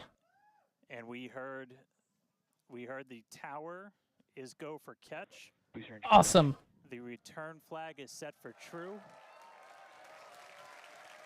There's the staging. And All right, hot staging confirmed. now it's done the lit back on boost. ship. Booster boost back going. We heard that we are go for catch. Kate, Jesse, take the views. Hopefully I got a booster coming home real soon. Wow, from our view here, Dan, great views of planet Earth behind. Are they that gonna get it? Heavy booster. Right now it is It's like they should be performing the drop back or burn. jettisoning. Good news there, telling us that the pressures Starship has made it to space. are good. That is the second 90 stage, kilometers. the upper It's portion past of the Kármán vehicle. line. Follow along with the telemetry on the bottom of your screen. Yeah, booster is currently, super heavy is currently in its boost back burn. This boost back burn. Avionics power and telemetry nominal. Okay, now they're gonna jettison the. A bit over a minute, so we've got a little, approximately 30 seconds left. That's the engine cut off. We've had They just jettisoned the hot staging ring. Will be hot stage jettison. The view from the camera on the left, or from the booster on the left-hand side of your screen, and then tracking cam there on the right-hand side of your screen. We'll see those grid fins. So even the booster's in space. And we can also see that the hot stage has been jettisoned. Yes, visual confirmation of that there on your screen, which is great. Now the next Starship is following a nominal trajectory. That's good to hear for the Starship. Is going into that landing burn. Again, it'll light up 13 of those engines and then pare down to 3 engines. So I do know that they decided to change up the way its re-entry angle a bit. Booster offshore divert. Unfortunately, that means that we are no-go for the catch. As we said before, both the tower and the vehicle, as well as the operators on console, have been actively evaluating the commit criteria for that return to the launch tower. And unfortunately, we did not have a pass on those commit criteria. So we are no-go for tower catch. Darn. We did mention that. We're constantly evaluating the criteria for catch. There's a lot of things that need to go well in order to line that up. Unfortunately, today we will forego booster catch today. But what you're That's seeing on your screen extremely is disappointing. ship, currently making its way towards the Indian Ocean. Still looking good so far. Exactly. So views there of the booster on the left-hand side of your screen, views of the ship on the right-hand side of your screen. Now, we've said before, So there's not going to be a recovery of the booster. That is a we shame. would be able to make a tower catch today. So while we were hoping for it, like we said, it was pretty epic on attempt 1, but the safety of the teams and the public and the pad itself are paramount. So we are accepting no compromises in any of those areas. Exactly, and we're still going to get a lot of good flight data with booster even, but especially with ship. Again, we have an additional objective today to do an in-space relight of a Raptor engine, which again will help us set us up. Well, at least we can see the re-entry of the, it's heating up. Which is important for orbital flights. And what you're seeing on your screen is a view from Super Heavy as it's making its way back down to Earth. Yeah, once again, we are attempting an offshore landing of the Super Heavy booster. So we have seen this before, and it is still very fun to watching it come down for a soft splashdown off the Gulf Coast of Texas. We can see it there re-entering. We saw earlier those grid fins. There are 4 hypersonic. There's the fins. burn. We can see that the landing burn has begun on the Super Heavy booster. And same pattern, 13 engines will light, gone down to 3 just as we expected. And what an incredible view of splashdown that we got today. Well, it splashed down, so, and then the... Yeah, I'm sure the buoy cam views will be pretty awesome once again. So we'd like to confirm a water landing once again for the Super Heavy booster. It's a shame. SpaceX team, I'd like to know what happened that caused them to scrub the catch attempt. Now, ship continues to look good. We can see that it is, while all of that was happening, the crowd here in Hawthorne continuing to react to all these amazing views that we're getting. The next milestone. That is a really beautiful view, though. Great news there. Starship terminal guidance, referring to what we see here on our screen, the upper stage, at about 8 minutes 35 seconds or so, we have ship engine cutoff, which will be the cutoff of the Raptor engines.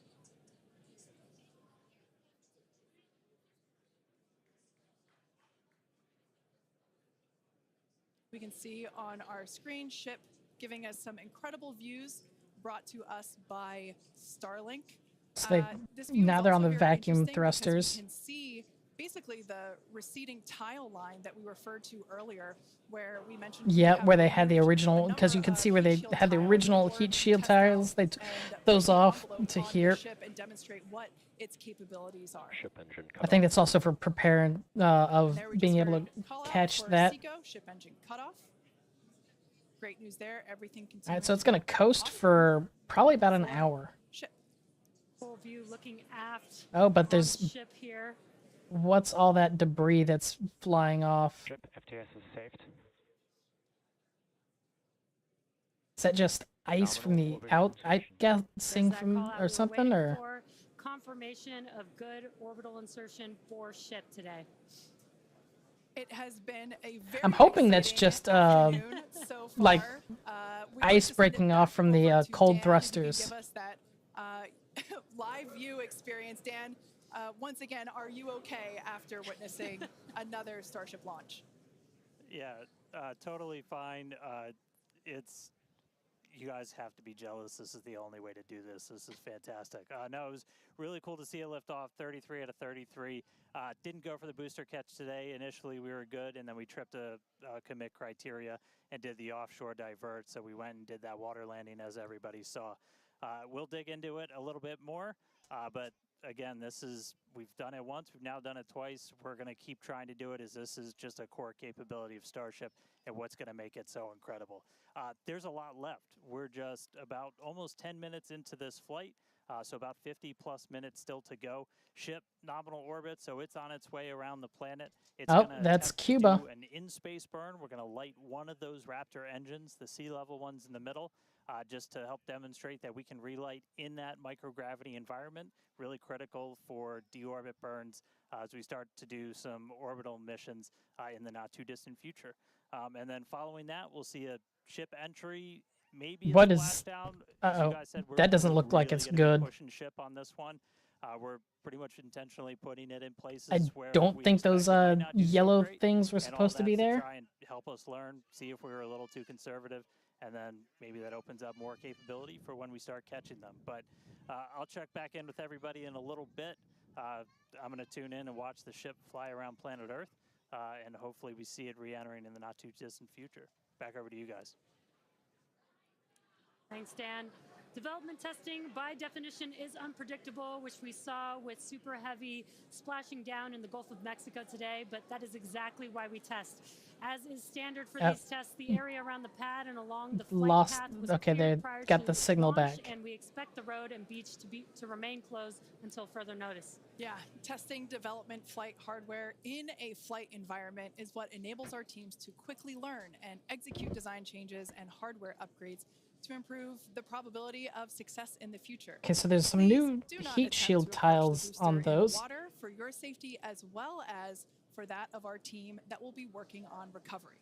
Now, we are going to continue though. The mission is not done. Exactly, the mission's not over, ship is still coasting. But it has It's been nonstop over the Atlantic at the moment. And with the booster having completed its job for the day, we are going to take a short break for the next 35 minutes or so while ship continues to coast before re-entry.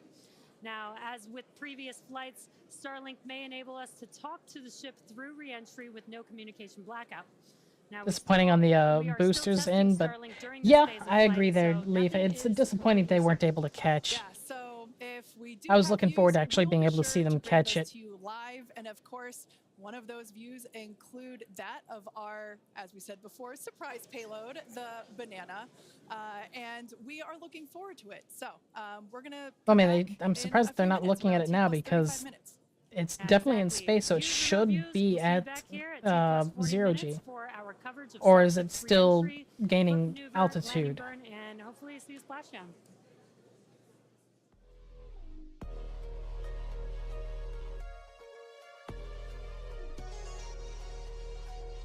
Yeah, I mean, I guess because the area that it's going over, because it's going to splash down in the Indian Ocean in the early morning, so it's bright over there. Okay, so it is still gaining altitude. So the portion of the Atlantic that it's about to go over is dark. It'll be going over Africa while it's still dark. So that'll be interesting. And it's crazy to think that it's already at orbital velocity, but it's on a suborbital trajectory, so it's going to be coming in at quite the entry angle. Like they were saying, they were going to be pushing the envelope on what they think its operational capabilities are. So they are potentially expecting it for a RUD instead of it splashing down. but I still kind of hope that it splashes down because it'd be the first time that we have a daytime splashdown for it, so it'd be amazing just to see.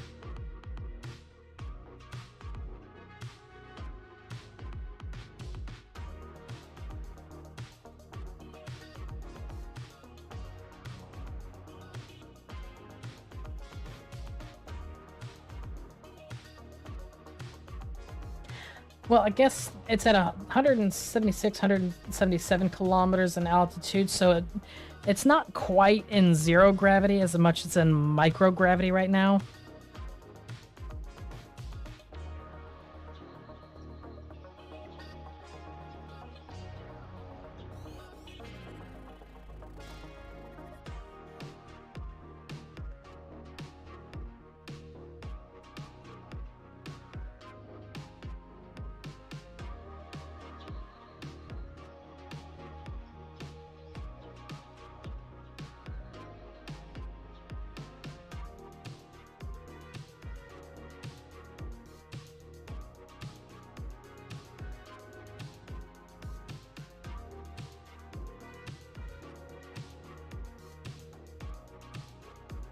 Tune back in.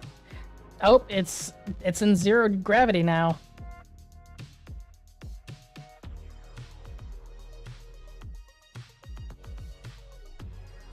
Yep, it is currently in space.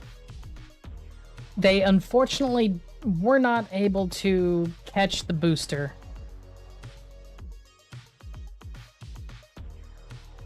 But that's in about 7 minutes, 7 to 10 minutes, it's actually going to be flying over where you're at.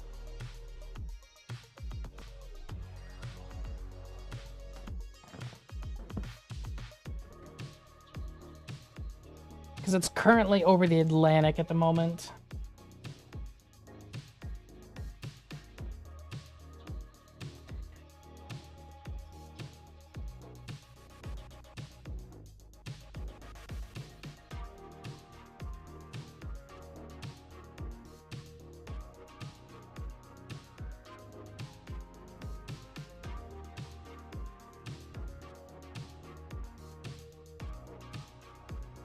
Actually, with it being dark right now where it's at, it's like time zone location. It's probably like 4 in GMT minus 2 at the moment.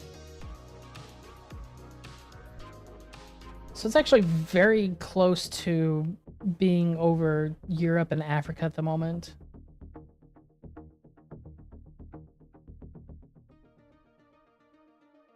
Like you can see that's a really nice view of the curvature of the Earth with the light. Just like from where you see, it's still daytime to nighttime, and you see the termination line of the sunlight. It's fascinating.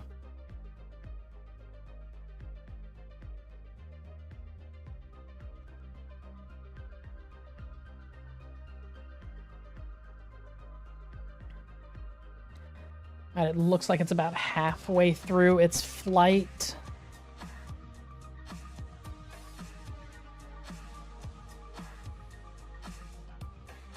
Now it's starting to... Oh, what was that?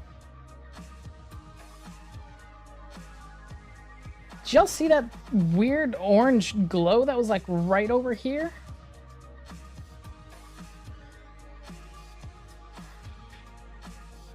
Alright, so we're about to lose all visuals on Starship simply because it's no longer, it's in the shadow of the Earth. Like you can just barely make out the fin there simply because it's altitude. It's still catching a little bit of the light.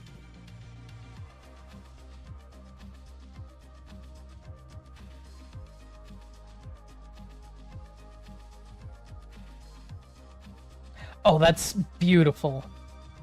I mean, you can see just the termination line through the atmosphere, the sunlight. That is amazing.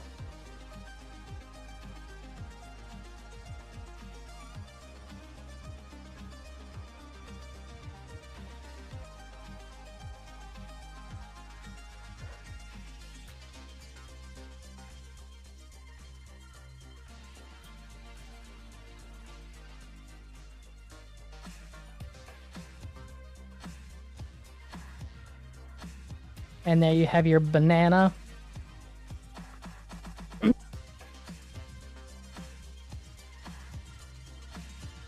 It's about the only thing that's worth looking at now because everything else is just too dark to see anything.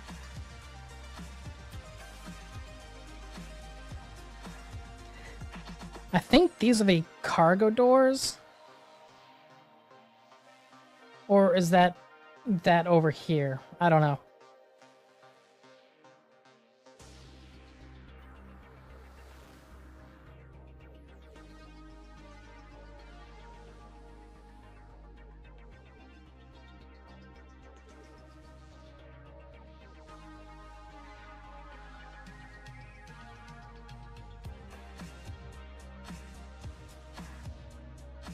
Oh, it's slowing down, so it's starting to hit apogee.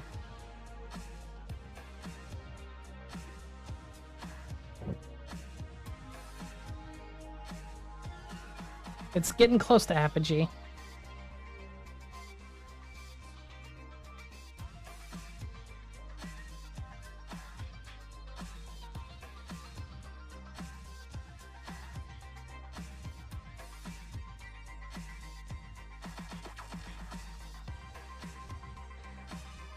I don't think its altitude's going to get much higher than what it's at right now, especially with the speed starting to slowly drop because of its getting close to its apogee on the its trajectory.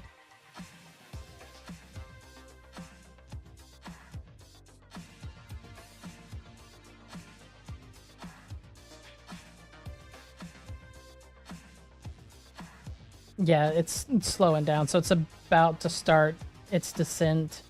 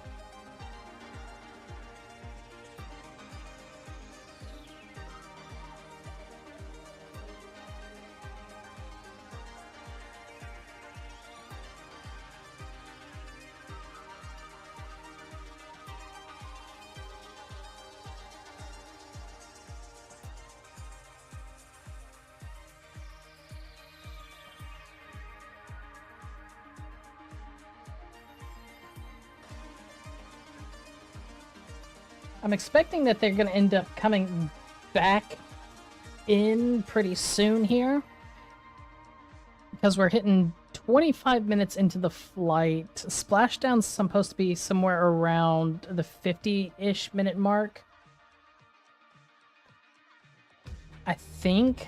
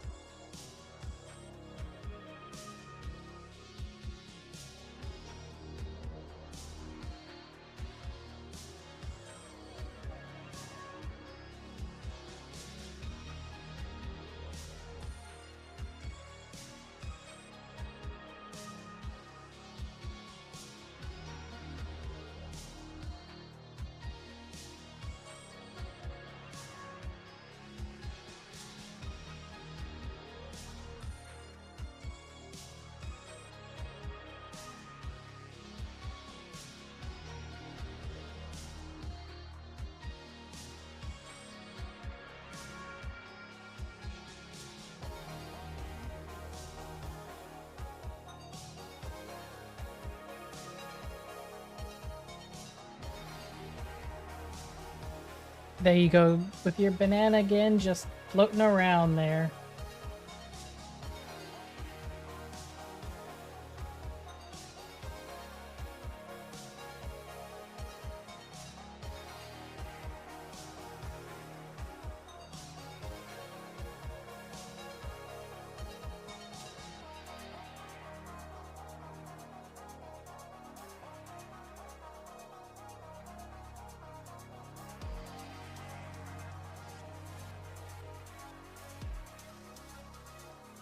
Yep, okay, so it's already started its descent.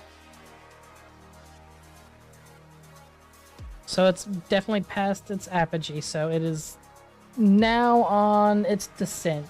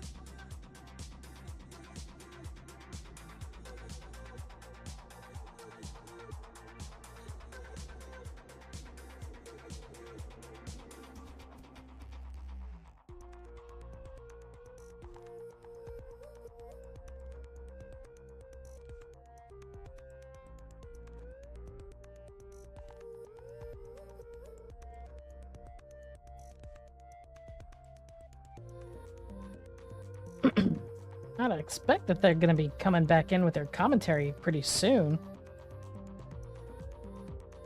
Oh, you got something floating around inside, like that. I don't know if that's what that is, but something's floating around in there that's not this.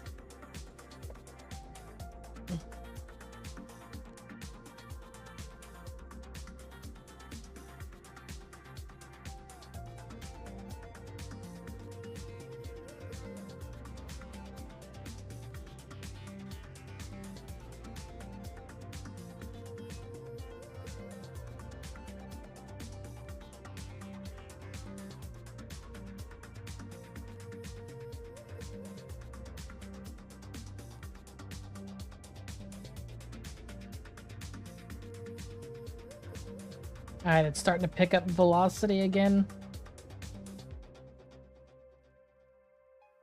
So it is definitely on its downward trajectory. I mean, it's already also lost 20 kilometers in altitude as well in like the last 10 minutes.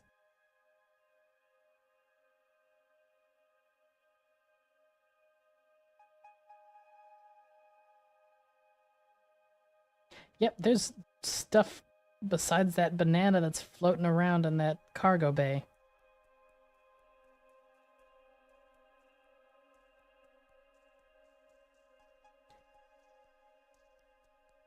Oh, you can see something like that banana's starting to move around a lot more.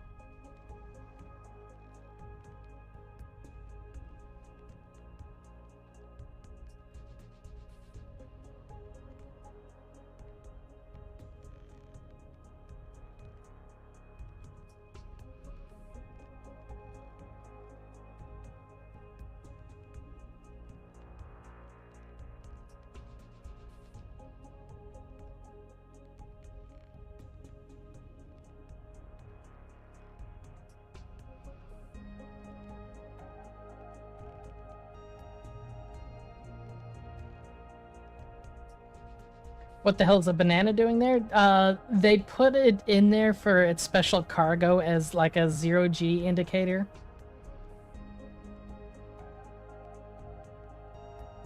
They thought it would be funny because of the fact that bananas have been used in rockets, it's like rocket science for a while for an indicator of size.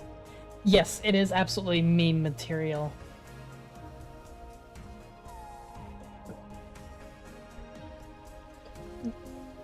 One of the things that I've come to learn with my dad was that rocket scientists and astrophysicists are the original memers.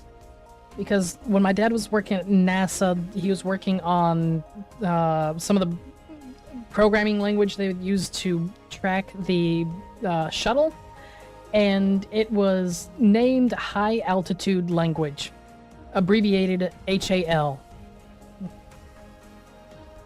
Specifically, and everybody that was working there just had the biggest laugh out of the fact that they were doing the fact that the shuttle was piloted by HAL.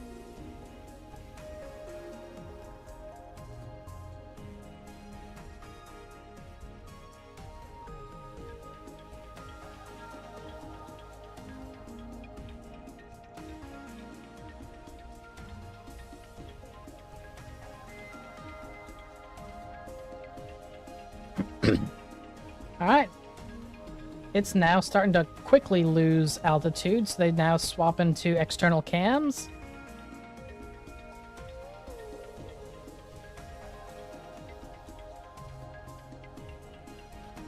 Oh. What the heck was that? What are all those little lights that... What in the... Are those just like camera glitches or something?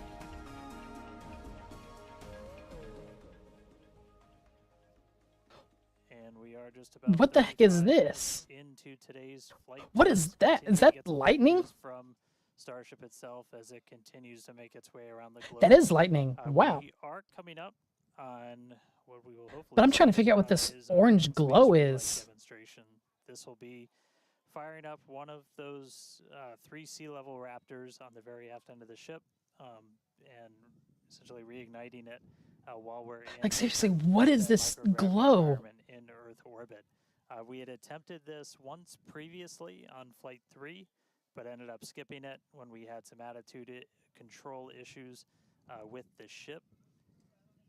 And we are on the dark side of the planet right now, so views are going to be a little bit dark, but hopefully we see some engine light. Yep, my dad was working at NASA when they were still doing that. In fact, my grandmother also worked at NASA all the way back from the Gemini missions. This is not a deorbit burn. Want to stress that we're on a trajectory where if we didn't fire off the engine at all, we are definitely coming home. It's actually kind of impressive to see all those lightning strikes. Thunderstorms down on the ground. That's pretty cool. But this is not a deorbit burn. If we didn't fire this engine, we're on a intentional suborbital trajectory. So no matter what, we're coming in over the Indian Ocean. This firing off the filter engine, though, the change your blight, that is,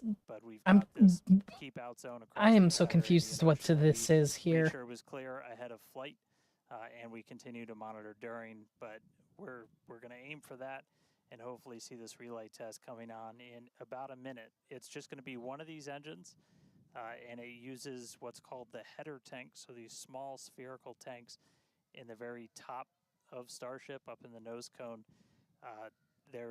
They don't require nearly as much gas to pressurize as your main tank, so they're really useful for any in-orbit maneuvers, and then for landing burns. So if we make it to a landing burn today, we'll be using them. Is that maybe some outgassing, I guess? I don't know. Coming up in just about the next minute. Should be under a minute now away from that expected ship burn. And again, we've relit Raptors pretty frequently. We just did it with the landing burn and that boost back burn on the booster, and we've done it on ship landing burns. We just haven't done it in this microgravity environment where your propellant management and a lot of other things are different. Did I ever think about going into science? Not really. Oh, they got engine relight. Just heard the call out for startup. There's some light. There's that. The heck is that? And shut down. But there's. All right, there you have. What was that in the engine bell? Lighting a Raptor while in outer space, other than our ascent burn.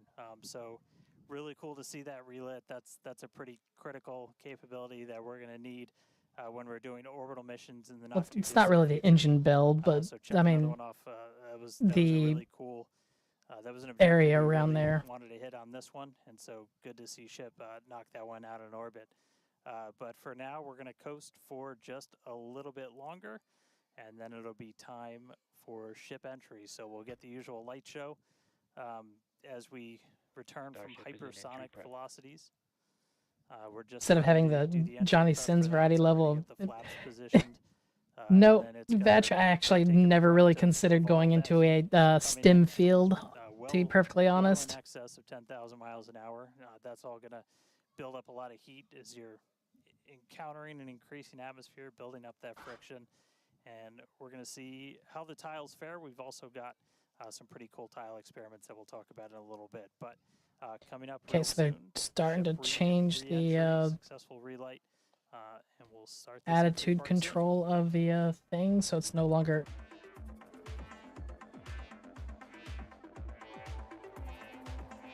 So they're flipping it to get the deceleration burn.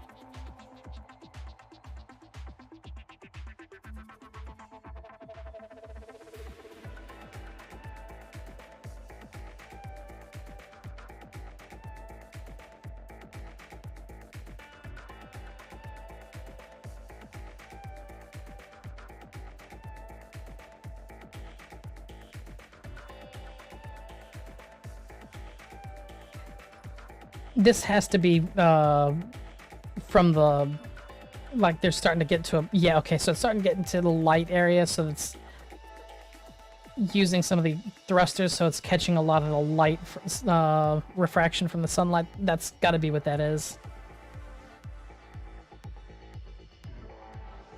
It's actually kind of cool, to be perfectly honest. It's not something we got to see before because it was always in the darks or the shadow of the earth.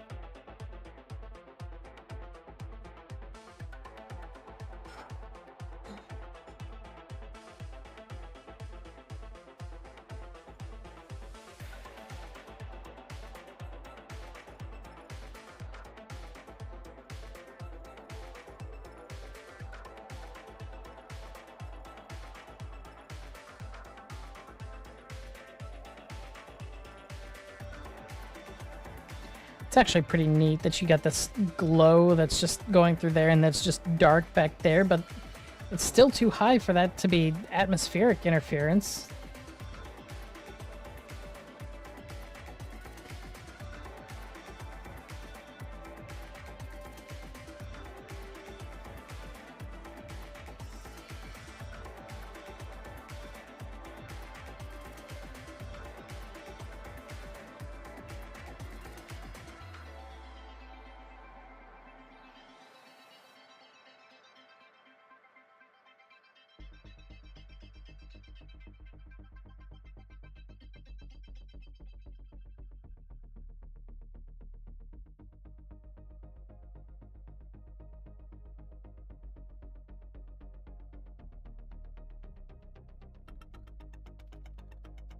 But we will start seeing some of it soon because it's about to drop under 100 kilometers.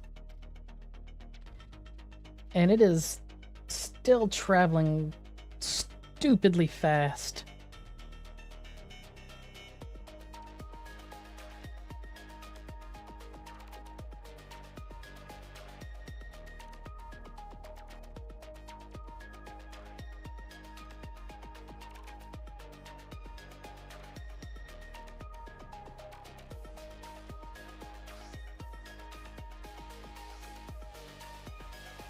Wait, is it already? I'm wondering if that is actually some atmospheric heating from the re-entry, because it's been staying there a lot longer than I would expect, and then it is actually traveling along the like it's outlining the bottom of the thing.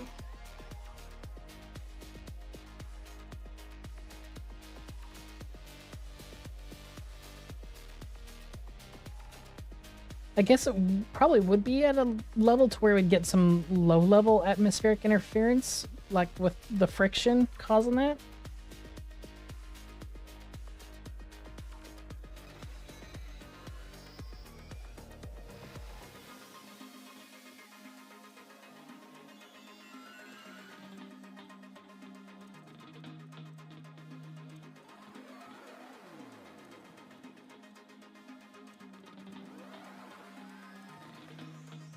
Starship is at 100 kilometers altitude, good attitude for atmospheric entry.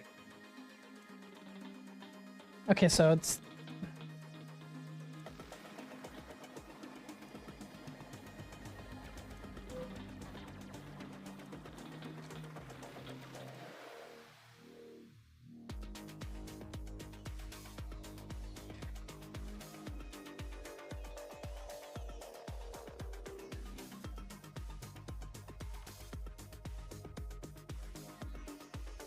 Now it's doing a little bit of a roll.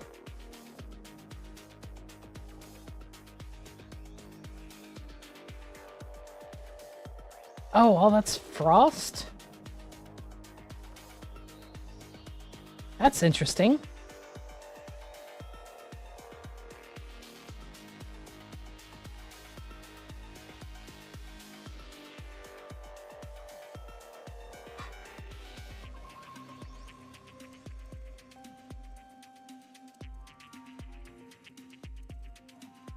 Now we're about to actually get to see some really neat light shows, and it's going to be daytime too, so you can actually see where things start heating up.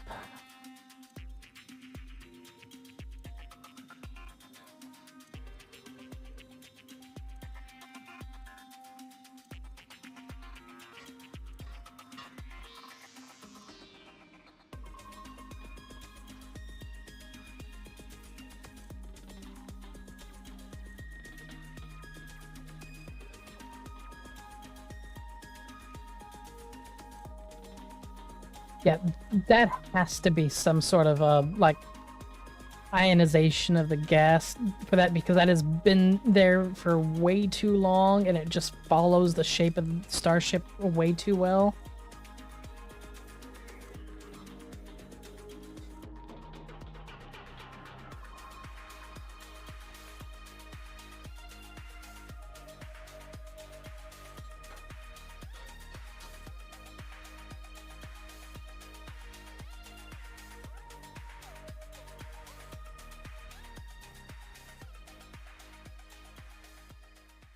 Welcome back to Starship's 6th test flight. It has been an exciting day so far. We lifted off from Starbase at 4 p.m. Central Time. The Super Heavy booster and ship had a successful separation, as well as a good boost back burn and good separation of the hot stage adapter. We did not attempt a return to the launch site and catch attempt today when strict criteria were not met, and the Super Heavy booster executed a planned divert to a landing burn and soft splashdown in the Gulf of Mexico. Yeah, obviously we were hoping to come back to the tower, but this was a test and we knew that it was a very viable possibility. Starship is at 85 kilometers. Flaps now have control of the vehicle. All right, Alright, great so news there, turning our attention over to the star of the show here, giving us these amazing views once again. We heard the call out there telling us that the Starship vehicle is now 83 kilometers above, coming up around T plus, well, now actually, the ship, as you can see, is beginning to re-enter the Earth's atmosphere. As a reminder, one of the main goals of today's flight test is for the ship to make it through the extreme heat of re-entry and to do so in a controlled manner. Now, re-entry is typically a portion of flight where we don't have communication capability with the spacecraft because it's re-entering at or around orbital velocity, which is roughly 8 kilometers per second or about 5 miles per second. Now at those speeds, yep, pretty fast, the spacecraft is moving through the atmosphere rather quickly, and that results in friction, as we can see that starting to happen on our screen, and this creates a plasma field around the vehicle. That blanket of plasma distorts communication frequencies, so it's not uncommon to experience brief blackouts in communication. Yeah, and with the Starlink antennas on the back side of that, it actually, and it being through satellite, yeah, it's at peak heating. Okay. You just heard we're getting into the peak heating phase. We're getting these views courtesy of Starlink. We've got 4 different terminals on the ship itself. It's what's really allowed us to get real-time data during what's otherwise been just a mystery box, essentially, for spacecraft design, where when you're re-entering through the atmosphere, at least getting anything in real time hasn't ever been possible before. But we're able to not just get these views, but real-time telemetry from the ship as it's coming through. Do really want to stress that we are really pushing the ship today. The heat shield is not in the same configuration as it was last flight, where we had a team of ship techs do just an otherworldly task, replacing the entire heat shield, thousands of tiles, installing a backup ablative, and that pretty much set us up to do a pinpoint landing on Flight 5. We did not do that with this one. We have some backup in those really sensitive areas around the flap, but this is an older generation heat shield. And knowing we weren't going to do that, we even went and removed some extra tiles. There are some missing tiles on the nose cone where we're testing some backups. There are some steel covered tiles in a couple of different spots. And there's also a whole lot more steel Interesting. showing. As you guys talked about, we gave it a little bit of a haircut, a couple hundred tiles trimmed off the sides, and that's where we might have catch fittings in the future. But And there's stuff burning off. Colors starting to come in, so it looks like things are going to start heating up, Kate and Jesse. Yeah, fun fact, Dan, we actually removed 2,100 heat shield tiles from Starship in order to It's like if basically present that's that color in there, it means that things are burning off of the thing. It may not think back to survive. previous flights, the heat shield line came up further on the vehicle, and just like Dan said, we want to test the vehicle beyond what we think it is capable of carrying based on our simulations and calculations. So once again, to just be Oh yeah, super all plain, those green. It's surprised good if night, we see Vetra. some wackadoodle stuff happen here. We won't be. You're gonna try to There resume are your a number of sleep things schedule. that All we right. are testing out intentionally to see what the ship can take. Yeah, exactly. And knowing what those limits are will really help us design the vehicle of the future. Yeah, all those Essentially, sparks removing those coming tiles off. helps us remove a lot of It's weight from the already vehicle, starting a lot to of things that eat might through. potentially need refurbishment in the future. And the goal is to come up with a heat shield pattern or design that we don't have to refurbish. We can just continue to use it over and over again. And that's why we're changing some of those tiles and moving stuff around, removing a lot of those tiles, as Kate has been mentioning. Exactly. And, you know, looking forward to the Starship capability of the future, we want to be able to catch Starship like we do with boosters. And so the next flight, we want to better understand where we can install catch hardware, not necessarily to actually do the catch, but to see how that hardware holds up in those spots. And today's flight will help inform, you know, does the stainless steel hold up like we think it may based on experiments that we conducted on Flight 5. Now, continuing to look, amazing views. Yeah, Dan, go ahead. Yeah, all No, I that was just gonna sparking say, right like, there. There's so much on this flight that we're doing to try and, you know, make all the ships that we're about to start flying even better, just really understand what their capabilities are going to be. We've got kind of the next gen ship. This is gonna be nail biting whether it actually managed to Shield upgrades and everything. splash down, because One of the things that we're all gonna be that doing spark in there is one of the reasons we wanted daylight is we're going to be flying pretty aggressively as ship comes in. We're going to be kind of nose down, and we've done it in wind tunnels. We've done it in simulations. You might see the flaps really flapping around trying to control the vehicle.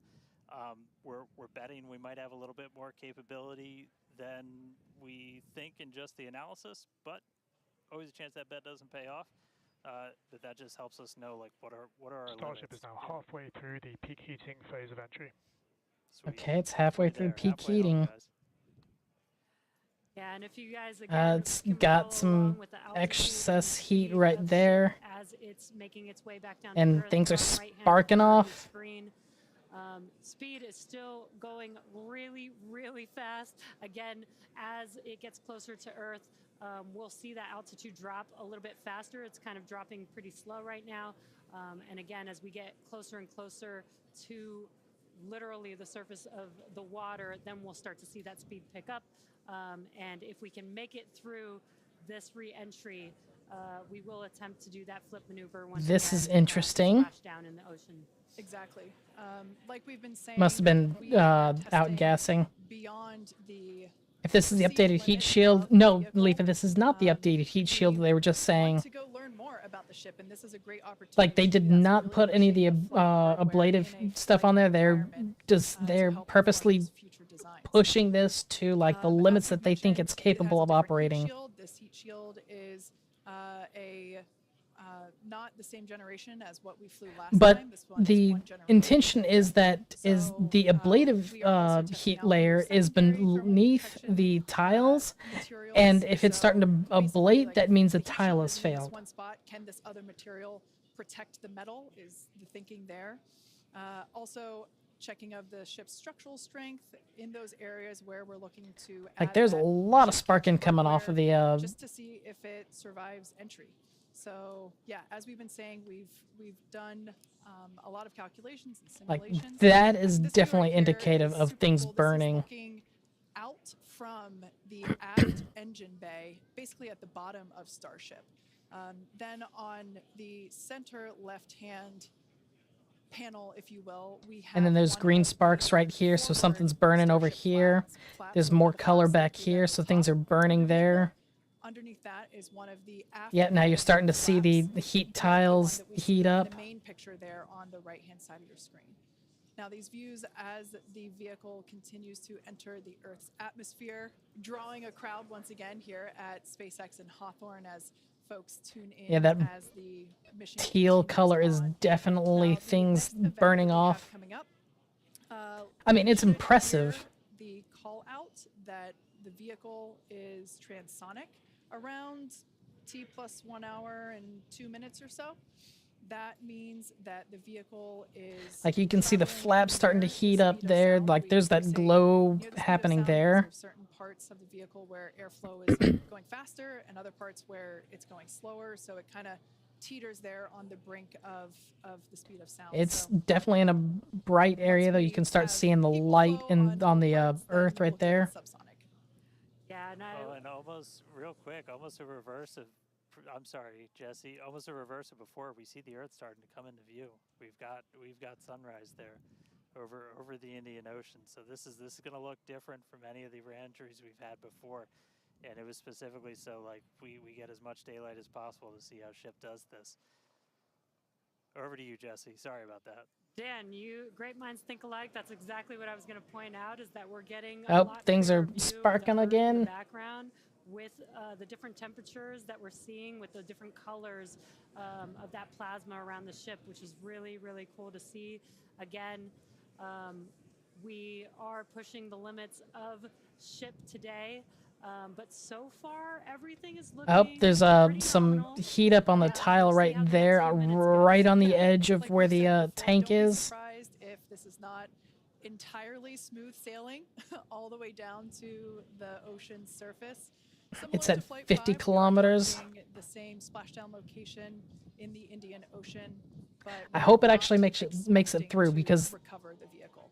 Right, and we were getting some glimpses of the flaps. The flaps so far are looking pretty good. We're not surprisingly seeing this any nope, there's those flaps right again, there is like it's in starting the to burn interior, through which is or our most overheat. concerning area there. That's great news for us for now. It hasn't Again, burned next through few minutes yet, could but it's change as we continuously push those limits. Yeah, once we it's definitely slow heating it down up. a little bit, once we're subsonic essentially, so I think that's about 1,200. And you can see a lot of things sparking off of the Down flap below there. that's when we're gonna kind of dip our nose down and get that more aggressive angle of attack. Normally we're just belly flop right into the water, pretty much that position. But if we're going to be able to do return to launch sites, we're going to want to be able to fly with a little bit more of an angle of attack, get you a little bit more range as you're coming through. And so this'll be just a test to see quite how far can we push it. And obviously we're going to do these kind of tests way out here in super remote areas before you ever try to bring a ship back to a place like Starbase. Starship remains on a good entry trajectory. External temperatures are coming down. Okay. So it's starting to. There that tells us that we are through the phase of peak heating. So we are expecting. I mean, things can still fail at this point because the temperatures are still super hot. Again, we are targeting a soft splashdown in the Indian Ocean. Oh, okay, never mind. That was just reflective on the gas. Of Australia, we can see these beautiful views It's of planet still. Oh, okay. It's starting to fail. We had nighttime views of the ship as it was re-entering, and now we've got daylight. It is about an hour or so after Like sunrise. this flap is starting to. You can see it's like it's gotten through. It might not seem like it makes a huge difference, but we do get a little bit more light on ship as well for the camera views that we have, which is very beneficial for us to visually see anything and try and correlate that to any of the sensors or data that we have on the vehicle. Exactly. That is why we shifted our launch window so that we could have that daylight in order to improve our It's starting. The heat shield there is starting to fail. getting all the raw data from all the sensors that are on board Starship, but we also have multiple cameras and assets out there that are watching the vehicle and will also be able to tell us with this visual story that is also very, very important. And as we get down a little bit lower, the Raptor engines are in their chill phase right now, so just essentially getting them primed to turn on. We're going to use those 3 center engines. I mean, it's made it through. I'm wondering about the other side. So we'll come down kind of in that slightly because it's pointed down belly flop and still then fire off those engines it's still quite to float us hot, around, and then do but that final landing burn. That should be coming up in just a little. I'm curious about the other one that had the and you can see the scorch from all the way up here, but it's survived, sort of. We'll see if keep a close eye on the flaps. They're going to be working overtime essentially to maintain control of the ship as we get a little more aggressive with this. Yep, it's glowing. See that we are beginning. Starship has passed maximum entry dynamic pressure. I mean, it's Great flaking call out off. there, but we can see on this view here that we do have some heating there on that looks like one of the forward flaps on Starship. This is to be expected. We knew that the vehicle would perform differently than what we had seen on Flight 5. This is actually really good data because it tells us what parts of the vehicle at this, what will soon be a higher. It's starting to cool off. Drop down below the speed of sound. We'll have a higher angle of attack, meaning we're going to be flying nose down, basically. So yeah, this is good news, but we can actually, looks like that heating is starting to cool off there. Yeah, it's a little burn through. Again, it is important to note when we start seeing that through the ship's descent as well. So like Kate was saying, we're getting some really good data here. It looks like the other flaps are doing a little better than the one that has a little burn through, which is some good news. Again, constantly watching. We've got a couple minutes until we're expecting to make it all the way back to Earth. Exactly. And like we said before, we are not expecting to recover the ship, although... Yeah, Leafa, they did end up putting, because of like the first one where they saw it burned through almost the entirety of the flaps, so they added that to all of them. But really the telemetry, I mean, as I said, they're trying to find the exact fail points on this and push it past what they think it is. The future designs of this vehicle. We can see some flap movement as the camera is moving around. That's what you're seeing there is the flaps adjusting. And we have a camera on one of the flaps there this is the view that you're seeing there. And you can also see the graphic in the bottom. Starship is slowing down past Mach 1. Okay, it is now transonic. See the orientation of the vehicle starting to change. You can follow that graphic at the bottom of your screen. Again, that is why those flaps are changing. They control the orientation of the vehicle. Oh, that is a beautiful sight. Yeah, this is Starship has started the subsonic belly flop, remains on a good trajectory. I was gonna say this is when things will start to get a little interesting. So this is when we're moving slower than the speed of sound. You can see that nose slowly start to tip down, and we're gonna try and maintain flap control the whole way. But we are just a couple minutes away from hopefully doing a landing flip and landing burn if the flaps can hold together. Yeah, this is such a cool view. This reminds That is me a beautiful view. of when we first performed the belly flop maneuver on the high altitude test with serial number 8. We saw the ship come back through, and I always wondered what it looked like from the ship's perspective, and this perspective I think helps inform that. We will be, as Dan said, we will be dipping down a little further and really be flying nose first. This higher angle of attack, we're intentionally doing it to stress those aft flaps, and that will help inform the limits of flap control in order to collect data for future landing profiles. Like you can, I mean, it's past the point of where you're needing the heat shields, but you can see it still flaking off. It's still smoking because it burned through some of that. Altitude to go. Uh-oh. Ignite the engines when we're still just a couple hundred. Seeing a little bit of, okay, that might be from the gassing of that. 5 kilometers altitude, remains on a good trajectory. I have a feeling this is going to look so cool as it passes through the clouds. It already looks amazing passing down through the clouds. Obligatory shout out to the entire avionics team on Starship. Oh, here we go. And there's that nose down orientation.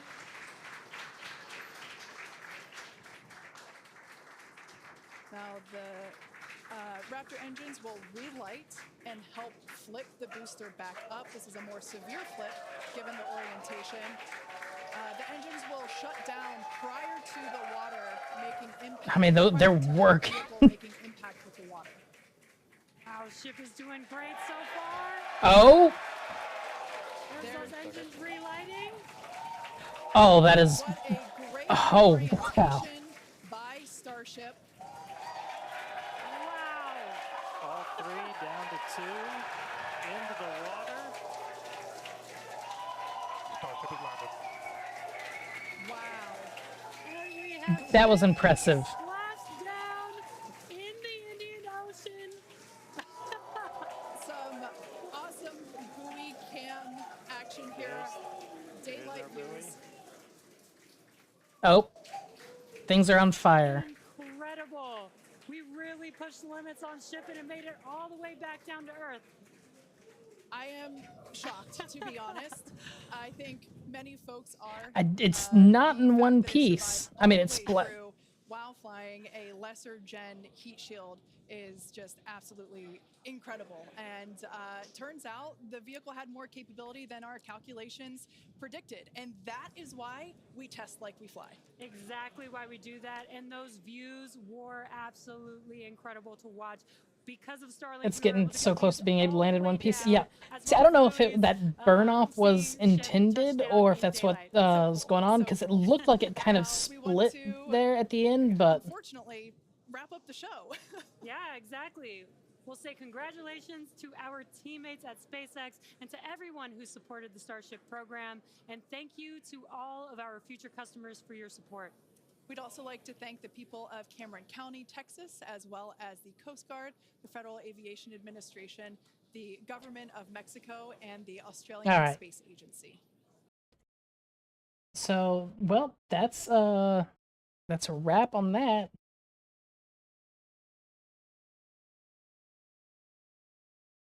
Why are we still seeing...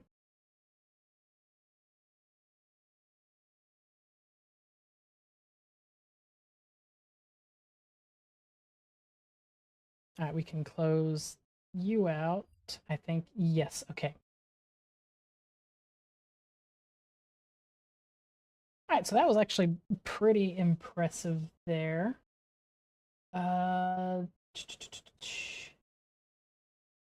think I'm gonna go into at this point because there's no reason to not continue. It's still pretty early here.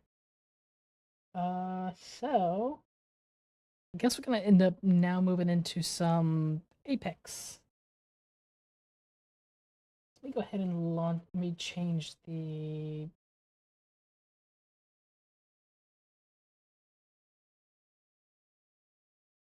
No, stop that.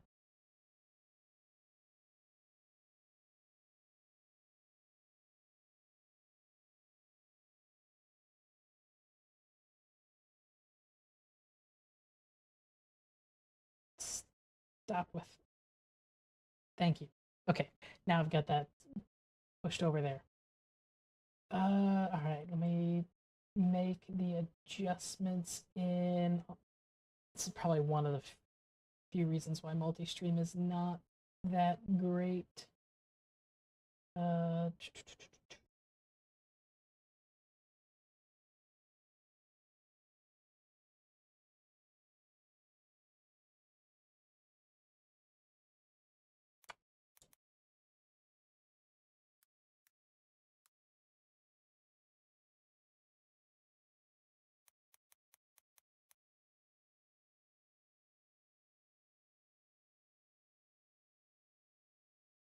That is there. Now I've got one more. I think I have to change that in.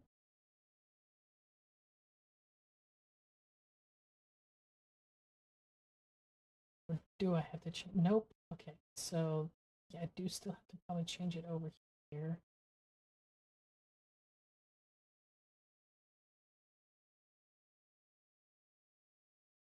I have to change that in. And I don't need to hear myself on that.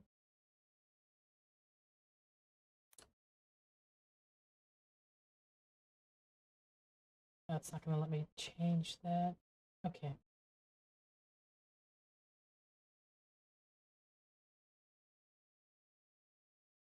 So I'm not going to worry about that.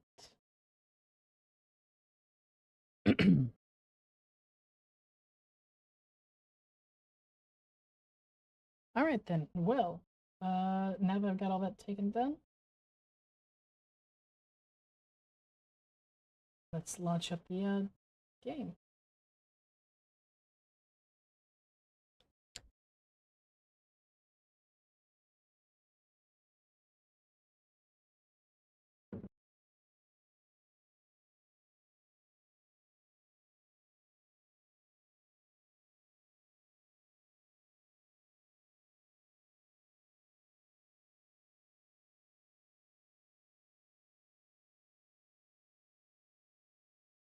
All right, and now we're just waiting for Apex to launch up.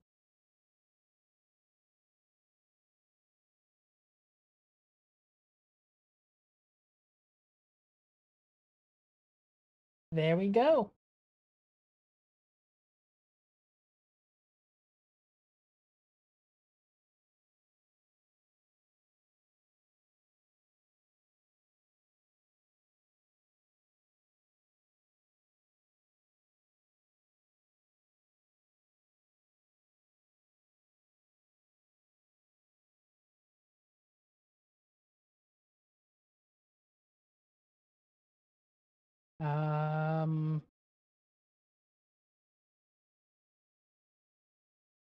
Do I have an NVIDIA? No, I've got an AMD.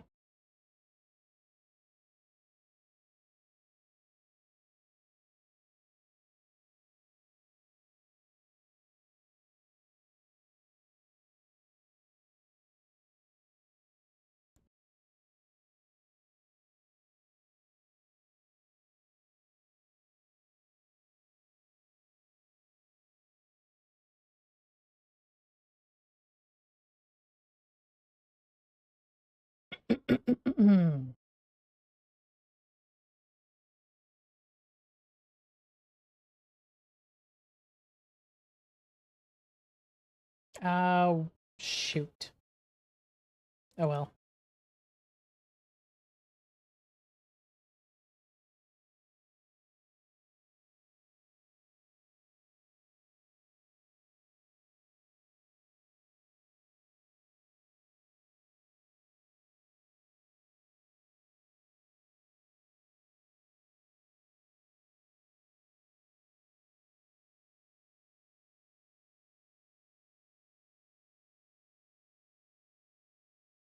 Oh, yeah, I've not used a NVIDIA card for a while. Like ever since I swapped to or created or made this computer 2 years ago.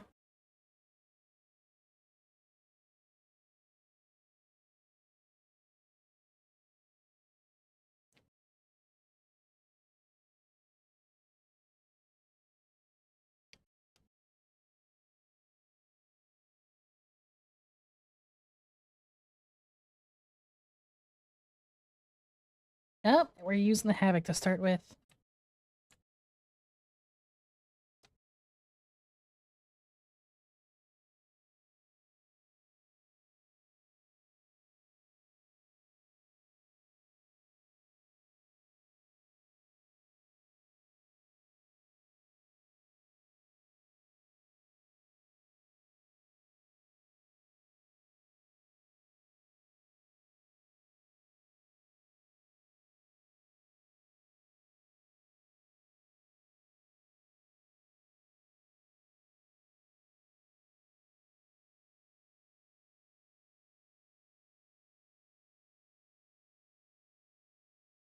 Where was that from?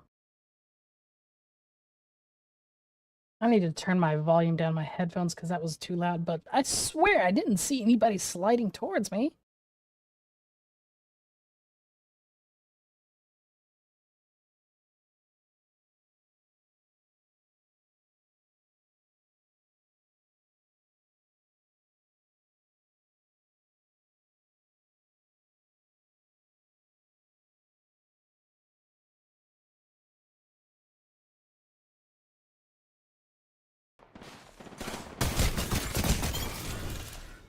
What do you mean audio's not playing through?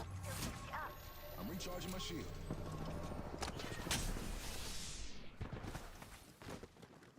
That's not what I want.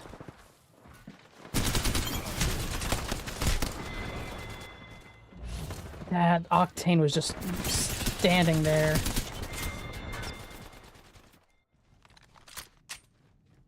Recharging my shields.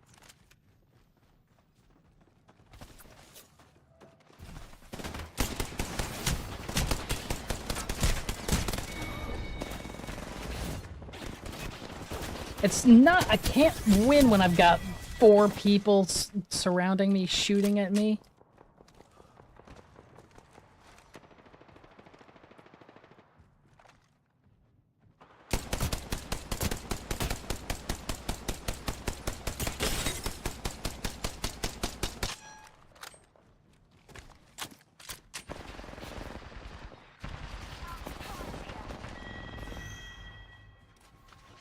Gives a sick. Recharging my shield. Just giving my shields a recharge.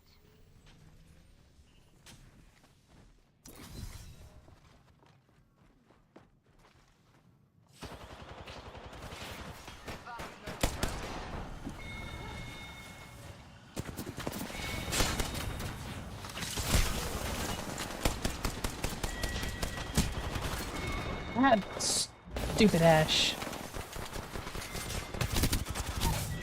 And then...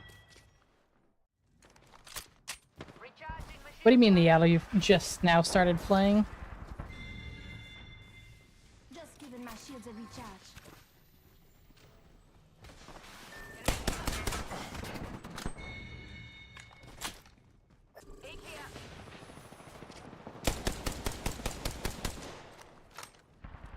Just giving my shields a recharge.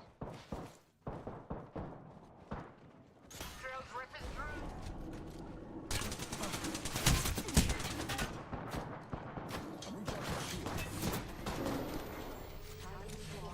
Just giving my shields a recharge.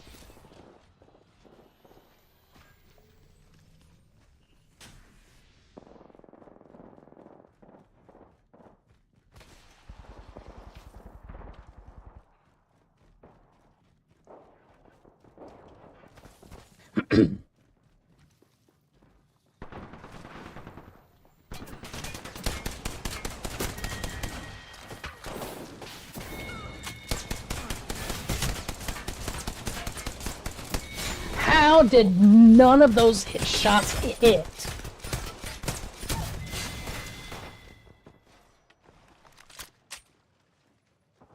Like, I was even hip firing most of those like...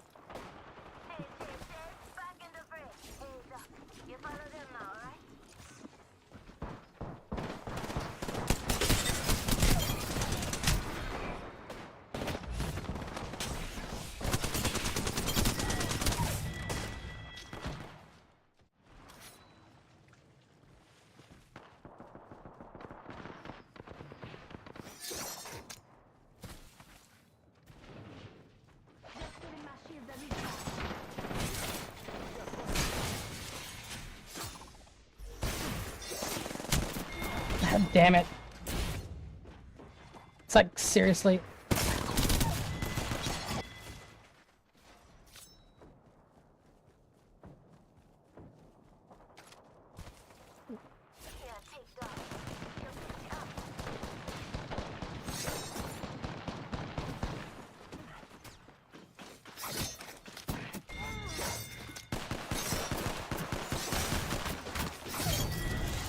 Got it.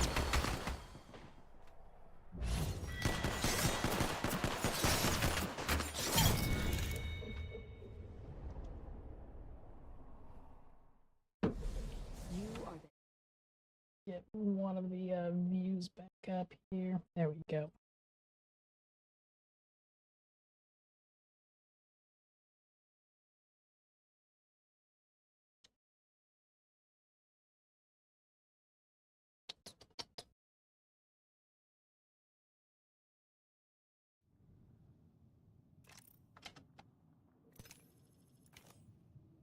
Alright, so still very much in the warm-up phase here.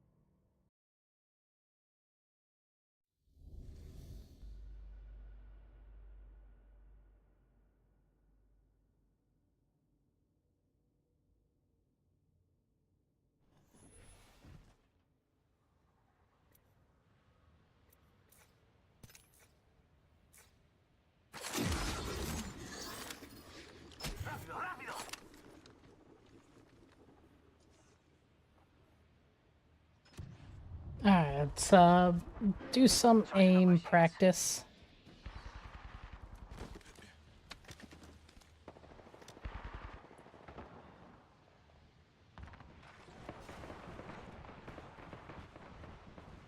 Let me move over here where I can see a little better.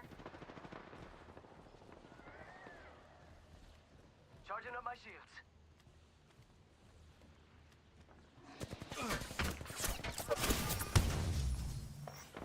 Reinforcing my shield.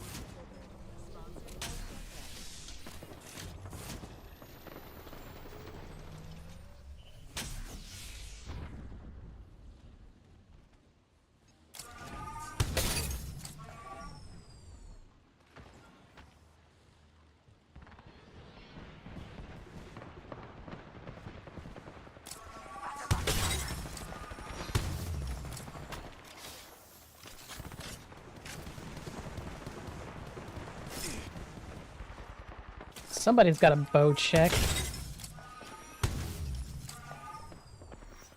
Not anymore, they got a bow check. Reinforcing my shield.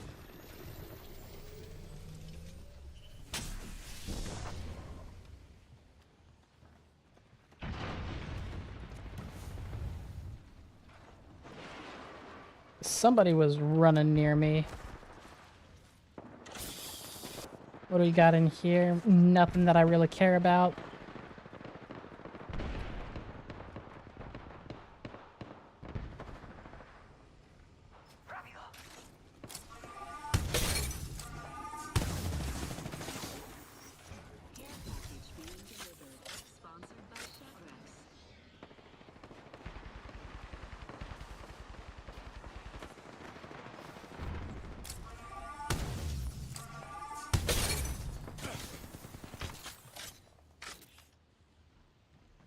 Somebody was shooting me from over there.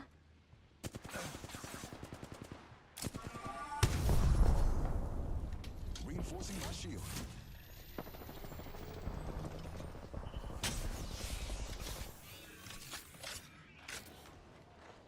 Oh, you're not up there anymore.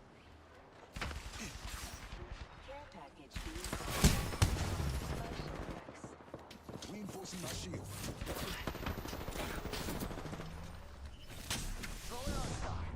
Charging up my shields.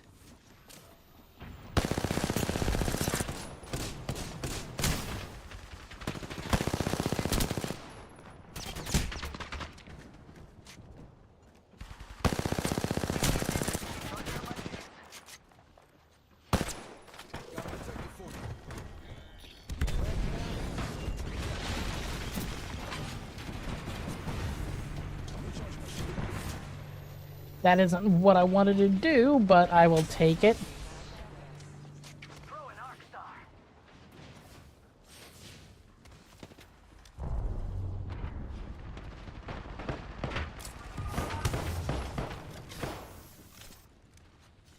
Charging up my shields.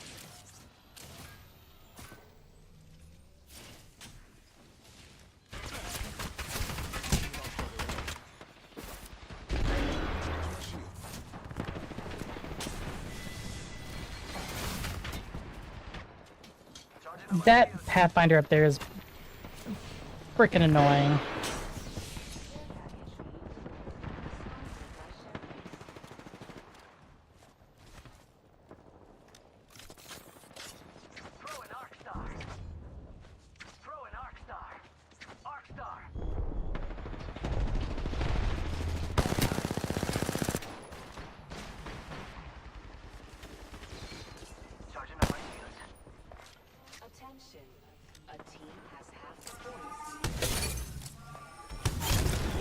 Gotcha.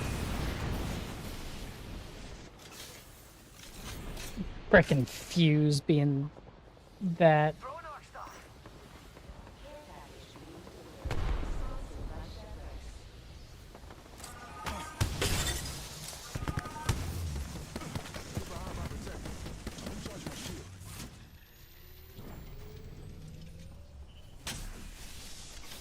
Moving my mobile shield. It's gonna take a little walk this way.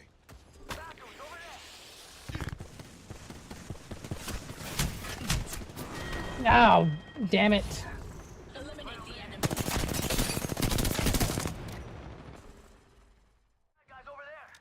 Busters tried, but they can't keep me down. Amigos, let's go here.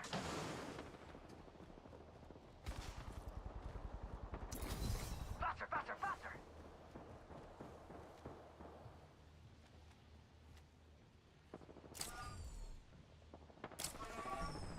Is that a fuse with a Kraber? He thinks he's actually going to be able to get anybody with that?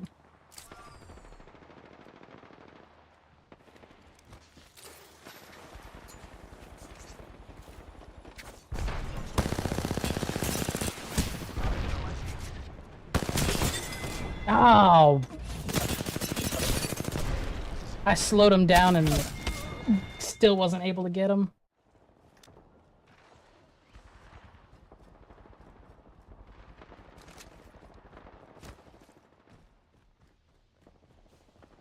Let's go here. Faster, faster, faster.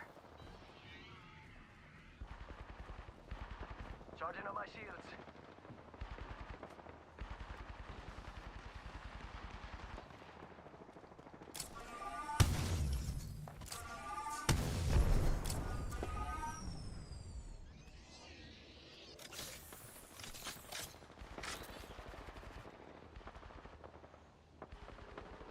Charging on my shields. Alright, well, broke that Pathfinder, so somebody should be able to take the Pathfinder out.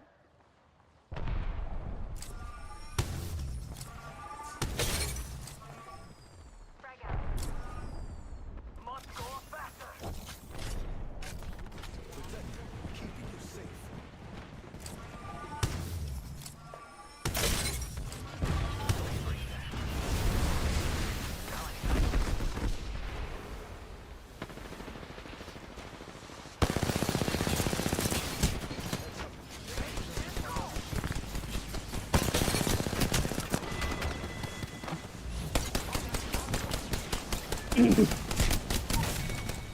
They're lucky that my shield disappeared there because I was definitely going to be able to take him out.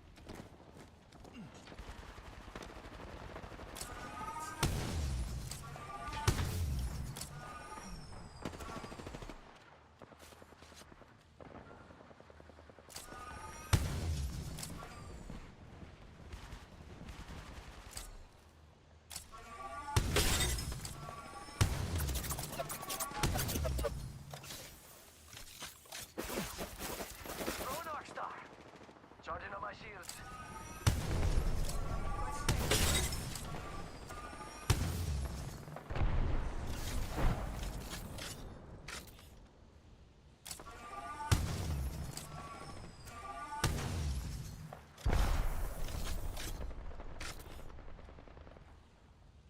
Faster, faster, faster.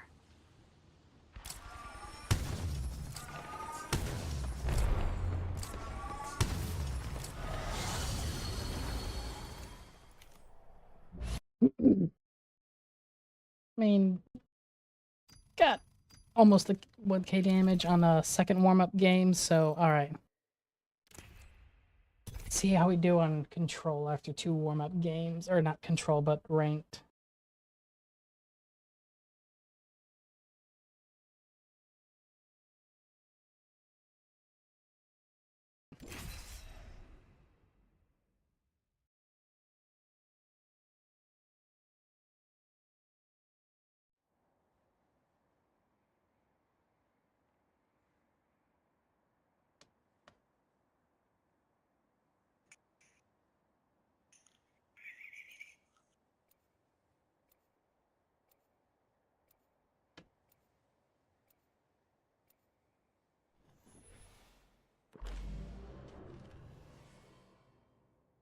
Newcastle. Don't make me have to drag you. High flying. Perfect.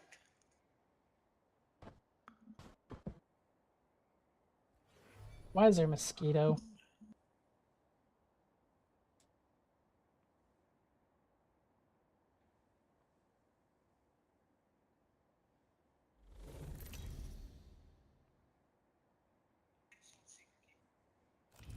This is your champion. take me out? Come find me.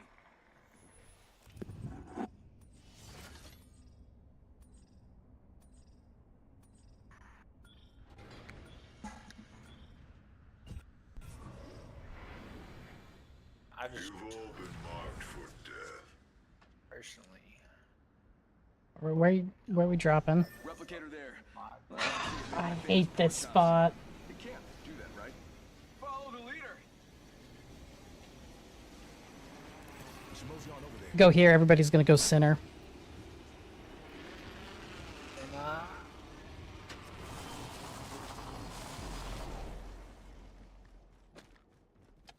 Lifeline, you're by yourself. He's dog shit.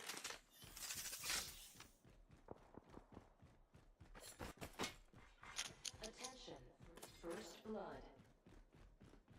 First blood. Good thing it's not us. Got some extra munitions here. Ooh.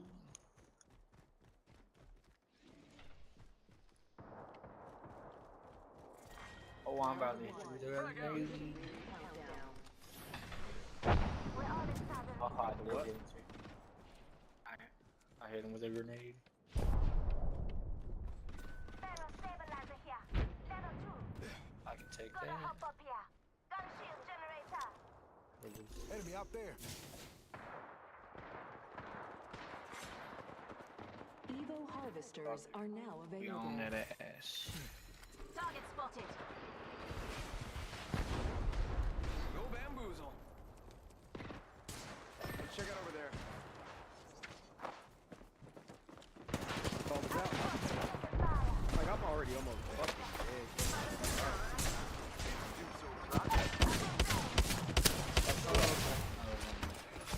I don't even know where I got you.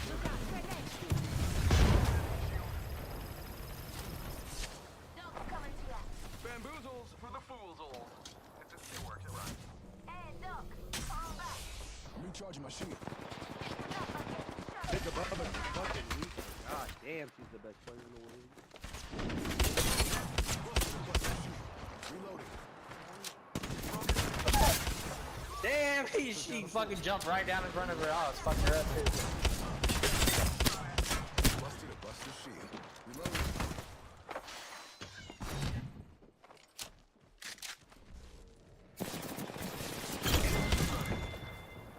And Raj here to save the day. Give him my shield to recharge. Got an upgrade. You're coming with me. Just giving my shield a recharge. Reinforcing my shield. Care package being delivered. Christmas came We're early. getting pushed.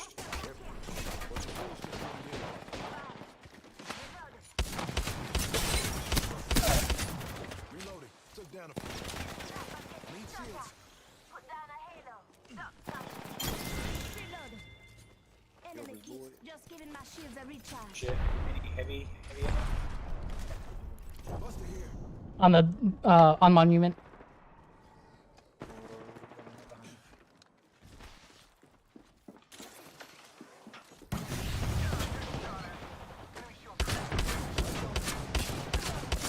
Give me my kill! Fuck! That's happened to me like 5 times already.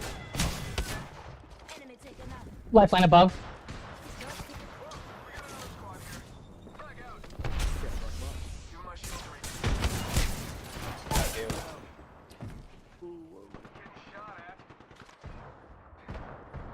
I'm spotted. Take it. Reloading. Tubes o'clock. Recharging shield. Grenade. Damn! I think I cracked. I don't know. They're both fucking weak, I think. Either way. Shots fired. And They weren't even as good as up. Reloading. Oh yeah. Got a new kill leader. Tides of battle have changed. Reloading. I'm gonna back out. Yeah, yep. Back out. You're gonna leave the game? No, like, fall back. Go get us. I'm recharging my shield.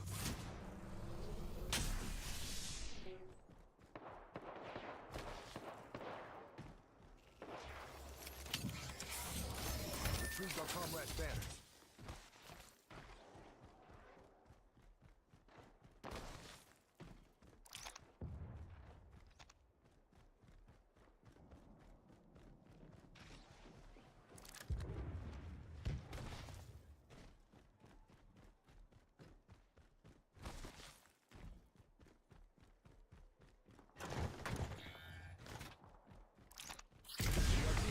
Stay behind this protector.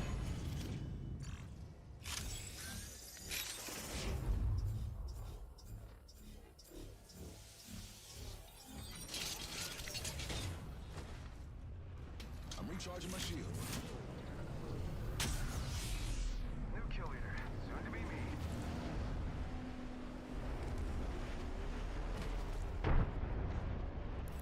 Fooling around over here. I'm back. You guys miss me? Of course you can.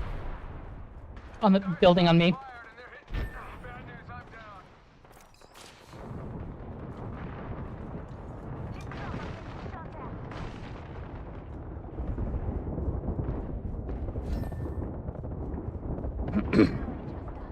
We got to watch each other's back.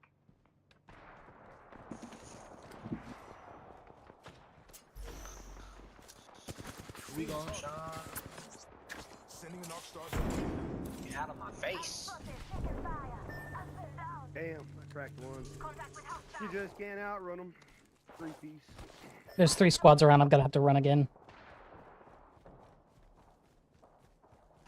I wasn't even expecting you to res me, really. That quick. Well, there were 2 squads that were fighting, so that was a decent place to res so we could try to get back in the fight, but a 3rd squad came in. Man, this next ring is far. They did not I'm let already us out of do breath. this. I just ran as soon as I hit the ground and then motherfuckers followed. Attention. Delivering replicator. Oh, What's up? Replicator on its way. Yeah, I'm currently carrying my team at the moment. Protector, keeping you safe. Forcing my shield.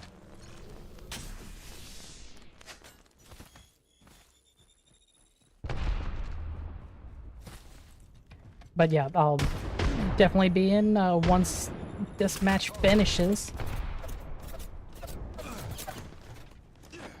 Let's hustle that way.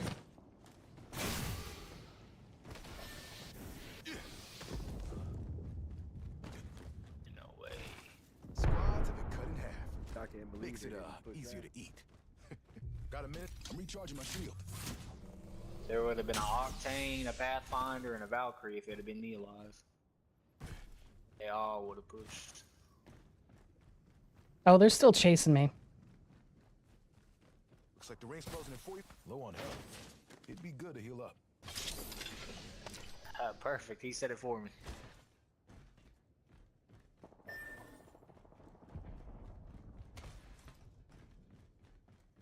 Ring closing in 30 seconds and it's just a short trek.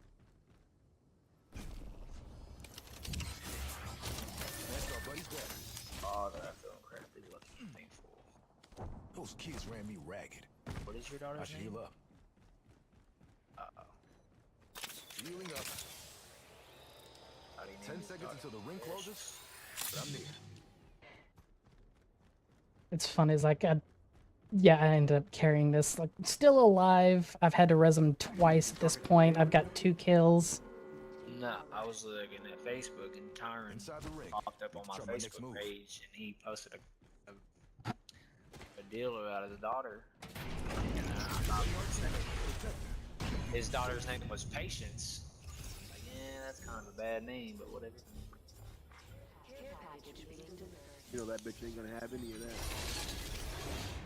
Huh. Just got an upgrade. Guess Newcastle just leveled up. I know she's probably gonna be big as fuck. By the day. Iron's big as hell, and then what the fuck's her name? Well, anyways, her mom's like fucking 6'3", 6'4" herself. There's a new kill leader. There's people here. Bam to the bam. I'm running out of ideas. Craftsman, hold positions, please.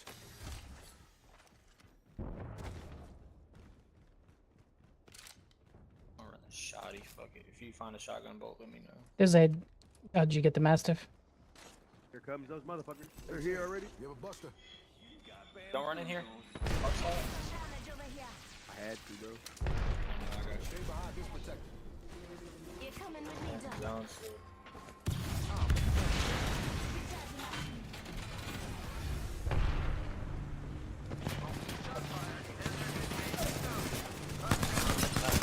They all push that way.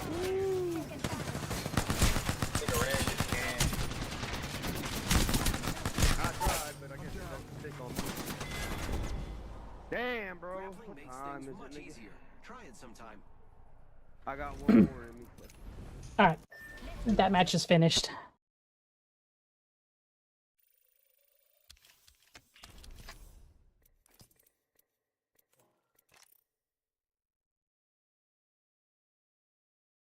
Throwing out the invite.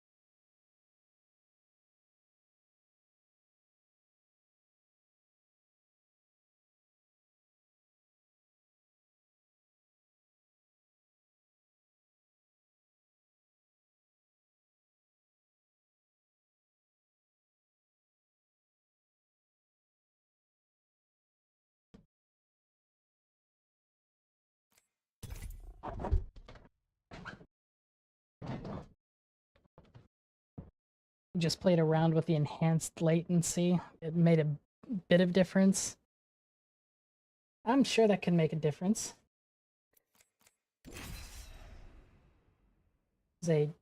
Last match was a 20 RP gain for me, but that's also because I was the only one with kills. We got 7th place because of me.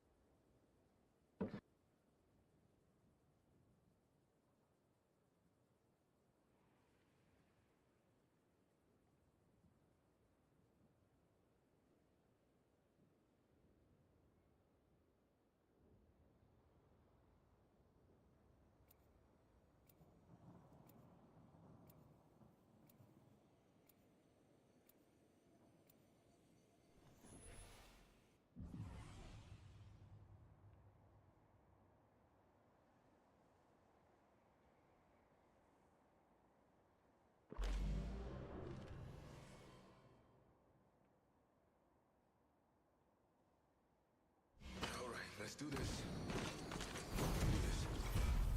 One more time.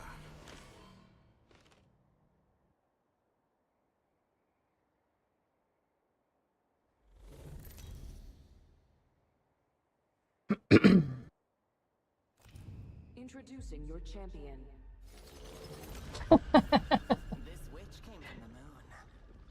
Yeah, I've noticed you've been rather quiet on that front. It takes a lot to take me out. Ah. It takes a lot to take me out. Shooting star. Okay. Head that way.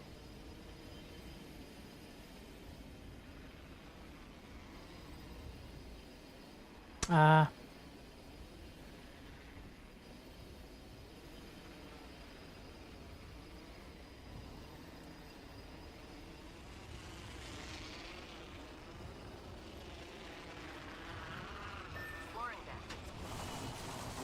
That's a good question. There's nobody here.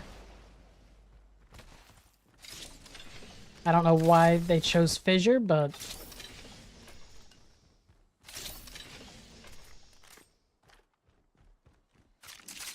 That's what I'm gonna let him. It's like I've got part of my loadout. Today seems to be a shotgun day for me because I was doing pretty good that last game with shots. It was the Evo. It was the first thing that I was able to pick up.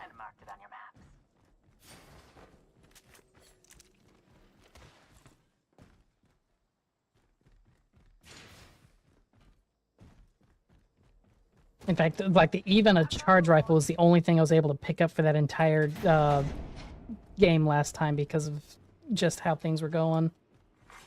Attention, Evo harvesters are online.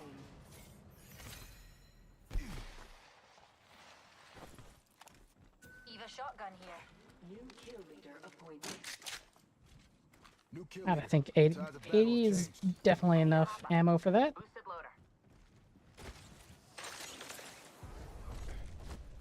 Here to save the day with extra supplies.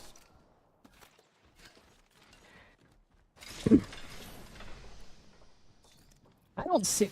It's like I've tried to like super or mantle jump, and every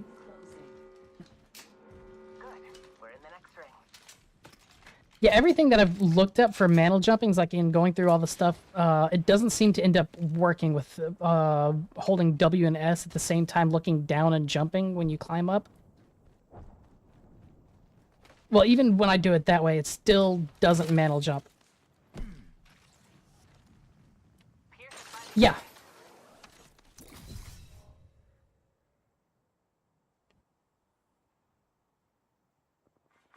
Attention, delivering care package. We gotta keep And jump. on the way. Yep. See, that didn't do it. I'm gonna have to work at the timing inside the firing range for that.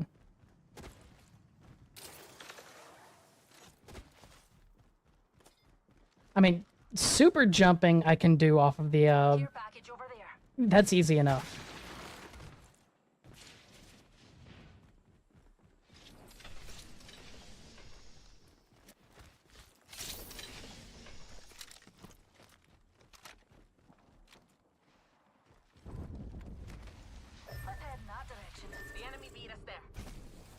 Uh-huh.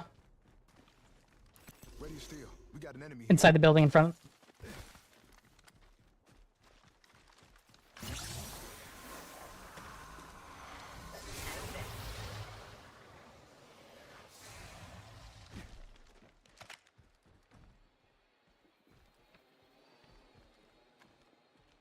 They went up to trials. Up. Buster here. Get your game face going.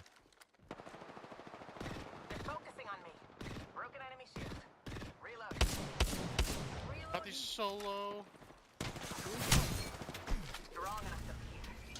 Get behind my protection. Recharge my shield. Doing it again. Yep, they're focused on me.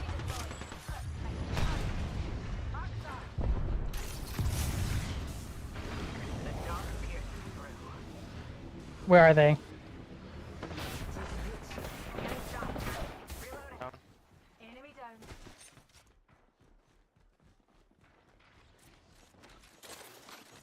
There's somebody still running.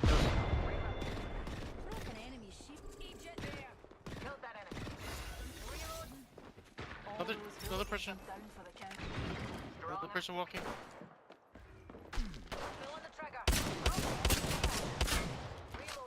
Reloading.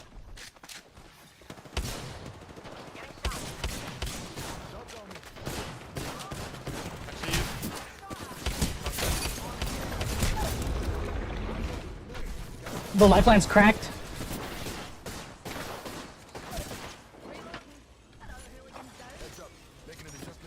He's jumping.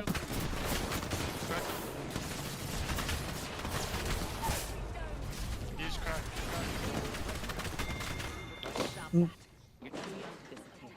There's a gold shield on this. Gold shield on this and grab it. Another team, another team, another team. Just run, just run, just run. Just run. Attention. Eyes open. Grenade. This ain't no place for you unless you try a bit harder. Hey, we got the kills, so that's all that matters.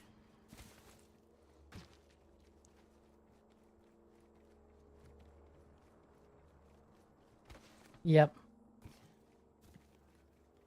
As a bad time.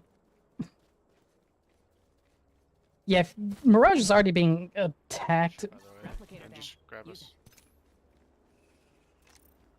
My shields need a bit more power.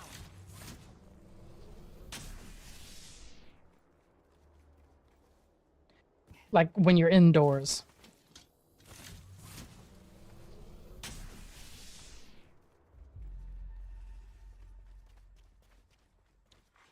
Round 2. Beginning ring countdown. Well, the ring's far. There's a long walk. Well, I mean, like indoors, like if you Mirage ult on a stairwell, that would. Okay, this has been driving me crazy for 7 movies now, and I know you're going to I mean- roll your eyes, but hear me out. Harry Potter should have carried a 19 on 11. Here's why. Think about how quickly the entire WoE Wizarding World War III would have ended if all of the good guys had simply armed up with good old American hot lead basilisks.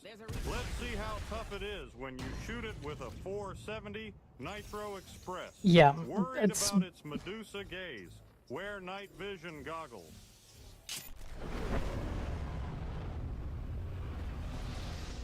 Yeah, it's kind of why I don't use Mirage, because I don't like them. Just bats. And like it 2 times. Let's get back to it. Back from a weekend.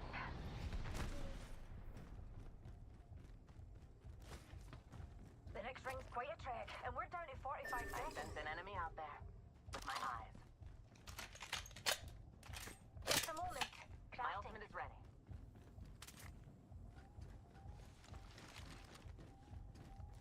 We have an enemy out there.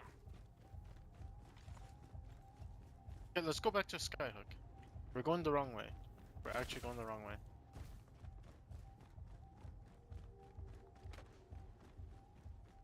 Did it 2 times. We gotta go back to Skyhook.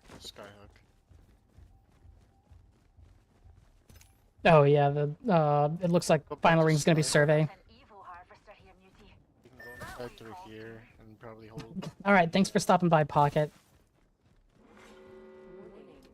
the tunnel. Either that or we just go countdown and hold tunnel. I suggest we move.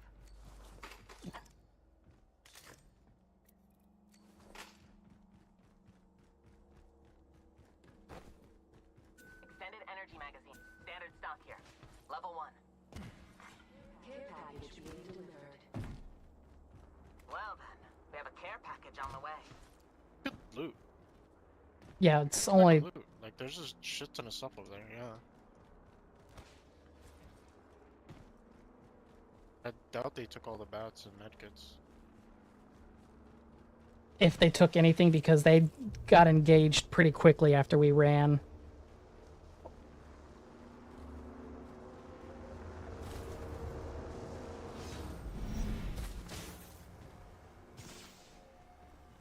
I got heat shields. I got heat shields. Deploying a heat shield. Got it.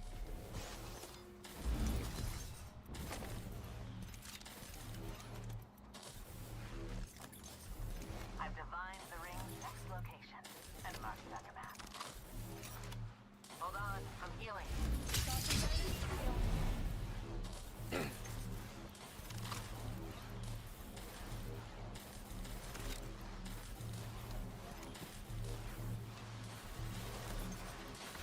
Hold on, I'm healing.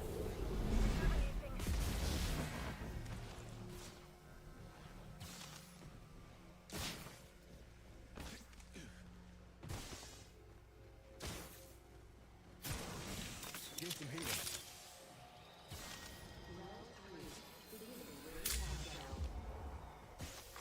Attention. We're good to come over by the wall because we can go towards the left, and because that path is. Okay, we go towards left inside the tunnel. We have to go now. Healing up. Heat shield's up. Hold on, I'm healing. Healing up. be another. Getting some healing. Looks like we're ahead of the game. Ring's coming in a minute, but it's close. Shooting like around here. Yep.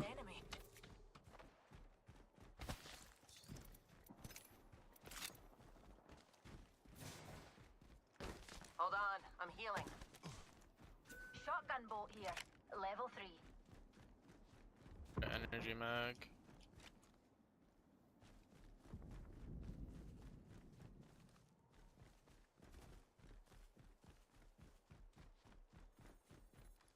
Loba's queuing on me. Loba. You can't come back. Or is it just one? It's just one. Oh yeah, you could shoot that guy then. Never mind, it's more than one.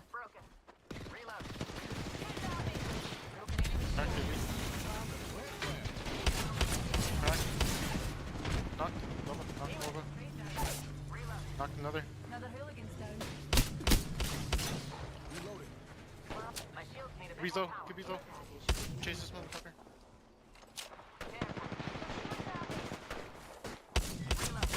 Oh. All those spam pods are down for the count. What the dot? I'm the new kill leader. Reinforcing my shield. They're fighting inside. Recharging. Care package over This is a creeper. This is a creeper. I'm gonna grab it.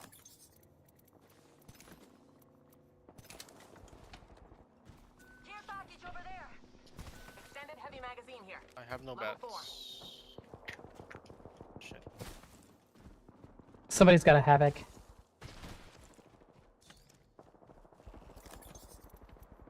Oh, have a cover. If someone wants to take that, I'm taking the creeper. Dibs. Ultimate accelerant here. Beginning ring countdown.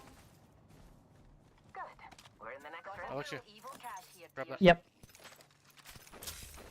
Rejuvenating. Replicator. Here, Alexia.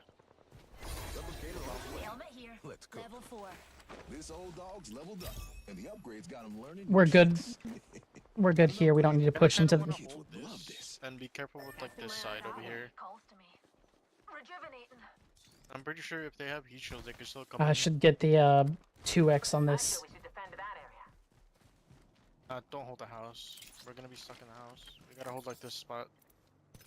Cause we'll have way more space to play. The house, if we get naded, we're just fucked. Strong enough to pierce. I'm holding inside. You guys watch like that side. In that direction, darlings.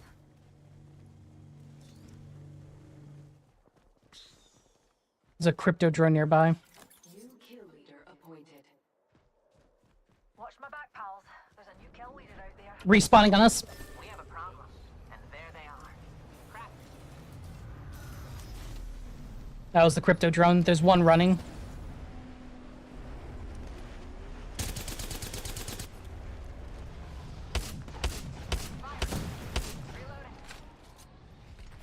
Enemy far off. They're focusing on me. Careful. Well, Don't get next cracked. ring drew us in. My shields need a bit more power. I cracked that 40 hooligan crypto. shield. Firing. Reload. The dark pierces through. Watching on that.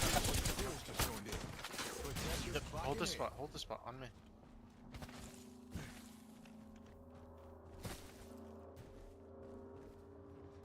I'm recharging my shield.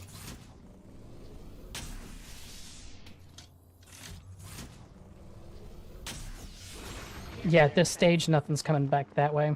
They're all at the...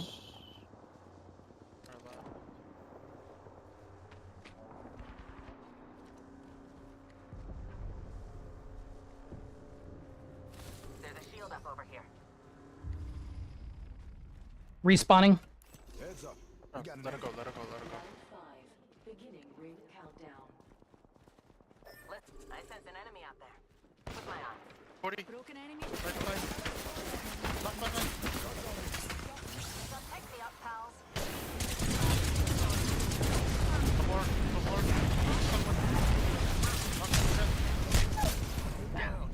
I don't know where I was getting hit from.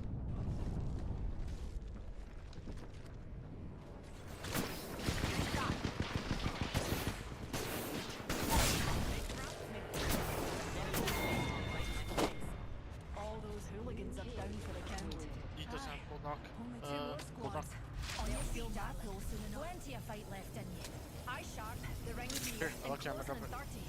Grab it, grab it, grab it. Gold knock. Grab the gold knock first. Grab the gold knock first. Grab it. It's too close. Let me just get the... Using a Phoenix kit. I need cover. 10 seconds until the ring closes. 1 foot in front of the other. I need... Should recharge my shields. Hello. Darks. Y'all take this cells and bats, I mean the bats and meds I can do with cells. I see them. I got cracked. There's cell. Got a zip to us, so be careful. Need a wee rejuvenation. Oh yeah, I could probably craver him.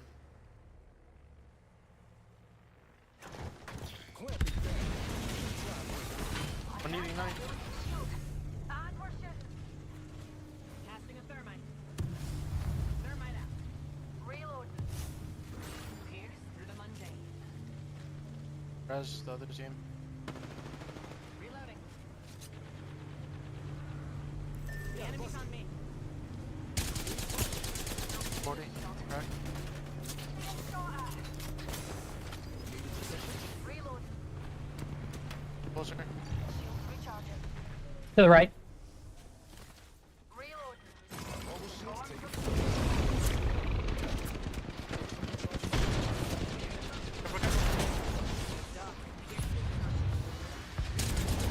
We're good, we're good, we're good. Just heal. We've got a whole 45 seconds of free time. I got that wisdom shield.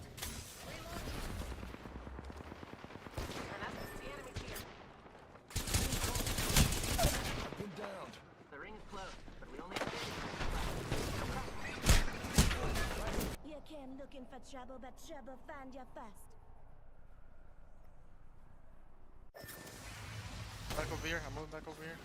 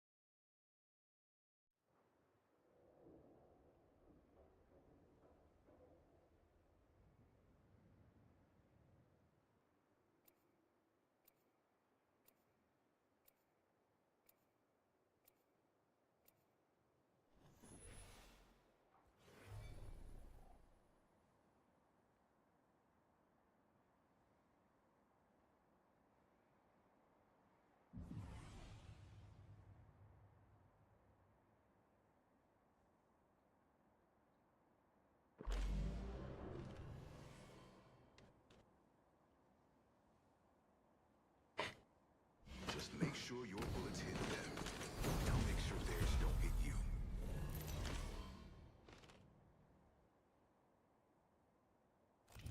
Introducing your champion. Check yourself or wreck yourself.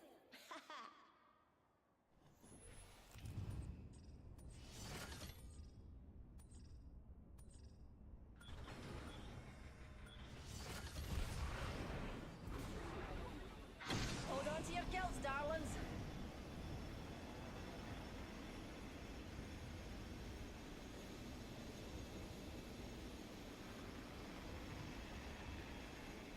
Team dropping on us. Straight on us.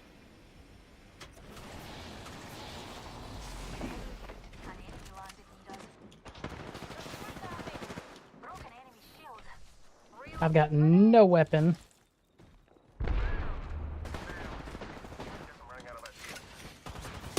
Yep, up. Nice.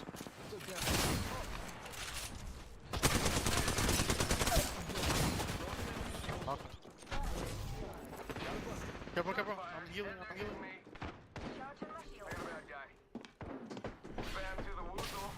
Crack.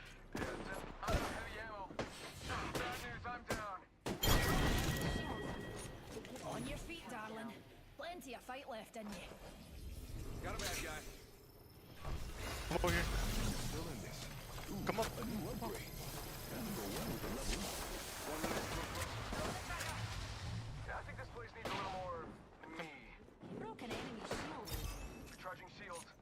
Got an upgrade. Getting more super by the day. Take no reinforcing my shield. Need a wee rejuvenation. Troops o'clock. Evo harvesters are now available. Rejuvenating. Careful. Yep. Send in a decoy. Wait, how do I know I'm not the decoy?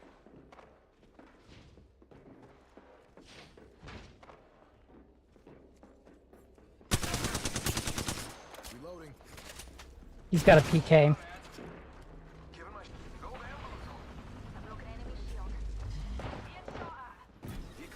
Back up, back to one.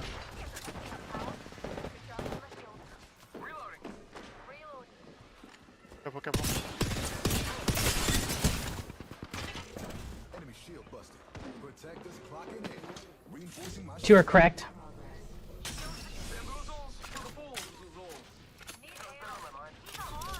Get some healing.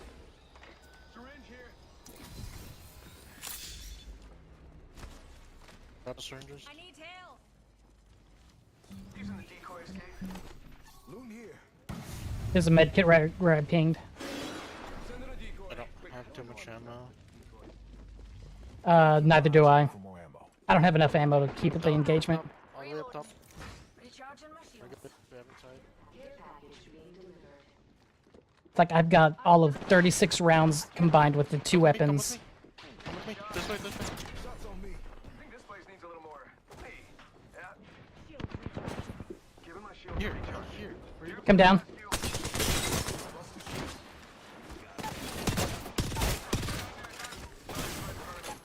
Broken enemy.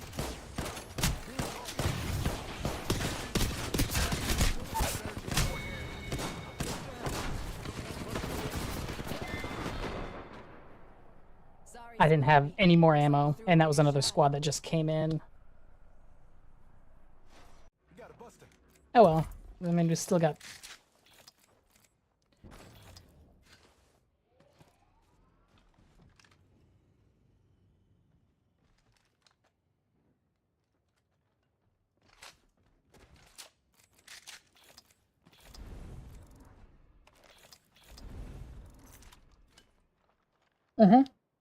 I mean, that's...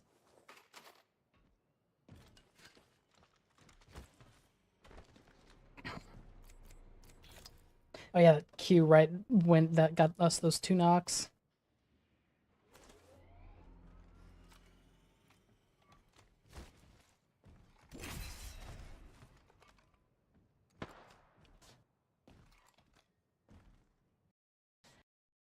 It was positive for me, even though we could have gotten better.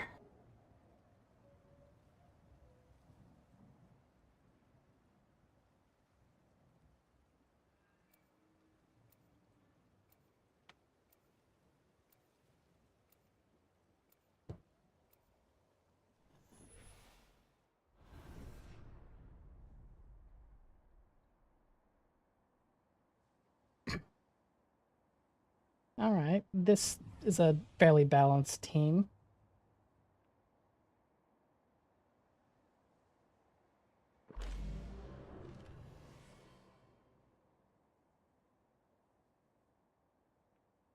You win this one? I swear I'll bake y'all a big red velvet cake.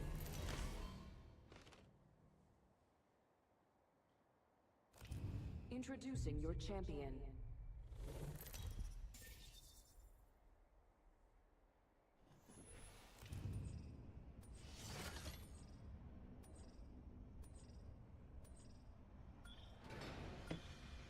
You better not round with me. Don't blame yourself. You got a whole squad to feed. It's like I had used up everything that I had in the Nemesis, and I had 18 rounds of light.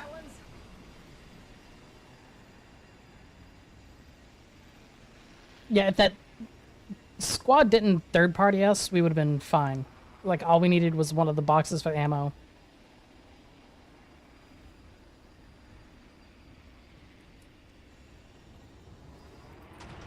Well, you did win the 1v1, and then it's just third-party.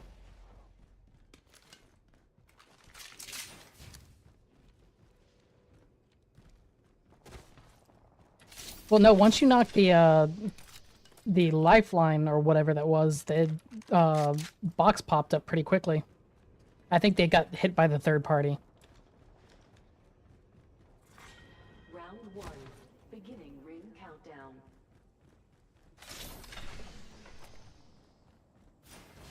Yep.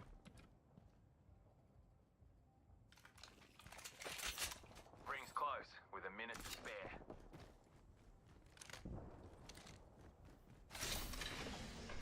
I'm good to go fight this. I've got double Mosum and hammer points. I'm good to fight.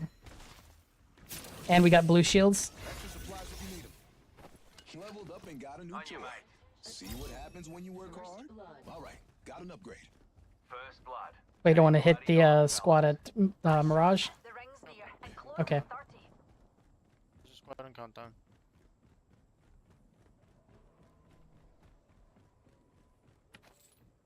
Oi, extra supplies here. Don't put the thing up. 10 seconds. And I'm the ring's getting close. packet loss.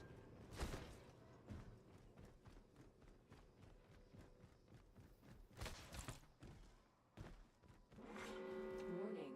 Ring closing. The ring's closing and we ain't in it. I'd suggest we move. Inside.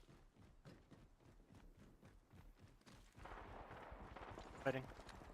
Wait, there's one inside here.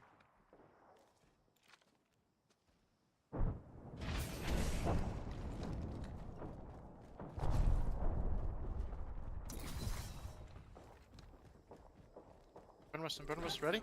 3, 2, 1, shoot. Cracked. Knock him. I killed. I got you. I'm back. In the back there. Switch things up with my mobile shield. Drop over there. Lucky me. Eyes open, grenade.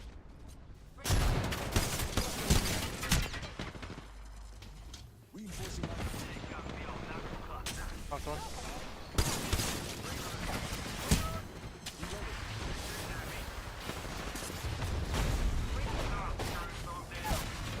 Knocked one. What?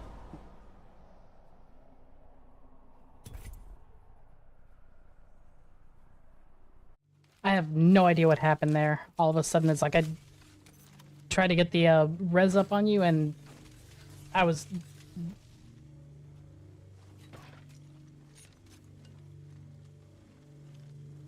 Well, that explains what happened then.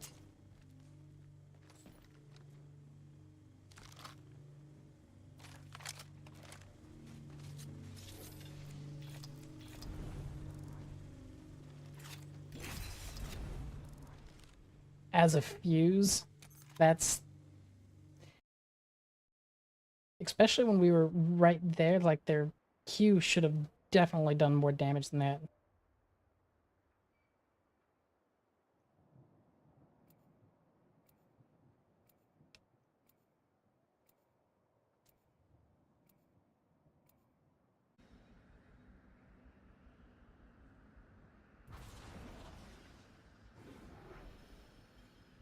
Okay, where are they dropping us?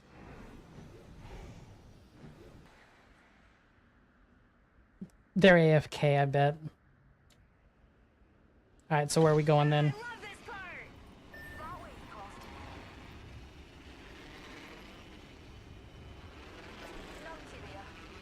Okay.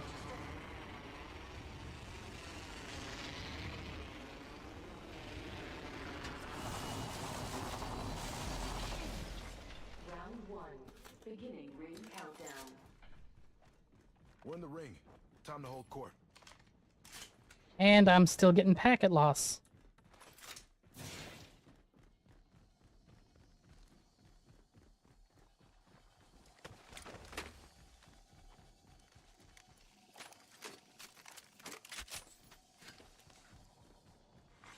Attention. First blood. Someone was fast to the fight and snagged first blood.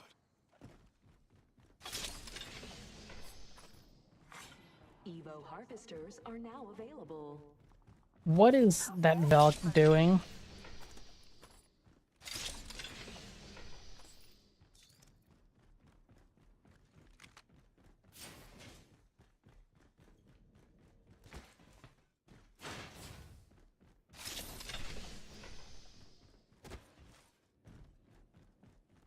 Got some empty supplies for us.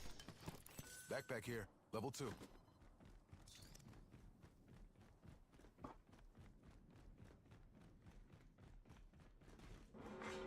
Warning, ring closing.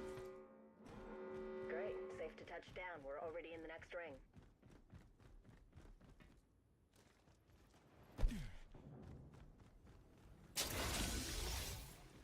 This old dog's leveled up. I'll do something to adjust.